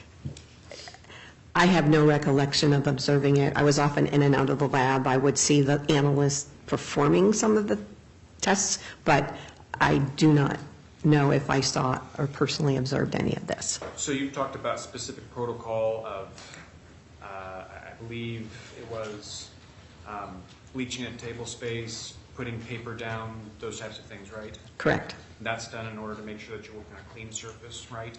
Correct. And making sure that there's not any type of contaminants that are impacting the sample, correct? Correct. In this case, you didn't observe whether or not those precautions were taken, is that accurate? I did not personally observe it, no. Okay, so you don't know whether that was followed? I don't have personal knowledge. Okay. You, at the beginning of your testimony, you were explaining to us about DNA, and you talked about touch DNA. Is touch and transfer DNA the same type of thing? It can be, yes. And it's safe to say that the science of DNA and how we leave DNA is evolving. Is that accurate? We're learning more and more about it. Is that accurate? The process of leaving DNA when you touch something hasn't changed. How much we can detect, potentially kids today are much more sensitive than they were in 2004. And so we may detect more DNA and get more locations today using the newer kits than we did in 2004. But as far as how DNA is left, that's not changing. Well, so let's talk. So in touch DNA, if I pick up this red cup and I put this cup down, if someone came and swabbed the cup, they may detect my DNA on this cup. That's correct.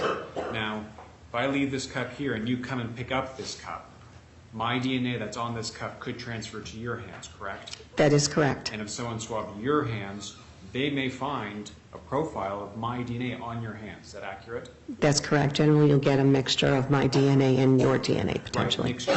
Correct. And that's the case even though we've never shook hands or we've never touched or anything like that, correct? That's correct. That's called secondary transfer. And thank you. Judge, that's all I have. Thank you, Mr. Fry. Any redirect, Mr. Radford? Really briefly. So in relation to this transfer DNA, are you familiar with the concept of let me ask it this way. If you're looking at an item and you detect different profiles, do you have terminology for like a major, minor contributor? If a mixture is obtained, then there are instances where one of the contributors will have contributed a lot more DNA than another, and in that case, the one who contributed the most would be considered a major contributor. The one who contributed the least would be considered a minor contributor. Now, are there any other reference or inferences that you can make in terms of major and minor contributors as in terms of recency? I'm sorry, in terms of, what was the last word? If recency. Oh, as to who deposited DNA first or last? Correct. No. Okay. That's all I have, Your Honor. All right. Thank you, counsel.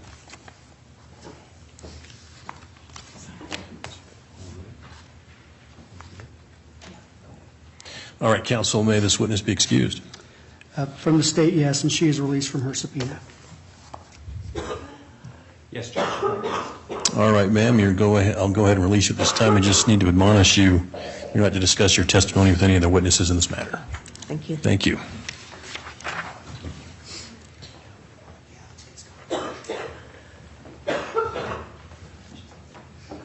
We're grabbing our next witness right now, Your Honor.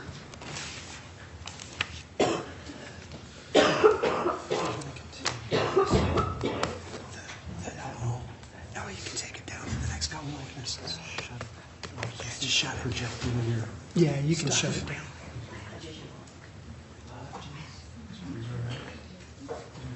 Mr. Radford, who's the next witness? The state calls Scott Long, and we just went to fetch him, Your Honor. Fetch him. Yes.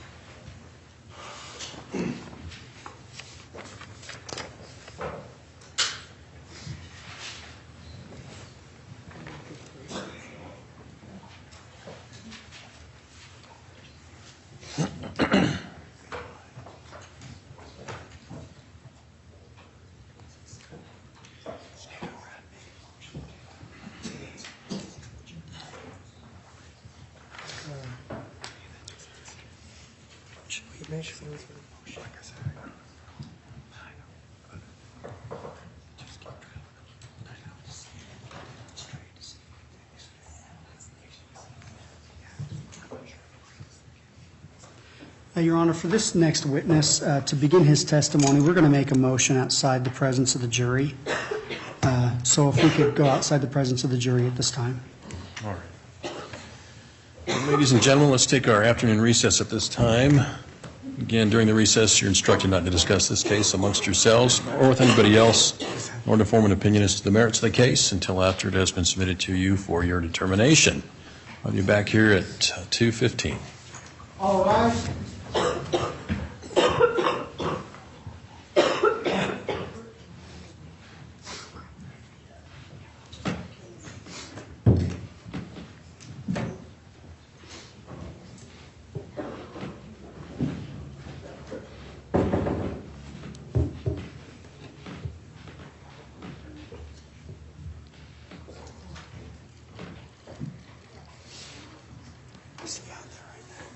Okay, if I could have Please be a moment seated. to go. All right, so you want to take the recess now to visit with Mr. Long, Mr. Radford? Yes. Okay. All right, and we are outside the presence of the jury. Okay. So we'll take our afternoon recess at this time. All right, to the court.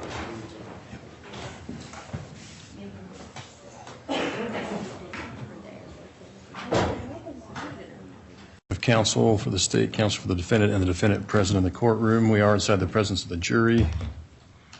Mr. Radford, you had a motion you wanted to make? Yeah, the motion's pretty simple, Your Honor. There was testimony from Mr. Cushman that was not, because of the medium in which that it was relayed, was not really shown to the jury, and that was the manner in which Mr. Cushman believed Mr. Compher would have had to be standing to leave his fingerprints on the door as they were discovered. There is testimony that Mr. Long can give because he went back to that property and basically conducted his own experiment to see if he agreed with Mr. Cushman. And I'd like for him to be able to demonstrate that to the jury. And we could do it on this door right here. I'm indicating behind counsel. Okay, you're referring to this door right here, the attorney entrance to the courtroom. Yes. All right, Mr. Andrew. Object, Your Honor. Obviously, it wasn't something that was disclosed or discussed that this was going to occur. I don't know what Detective Long has in terms of personal knowledge about where the fingerprint was located. The size of the door, it's going to misrepresent, Your Honor, because as you can see from the photos or even video of the residence, there's a staircase, and that was a lot of the going back and forth between the show by height and everything else. We're not going to let that represented on the glass surface.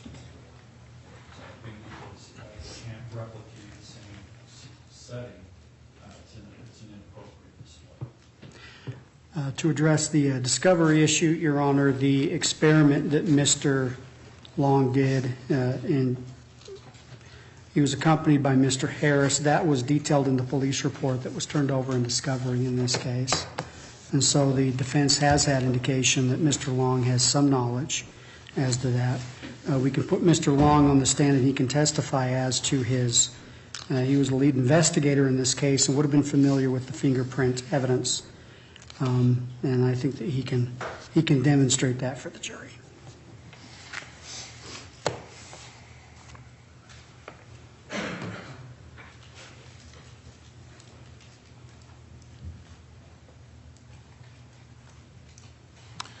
Mr. Andrew, any additional argument?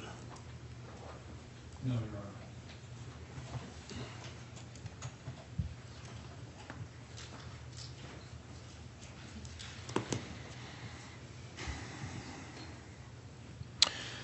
Well, I'm grappling with the issue, as the defense has argued, whether this is an accurate recreation, I guess, to what Mr. Cushman testified to. Obviously, we don't have Mr. Cushman here to do it. I don't know if the attorney's entrance door to the courtroom would be an accurate representation, again, given the cross-examination of Mr. Cushman during his testimony.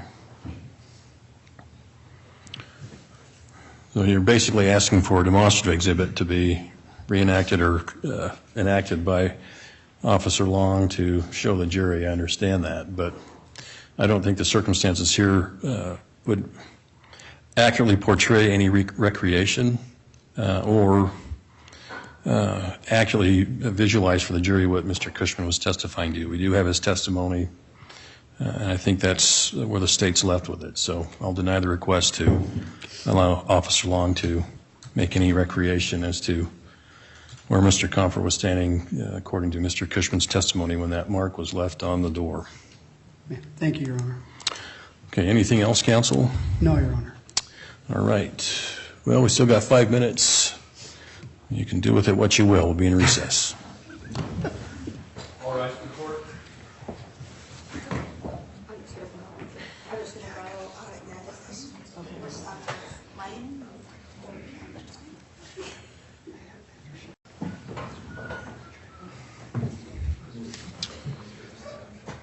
Okay, we're back on the record outside the presence of the jury. Counsel, both parties and the defendant are present. Everybody ready to go? Yes, Your Honor. Mr. Proctor. I think there's an out-of-state attorney fee for that, Mr. Proctor. We'll do that. Do we not have any? He'll get one for the jury report. There's none out here. I'll have to wait until I get the jury out. All right, we'll get you one. Very well. Mr. Reiner, bring the jury in, please.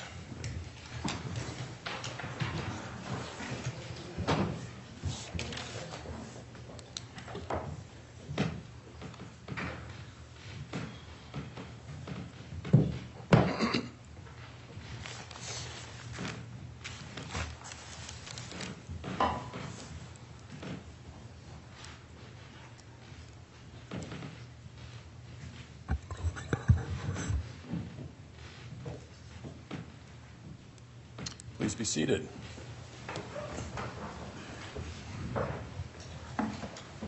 Members of the jury returned from the afternoon recess and are seated in the jury box. Will counsel waive roll call of the jury? Yes, Your Honor. Yes. All right, thank you. All right, Mr. Radford, your next witness. State calls Scott Long.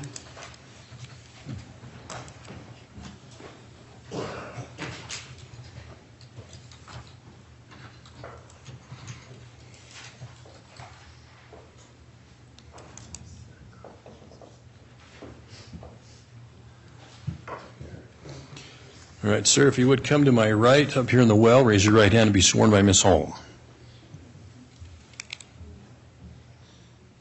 Do you solemnly swear the testimony you're about to give should be the truth, the whole truth, and nothing but the truth, so help you God? I do. Thank you, sir. Have a seat in the witness box.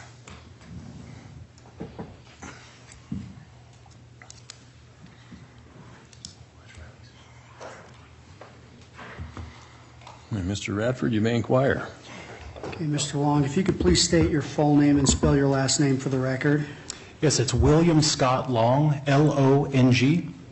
Mr. Long, how are you currently employed? I'm employed at the Idaho Office of the Attorney General in the Special Investigations Unit. Okay. Have you been there for some time? Can I move this? Paul, could we move the Elmo off the, just unplug it and put it down on the here or floor? something? Permission to approach, Your Honor. Granted. Okay, you sure? Okay.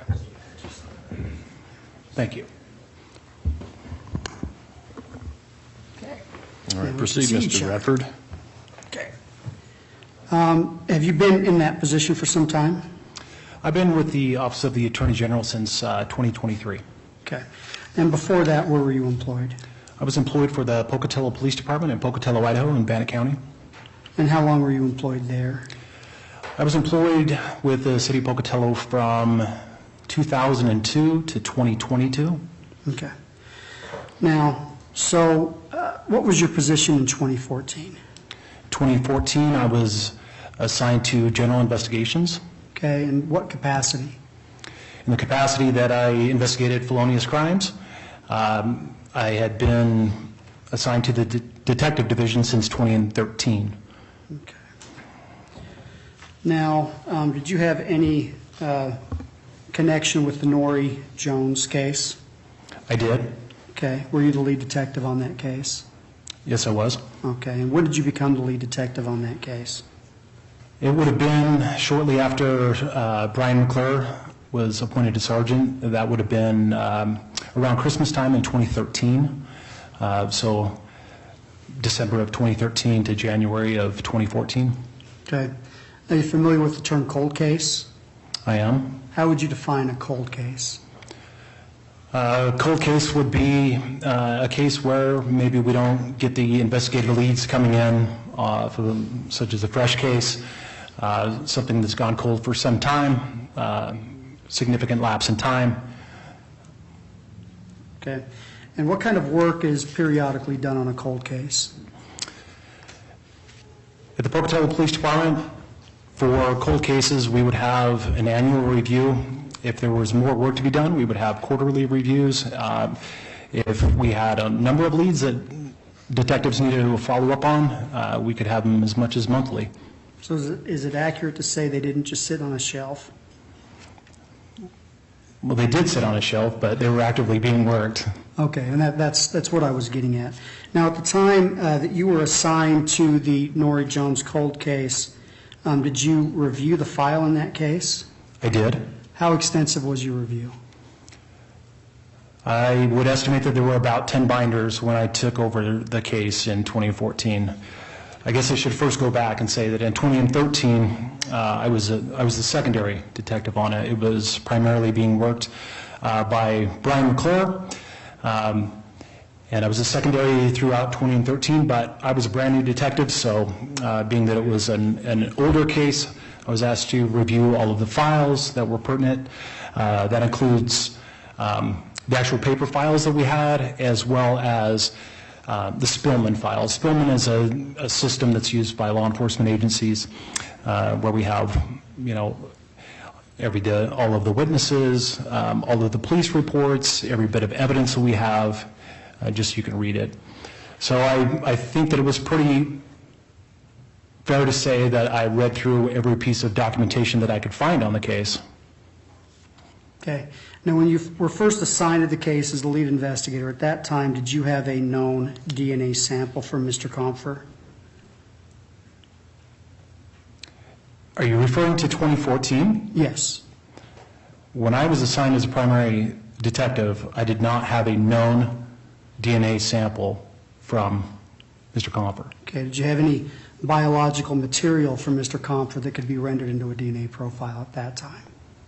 Not that I know of. Okay. Now, at some point in 2014, did you make a decision to surveil Mr. Compher? I did. And why did you make that decision? Because, precisely as you said, I was unaware of any DNA that I currently had or piece of evidence that I could send off or a potential DNA profile. Okay. Now, were you aware of any evidence in the case from your review that pointed you towards Mr. Compher?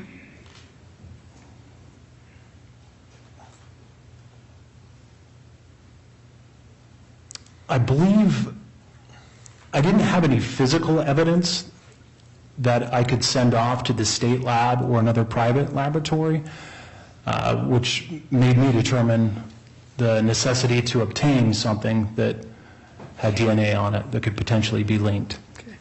That time, did you have in your possession any reports that were done by a Mr. Gary Cushman? I did. And did you review those reports? I did. So at that time, were you aware of any fingerprints? I was. Okay. And you were aware that those fingerprints returned to Mr. Compher? Yes, I was. Okay. Were you aware that there was a DNA profile in the possession of Idaho State Lab that was taken from the smear on the north window? Yes, sir. Okay. Now, based on that, did you make any decisions in your investigation? Well, I knew that, as I recall, it was LabCorp had developed a DNA profile from... I'm going to object to hearsay. Mr. Radford? It's effect on the hearer, Your Honor. I'm asking him what decisions he made based on his knowledge of his review. I'm not asserting those for the truth of the matter asserted, but simply to inform the jury as to why Mr. Long made the decisions he made. And I think if he stops it, I got something from LabCorp, then I won't object. All right, so I will caution that, Mr. Radford. I think I'll sustain the objection as any hearsay at this point, so go ahead. Okay, and that's fine. Now, Mr. Long, we mentioned that you made a decision to surveil Mr. Compher at that time. Was that just based on your review of the case? That was based on my review of the case. Okay. And when did you make that decision to surveil Mr. Compher? January 22nd, 2014. Okay. Now, what did that look like? Looked like any other typical cold case review. We had numerous detectives who had worked that case. We had crime analysts that were involved. Obviously, any of the general detectives who had collective knowledge of the case that had something to offer, they would have been involved in that. Okay. So in terms of the surveillance, who was involved in surveilling Mr. Compher? That was assigned out to the Pocatello Police Department Detective Narcotics Unit. Okay. And do you recall what detectives were assigned to that unit at that time? You're going way back. Okay. Detective Sergeant Chad Higby was in charge of the unit at that time. Detective Val Wadsworth, Detective Tail Vanderschaff, Detective Brian Harris, Detective Baird Morell. Okay. Anyone else that you can remember? Not that I can recall. Okay. Now, during that time, had you had any discussions with Miss Cindy Hall? Yes, I had. Okay. And did any of those discussions inform the way that you wanted to, I guess, proceed in your investigation in this case? Yes, it did. Were you looking for something in particular after those conversations with Miss Hall?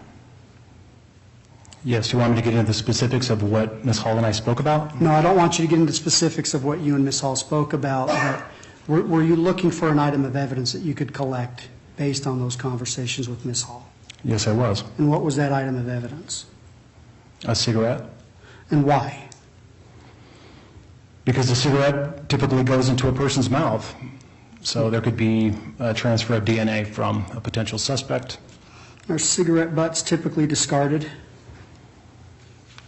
I believe more than most things that go into your mouth. I think that the likelihood of getting something like a cigarette butt or chewing gum from someone is much more likely than getting, say, like a soda. I think more people than not would feel more comfortable throwing a cigarette or chewing gum, say, into a public purview or onto a public street than they would feel comfortable throwing maybe a soda can.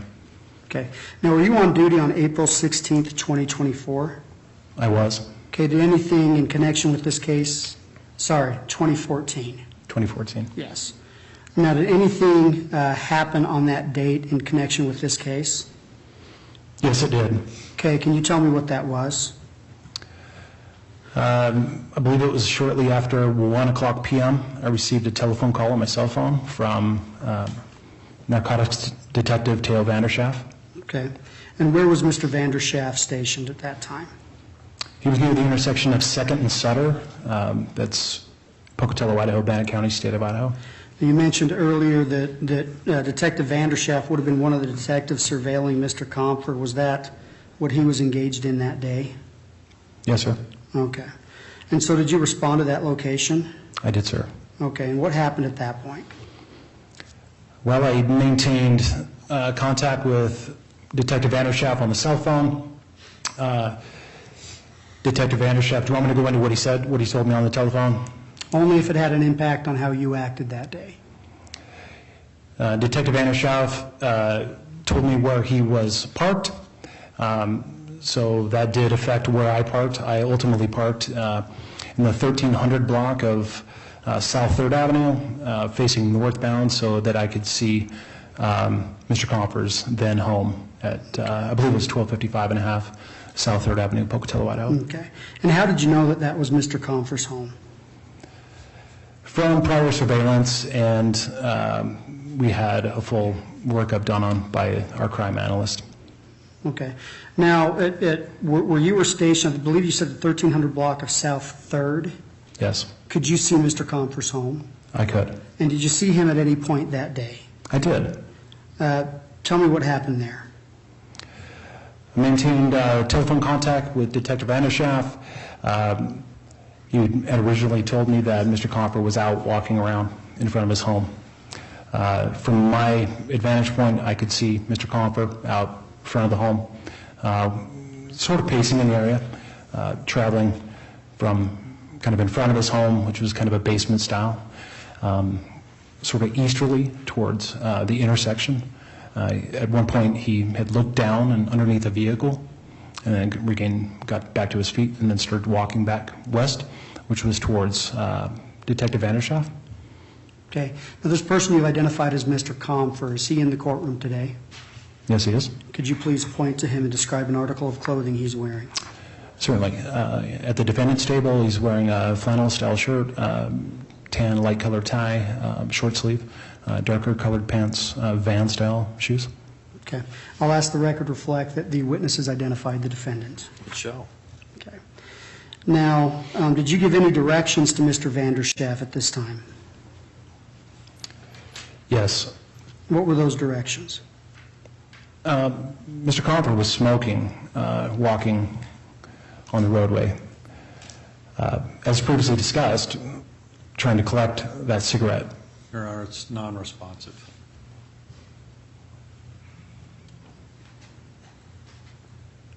Okay, let me phrase it differently. Overruled. Okay, Answer go ahead and stated. answer the question.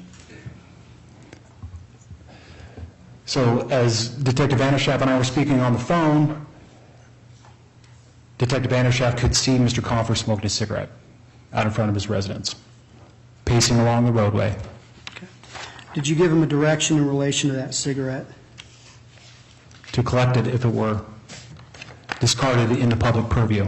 Okay. Now, do you have any knowledge as to whether that happened? I do. And tell me about that. Detective Vanderschaff was able to collect a discarded cigarette. Okay. Your Honor, can I ask a question in aid of an objection? What's your objection? No personal knowledge. All right, go ahead. So did you see Detective Vanderschaff or Schaff pick that cigarette up? No, I didn't. And Your Honor, I would object and ask that the answer be stricken. Mr. Radford? No, we can move along, Your Honor. All right, objection sustained. Next question. Okay. Now, at any point past when you gave that direction to Mr. Vanderschaff, did you see him with a cigarette? Did I see Mr. Compher with a cigarette? No. Did you see Mr. Vanderschaff with a cigarette butt? I did see Detective Vanderschaff with a cigarette. And how did that play out? I pulled around the corner. I was still speaking with Detective Vanderschaff on the phone and asked him if I could pick him up in my vehicle. Okay. And what happened at that point? Detective Vanderschaff walked back to his vehicle, and I met him at that location near the intersection of 2nd and Sutter. Okay. And you mentioned that Mr. Vanderschaft had picked up a cigarette butt. At what point did you see this cigarette butt? When we arrived back to Detective Vanderschaft's vehicle, Okay. Was he holding it in his hands? he was cupping it like you were holding a regular cigarette in a gloved hand. I'm going to object to the reference to picking it up because there isn't any evidence of a cigarette butt actually being picked up. There's no personal knowledge. If we're talking about, if we want to limit it to him having contact with Detective Vanderschaft and taking custody of a cigarette butt, I don't have an objection to that. But the reference to it, there is no evidence that a cigarette butt was actually picked up yet. At least as observed by this witness? Correct. Yeah, we've limited it to Mr. Long's observations. What I asked him is if Mr. Vanderschaft was in possession of a cigarette butt at the time that he saw him. I don't think that we elicited whether Mr. Vanderschaft picked that up. Okay, I guess, well, at the time you saw him, I'll sustain the objection as to that. So ask another question, Mr. Radford. At the time that you saw Mr. Vanderschaft, was Mr. Vanderschaft in possession of a cigarette butt? Yes, sir. Okay. Now, was he holding that in his hand? He was. Okay. In what manner was he holding it? He was holding it in his fingers, similar to how you would hold a cigarette butt in a gloved hand. Okay. So his hand was gloved? It was. Okay. What did Mr. Vanderschaft do with that cigarette butt? He placed it into a glass jar that I had. Okay. And did you see that happen? I did. Okay. And why a glass jar? From conversations that I had had with the Idaho State Crime Lab. Okay. Now, was there a cooling period for that cigarette butt? There was. Did you wait for that cooling period to end? I did. And what did you do at that point? After it was sealed and sufficiently cooled, it was taken back to the Pocatello Police Department, and it was placed into a evidence envelope. Okay. Now, did you package that cigarette butt in the evidence envelope? I did. And in what manner did you package it? Evidence envelopes are, I guess it was maybe less than 8.5 by 11. After the cigarette butt had cooled off sufficiently, because I didn't want to burn the evidence room down, I had sealed the top, and you seal it with tamper-evident tape. Then you would initial that to indicate that if anyone were ever to get into that piece of evidence, it would, violate the integrity of the tape. Okay, and did you package the cigarette butt in that manner? I did. Okay. Now, did you place that into evidence? I did. Can you tell me how that happened?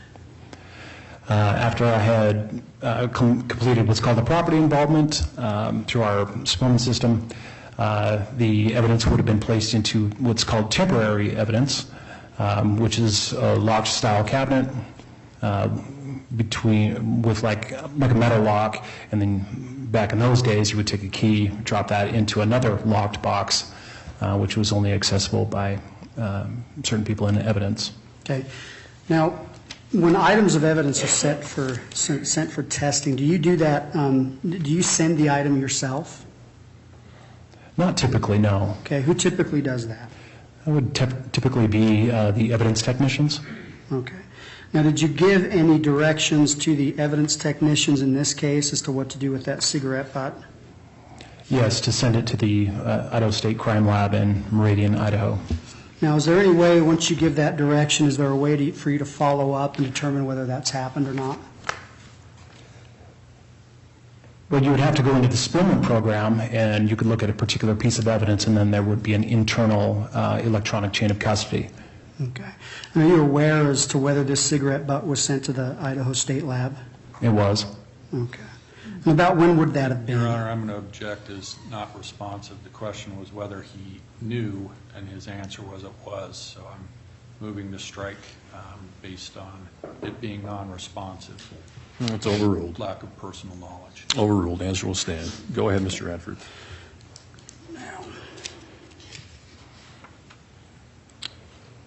Now, did you have any items that you wanted that cigarette butt to be tested against?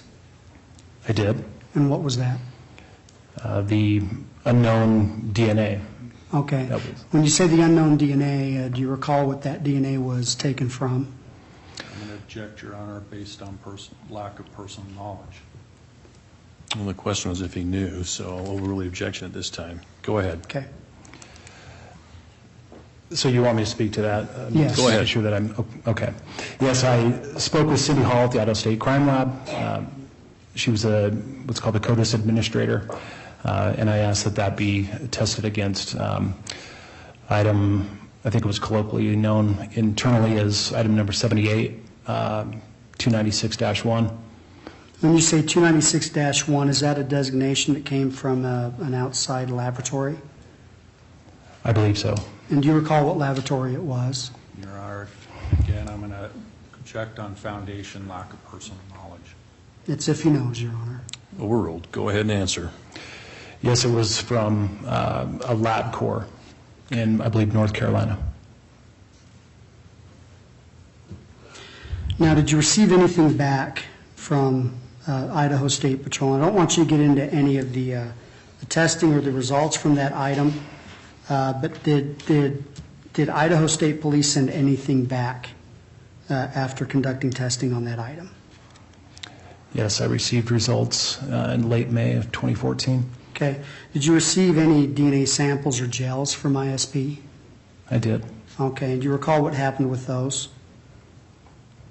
Initially, they would have been booked into evidence. Perfect. Once they were sent back. Okay. Now, after receiving the results from Idaho State Forensics, did you make any decisions to do any further testing in this case? Yes, I did. Okay. And what items did you decide to have tested? The gel extracts that were sent to me from the Idaho State Crime Lab, as well as jewelry that had been taken from the scene. Okay. Now, were you on duty in June of 2014? I don't remember the date. Do you recall taking any items of evidence from this case down to Sorensen Labs? I do. Okay. Now, with those items of evidence, did you include the fingernail clippings? Yes, I did. Were there rings that were taken down to Sorensen Labs? There were. And these gels that you got back from Idaho State Police, were those taken down to There were. Sorensen Labs? Okay. Yes, I believe 4 items in total. Okay, and that was in June. Now, these items, how did you come into possession of them? When I knew that I wanted to go down to the laboratory, I was going to personally take them.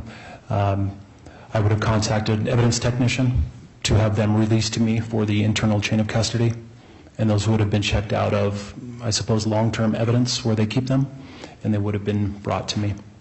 Okay. Now, when you took possession of them, were these items in a sealed state? They were. Okay. Now, the evidence tape that you've identified, were those on all of these items? It was. Okay. And during your trip down to Sorensen Labs, were any of these items opened? No. Okay. Now, what did you do with these items when you got to Sorensen Labs that day? When I got to Sorensen Labs, you kind of check in an office area, and then you're taken back to a secure area where they do transfer of evidence, kind of an exchange. Okay. And who did you give those items to? I believe her name is Chantel Rowley, who was the evidence custodian on that particular day. Okay. Now, in August of 2014, did you make another trip down to Sorensen Labs? I did. And was that also to take items down for testing? It was. Okay. And do you recall what items were taken down that day? There were 5 items total. One was bedding, so I believe it was a bedspread. One would have been a broken necklace from the scene. And then there was buckle swabs. And who were the buckle swabs for? I believe those were on Real Wild. Okay. Did you have a... Are you sure about that? I'm not, because those evidence items were not turned over to my custody. I was merely the chauffeur that day. Okay, so those were turned over to the custody of another officer? Another detective who was my partner in secondary on the case. Okay, I imagine we'll chat with him later. Now, did you happen to take a look at the items that were taken down in August of 2014? Take a look at them in respect of...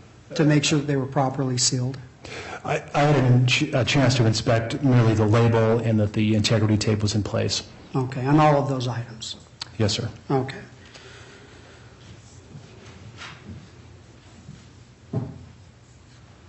Now, during your investigation in this case, did you look into whether Brad Compher has a paternal brother? I did. And what kind of investigation did you do with that? We had a crime analyst who had completed family history and background, and thank you. And we could not find, there were 2 half-brothers to my recollection, but no paternal brother, no identical twin. Okay, no identical twin. That's all I have at this time, Your Honor. Thank you. Mr. Andrew, go ahead. So with respect to the items that you transported to Sorensen, had you dealt with those before you took them to Sorensen? Had you checked them out before? Are you speaking of the first or second trip? Either one. Not to my recollection. And do you know who else might have opened those since they had been collected? You're talking about the chain of custody? I wouldn't know that. So people could have been in them and you don't recall from the chain of custody whether they were or weren't in them? Well, that would have been a different division than where, like the detective division is housed, so I wouldn't have any collective knowledge of whether someone had inspected an item or what items have been tested.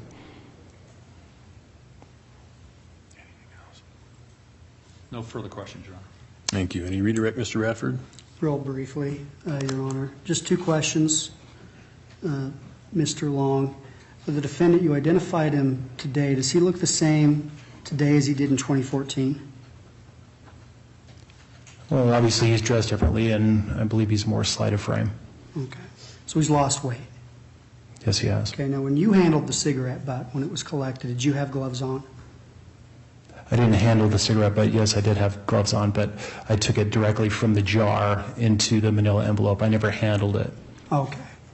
All right, now, so how did that happen? Did Theo place it in the manila envelope and then you sealed it?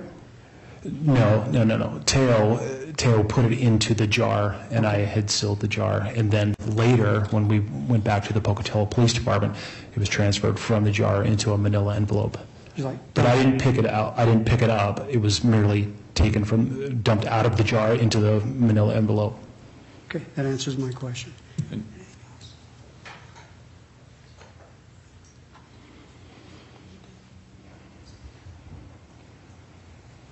That's all I have.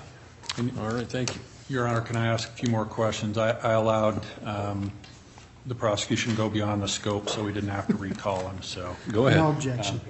Go ahead. So, Detective Long, you said he was, I'm trying to remember how you put it, more slender of frame. How much do you think Mr. Compher weighed back when you were dealing with him in 2014? Without putting him on a scale, I wouldn't know. He looks like he's lost a little bit of weight in his frame, his shoulders, maybe 15, 20 pounds. I don't know. Okay, that's all I have, Your Honor. All right. Anything further, Mr. Radford? Just real briefly, did you ever see Mr. Compher in 2004? 2004, no. Okay, so can you give me any kind of estimate as to what his weight was in 2004? Not accurately. Okay, that's all I have. Nothing. All right. This witness be excused, counsel. Yes, Your Honor, he's released from his subpoena from the state. And Your Honor, he is subject to recall by us. All right. Sir, I'll excuse you at this time. You may be subject to recall at a later time. I advise you in the interim, if you are recalled, you aren't to discuss your testimony with any other witnesses in this matter. Yes, sir. All right. Thank you, sir. You may step Thank you. down. Thank you, everyone.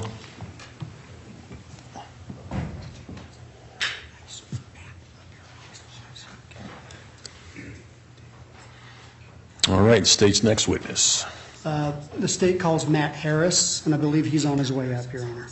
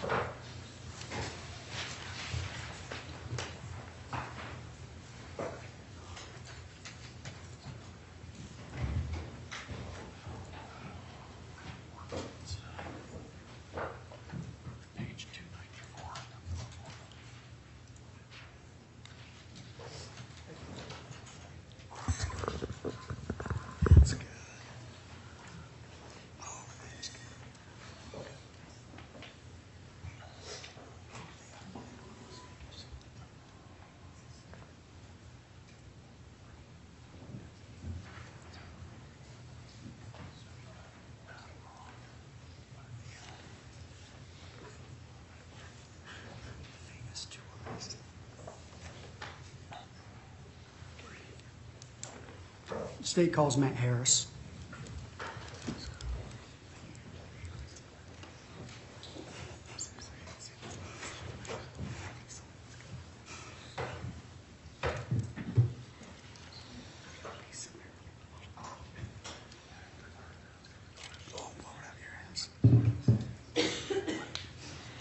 All right, sir, if you would come up here into the well. To my right, raise your right hand for Ms. Holm to be sworn. Do you solemnly swear the testimony you're about to give shall be the truth, the whole truth, and nothing but the truth, so help you God? I do. Please have a seat in the witness box.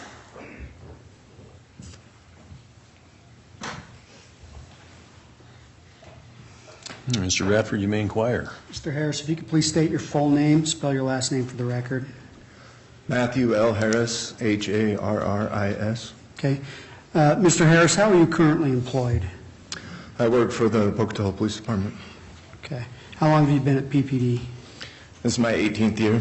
Okay, now, so you were working there in 2014? I was. What was your position in 2014? I was a detective. Okay. Are you currently a detective? I'm the investigation sergeant currently. Now, I want to talk to you about your duties on August 19th, 2014. Do you recall that date? Yes. What occurred on that date? I traveled to Salt Lake City to deliver 5 pieces of evidence from this case. Do you recall what those items of evidence were? Yes, there was a buccal swab from Robert Spillett, some beads and a blanket from the crime scene, a sex crime kit from Nori Jones, and hair and blood samples from Rio Wild. Okay. Now, let's talk about the sex crime kit from Nori Jones. Are you familiar with sex crime kits? Yes. What do they typically include? They'll include samples from the victim, swabs from different areas of the victim. Okay, we've heard the term buccal swab thrown around a lot today. Could you describe for the jury what a buccal swab is? It's generally when a person is asked to give a sample of DNA, they'll use a swab and swab the inside portion of the mouth or cheek to obtain that DNA. Okay. Now, are these typically kept in an evidence locker or refrigerator? Sex crime kits are typically kept in an evidence refrigerator. Okay. And why is that? To preserve. What's your objection?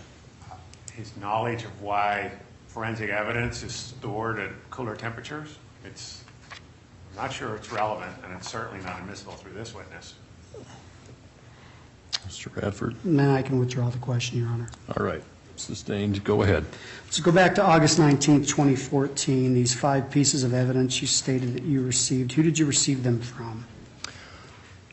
They were checked out to me from evidence technician Carrillo, now Lopez. Okay. Now, when you received these pieces of evidence, did you examine them? I looked at them to ensure they were still sealed and packaged as they had been. Okay.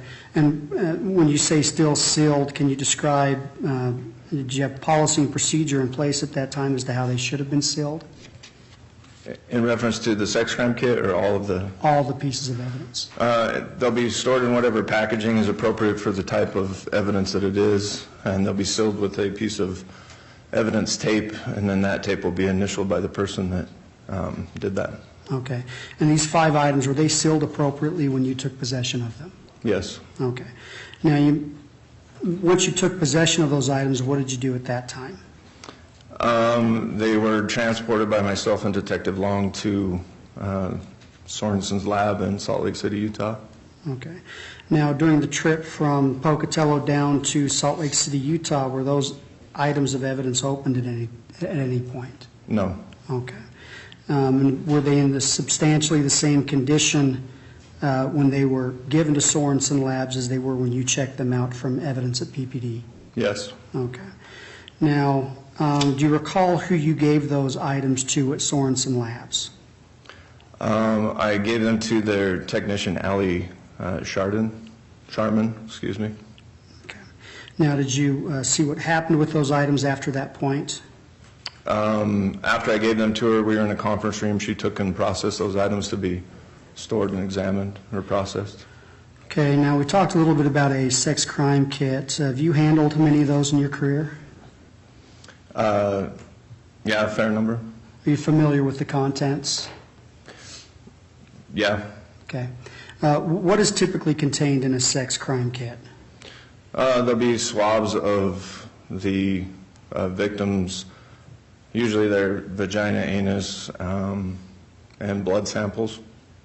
Now, did you open that box to make sure those were all in there, or did you just take the box, leave it sealed, and take it down to Sorensen Labs? I left it sealed as it was and took it to Sorensen's lab. Okay, no further questions at this time.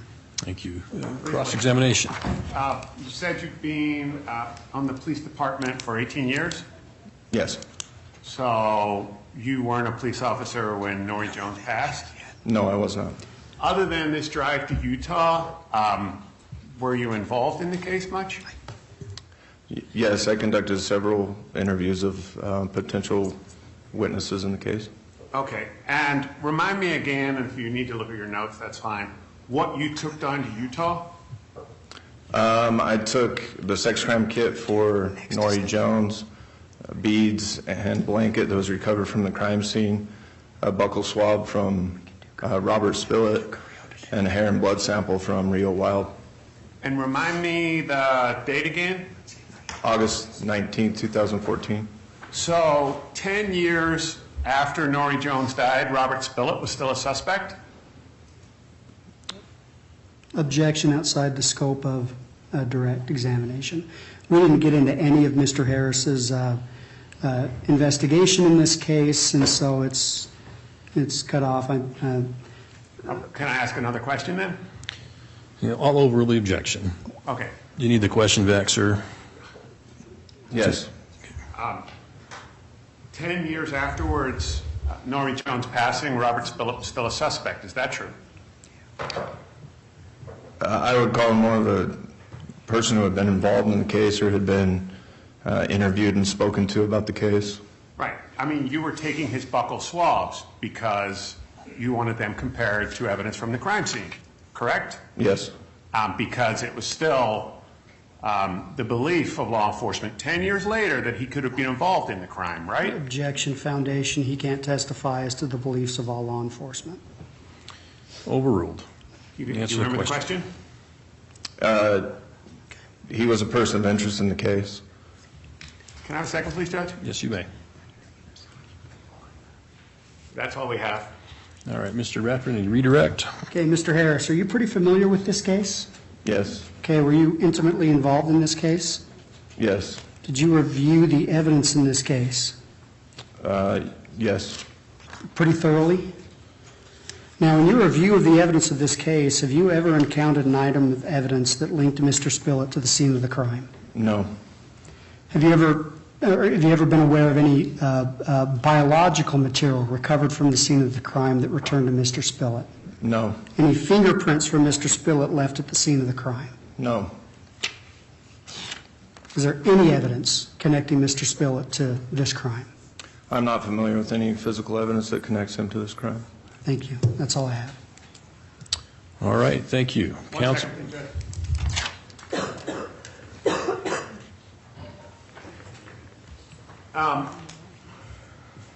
Mr. Radford asked you if you were aware of any biological evidence linking Mr. Spillett to the crime. Do you remember that question? Yes. Did he have a cut in his hand? I don't know. Did law enforcement ever find a bloody towel on the route between his house and Nori Jones's house? I don't know. That's all I have. All right, thank you. Mr. Proctor, may this witness be excused, counsel? Yes, Your Honor. He's released from the state subpoena. I think he's subject to recall. All right, so Officer Harris, I'll let you go at this time. You'll be subject to recall by the defense, but during the interim, I advise you you're not to discuss your testimony with any of the witnesses in this matter, okay? Okay. Thank you, sir. You may step down.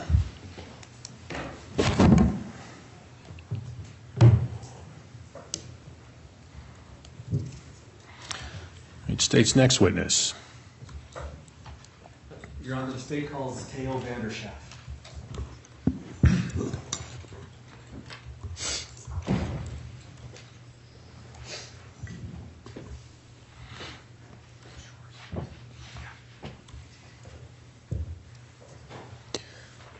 All right, sir, if you would come to the well, raise your right hand to my right. Ms. Holm, to swear you in. You solemnly swear testimony about to give shall be the truth, the whole truth, and nothing but the truth, so help you God? Have a seat in the witness box, please. All right, Mr. Trammell, will you be inquiring? I will, Your Honor. You may proceed. Thank you. Good afternoon. For purposes of the record, will you please state your full name and spell your last name? It's Theo Vanderschaaf, and last is VANDERSCHAAF. All right, thank you. And how are you currently employed? I'm a lieutenant with the Pocatello Police Department. Thank you, Lieutenant. And how are you employed on April 16th, 2014? I was a corporal at the time assigned to the Narcotics Division. So on that day, were you doing a surveillance? Yes, I was.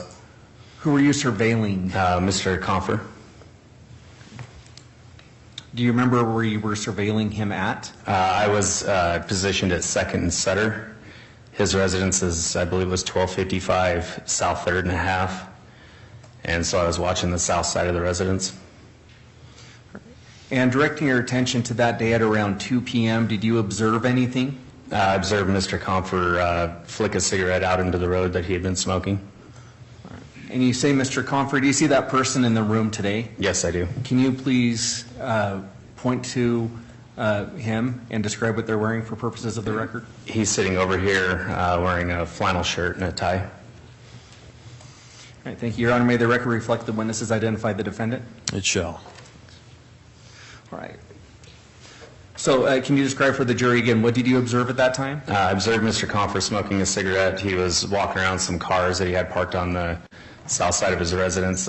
He flicked the cigarette out into the road, and then I walked up and picked the cigarette up. All right, and Lieutenant, how far away were you at that time? I was about a block away watching through binoculars. What were you wearing? I had a jacket on and just street clothes. Were you wearing gloves? I put a rubber glove on my hand, yes. Okay. Do you remember which hand? I don't remember which hand. So after you saw Mr. Compher flick the cigarette in the road, what did you do? I got out of my car, walked up. I initially walked past the cigarette, and when I turned around, the sun angle had changed and I could see it in the road. And then when I picked it up, it was still hot in my hand. So for the time you saw the cigarette leave Mr. Compher to the time you picked it up, did you see anyone else touch it? No, I did not. Did anything happen to the cigarette during that time? Not that I'm aware of. Okay. So when you picked up the cigarette, how did it feel? I was still warm in my hand, right. Like it had been lit. Okay, and say that again? Like it had been lit, or it's still burning. Okay. And what did you do with it after that? I provided it to Detective Long. And how did you provide it to Detective Long? I walked back down to where my vehicle was parked, and Detective Long met me, and I placed it into, I believe it was a glass container. Thank you. No further questions at this time, Your Honor. Thank you. Mr. Proctor? Just a couple. I see you have an earpiece on. You're not being fed answers remotely, are you? No, I can take it out. Sorry. I have my radio off so I can hear. I get it. It's habit. Habit, yeah. I just want to make it clear to the jury. Back then, you were a narcotics detective, right? Yes, I was. But you were assisting in finding a piece of biological evidence from Mr. Compher. That was your role that day, right? Yes, it was. He was not subject to any narcotics investigation, was he? No, he was not. That's all I have. Thank you. Any redirect? No, Your Honor. Thank you. Counsel, may this witness be excused? Yes, from the state, Your Honor. Yeah, I don't think we have any plans to recall him. Thank you. All right. Officer Vanderschaaf, I'll excuse you this time. Just need to admonish you not to discuss your testimony with any other witnesses in this matter. Okay. Thank you, sir. Thank you. Your Honor, we are ahead of schedule. Our next witness is on our way here. And we'll ask for just a brief recess. All right. 10 minutes suffice? Yeah, I think so. Okay, folks. All right, we'll take a 10-minute recess here. Again, during the recess, you're instructed not to discuss this case amongst yourselves, nor with anybody else, nor form an opinion as to the merits of the case till after it has been submitted to you for your determination. We'll have you back here about 3:15. All rise.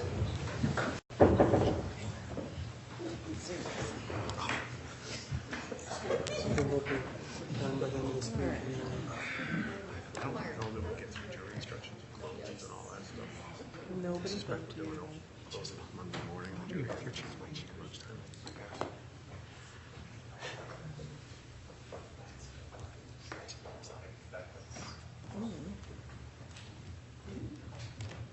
think he bugged you.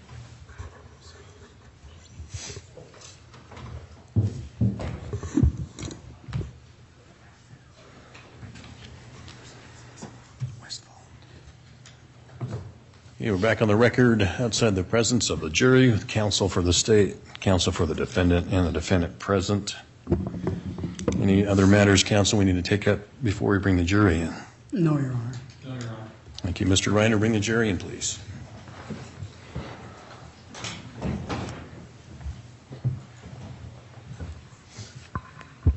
You? Pass the baton.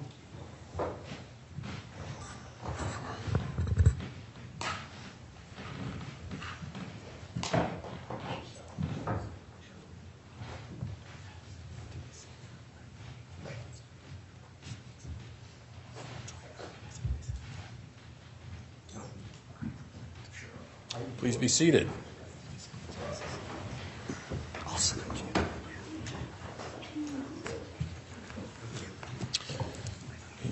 Members of the jury have returned from the recent recess. Are all seated in the jury box. Will counsel waive roll call of the jury? Yes, Your Honor. Yes, Your Honor. Okay, all right. Mr. Radford, call your next witness. The state calls Stephen Westfall.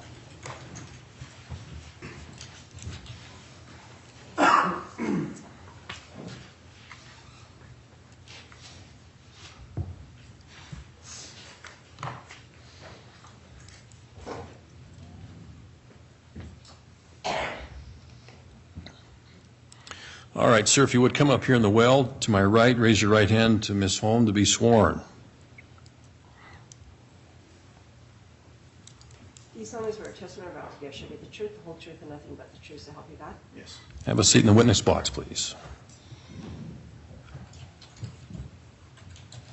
All right, Mr. Radford, you may inquire. Okay. Mr. Westfall, can you please state your full name and spell your last name for the record? Stephen Shane Westfall, W-E-S-T-F-A-L-L. Mr. Westfall, how were you employed in 2014? I was employed by the Pocatello Police Department as a police officer. And what division were you assigned to? I was in the detective division at that time.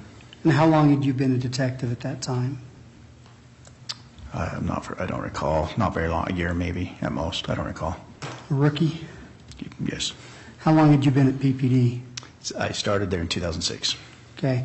Did you have any training in relation to custody of evidence? Yes. And submitting those items of evidence into police custody? Yes. Now, are you familiar with the standard protocol and procedures that were employed by Pocatello Police Department at that time in relation to collection and submission of evidence? It's been a while. I was up to date at the time. I don't know what they are today. Okay. That's fair enough. Now, were you on duty on the 10th of September 2014? Yes. And did you do anything in connection with this case that day? I did. What was that? I was given a detention order and directed to go to the Port Enough Medical Center to serve the detention order and to collect DNA samples. Okay. Without getting into what a detention order is, what do you do with a subject when you have a detention order?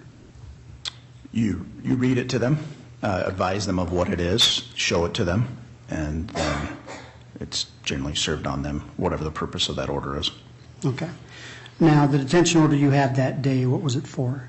It was for the collection of DNA, blood, saliva, and hair. Okay. Now, do you remember who the subject of that detention order was? Mr. Compher. Okay. You mentioned that you responded to the Port Enough Medical Center on that day. Was Mr. Compher there that day? Yes. And this person that you're identifying as Mr. Compher, is he in the courtroom today? He is. Could you please point to him, describe an article of clothing that he is wearing? He's to my left, wearing a tie, kind of a checkered shirt. Okay. Is this gentleman seated with his attorneys to my right? Yes. Okay. I ask the record reflect that the witness has identified the defendant. It shall. Now, are you familiar with a sex crime kit? I am. Okay. Is that what you used to serve the detention order that day? Yes. Okay. Now, what does a sex assault kit or a sex crime kit typically contain? It's got different vials for the collection of blood or fluids. It has cotton swabs, and then it has like a pair of tweezers for hair collection. Okay. Now, you mentioned it as cotton swabs. Is that generally referred to as buccal swabs? Correct. Okay. And could you describe what those look like for the jury? They're like a long piece of, like a long Q-tip, but it's wood, cotton on the end. Okay. Now, when you responded to Port Neuf Medical Center and you came into contact with Mr. Compher there, who was present? Myself, the sane nurse, her name was Robin, I don't recall her last name, Officer Jordan Johnson, a detective, Kirk Howe, and for a short time there was an evidence technician that came in from Pocatello Police. Okay. Now, did you perform the collection of evidence or did somebody else? I did not. The sane nurse performs the collection. I want you to focus on the buccal swabs. Do you recall how those were collected? Yes. Okay, who collected them? The sane nurse did. Okay. And how did she collect them? They come sealed in a package. She broke them open. She took they're two at a time, placed them inside the individual's mouth, moved them back and forth and in a circular motion, then put them into a dryer and repeated that several times. Okay. Now, when repeated several times, was that with different swabs? Correct. Each time with a different set of swabs. Now, you mentioned that she placed it into the mouth of the individual. By individual, who do you mean? Mr. Compher. Okay. Now, did you take possession of those swabs that day? I did. Okay, and tell me how that happened. After, I don't recall how long it is, but they're placed into a dryer until they're dried. They're then sealed with evidence tape, signed by the sane nurse, placed into an evidence package kit, signed again by that nurse. I then sign it, take possession of it. I then transported it to the Pocatello Police Department and locked it into evidence. Okay. Now, when you logged it, did you have anything to do with sealing that evidence once you got to Pocatello Police Department? No. Okay. Was it already sealed when you got there? Correct. The nurse and I both sealed it at the hospital. Okay. And you are the one that logged it into evidence at Pocatello Police Department? Yes.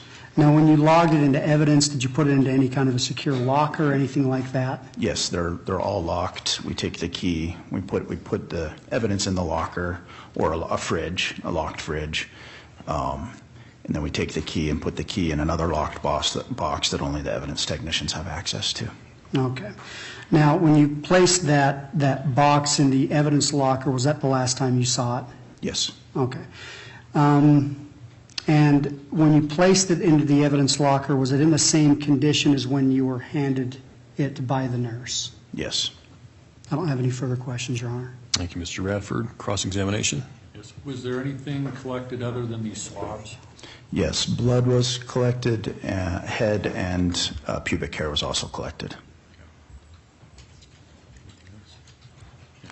No further questions, Your Honor. Thank you. Any redirect? Yeah, those items that you've mentioned, the blood samples, were those entered into evidence in the same manner? Correct. Okay, and were they properly sealed when they were entered into evidence? Yes. And were they entered by you? Yes. Okay, nothing further. Thank you, counsel. May this witness be excused? Yes, Your Honor, he's released from the state subpoena. Yes, Your Honor, no intention to recall. Very good. All right, sir, I'll excuse you at this time. However, I need to admonish you not to discuss your testimony with any other witnesses in this matter. Thank you, sir. Have a good rest of your afternoon.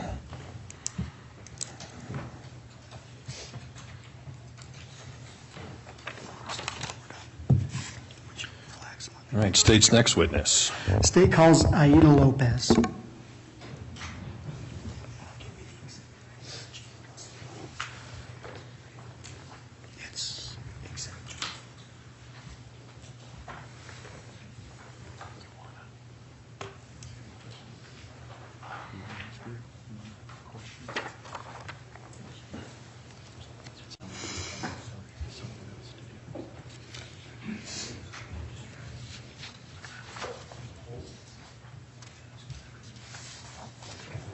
All right, ma'am, if you would come forward here, raise your right hand before Ms. Holm to be sworn. You solemnly swear testimony about to give should be the truth, the whole truth, and nothing but the truth, so help you God. Yes. All right, thank you, ma'am. Come have a seat in the witness stand, please.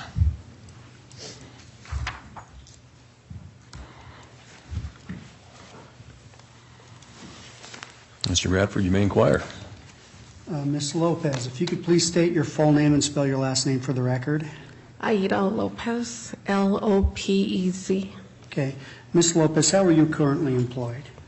I'm an evidence technician at the Pocatello Police Department. So do you work there with Ms. Riffle? Yes. How long have you been at the Pocatello Police Department? For 20 years. Okay. And have you always worked there in that capacity? No, I started in evidence in 2013. Okay. Now, do you have training in how to handle evidence? Yes. And, can you describe to me, just generally speaking and briefly, how the evidence is maintained at the Pocatello Police Department? It is maintained in lockers, and then from the lockers it goes to long-term storage. Okay. Who generally submits the items of evidence into evidence? It would be the officers, detectives. Okay. And once those items of evidence are submitted into evidence, do the officers have access to those items? Once they're submitted into the lockers, no. Okay. Who has access to that area? That would be me and Jamie. Anybody else? No. Okay. Now, do you recall handling any evidence in relation to this case? Yes. And do you recall what that item was? It was a reference sample. And what do you mean by that? It was some buccal swabs, I believe. Okay. Now, I'm holding in my hand what's been previously marked for evidence as State's Exhibit 23. I'll ask that be handed to the witness after it's shown to defense counsel. And while they're looking at that, Ms. Lopez, are you responsible for sending items of evidence to outside labs? Yes. And when do you typically do that? When we're advised to do it by the detective. And is that, generally speaking, the detective that's assigned to the case? Yes. Okay. And what form do you typically send the items of evidence, or what service do you use to send those items of evidence? UPS. Okay.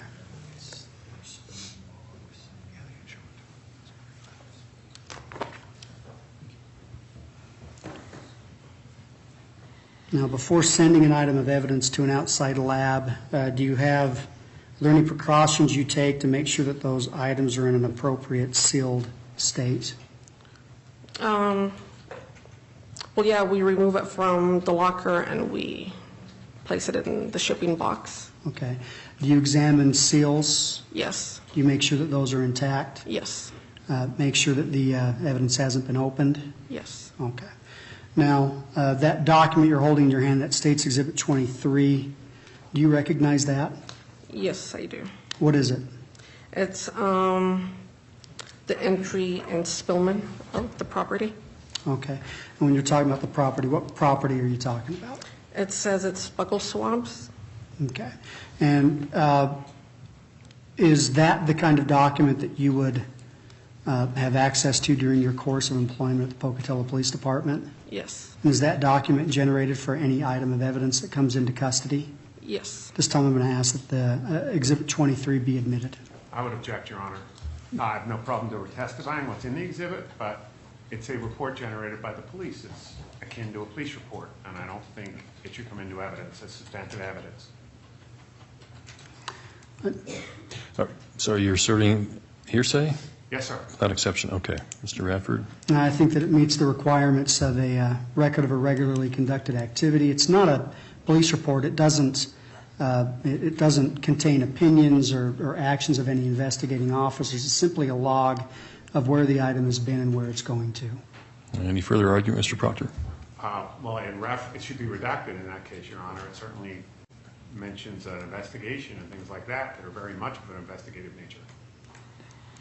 You may see the exhibit, please, Mr. Wright.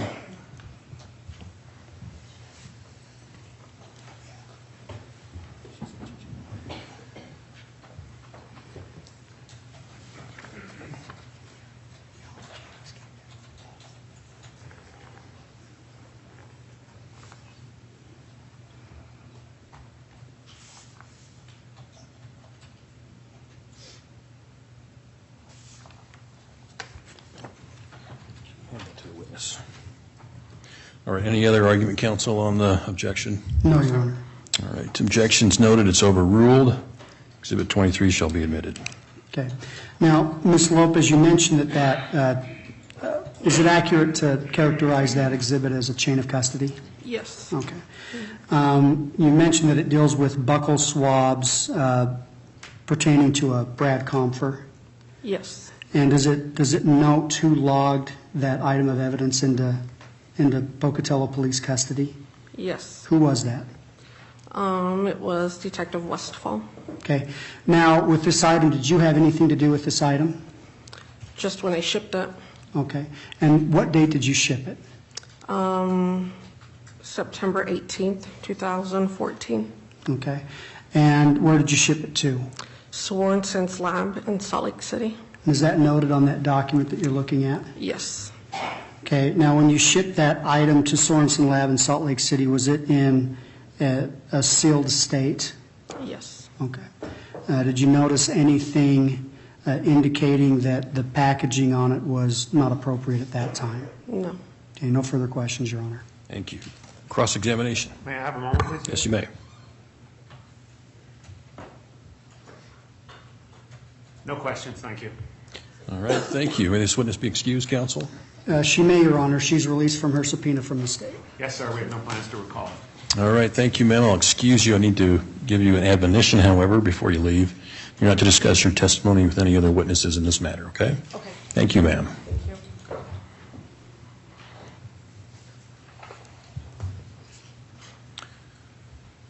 you. All right, Mr. Radford, is that all the witnesses for the state today? It is, Your Honor. All right. All right, ladies and gentlemen of the jury, I'm going to excuse you early today. We'll have you back here at 10:30. We'll start with the presentation of evidence at that time. So be back in the jury room by 10:15, and we'll start promptly at 10:30. All right, again, before I excuse you for the evening, instruct you not to discuss this case amongst yourselves, nor with anybody else, nor to form an opinion as to the merits of the case until after it has been submitted to you for your determination. Wish you all good evening. All rise.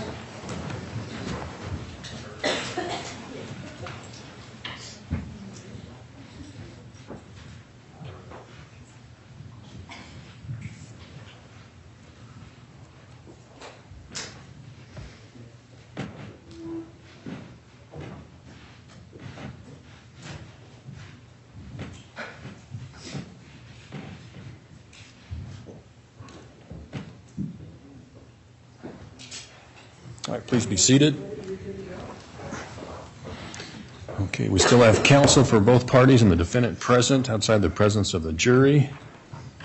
All right, so as we discussed in chambers, we'll have everybody here at 10 o'clock. We'll start with Officer Bush at 10:30, and then Ms. Hall and Mr. Cutler in the afternoon, and that would wrap up the state's case. Is that correct, Mr. Radford?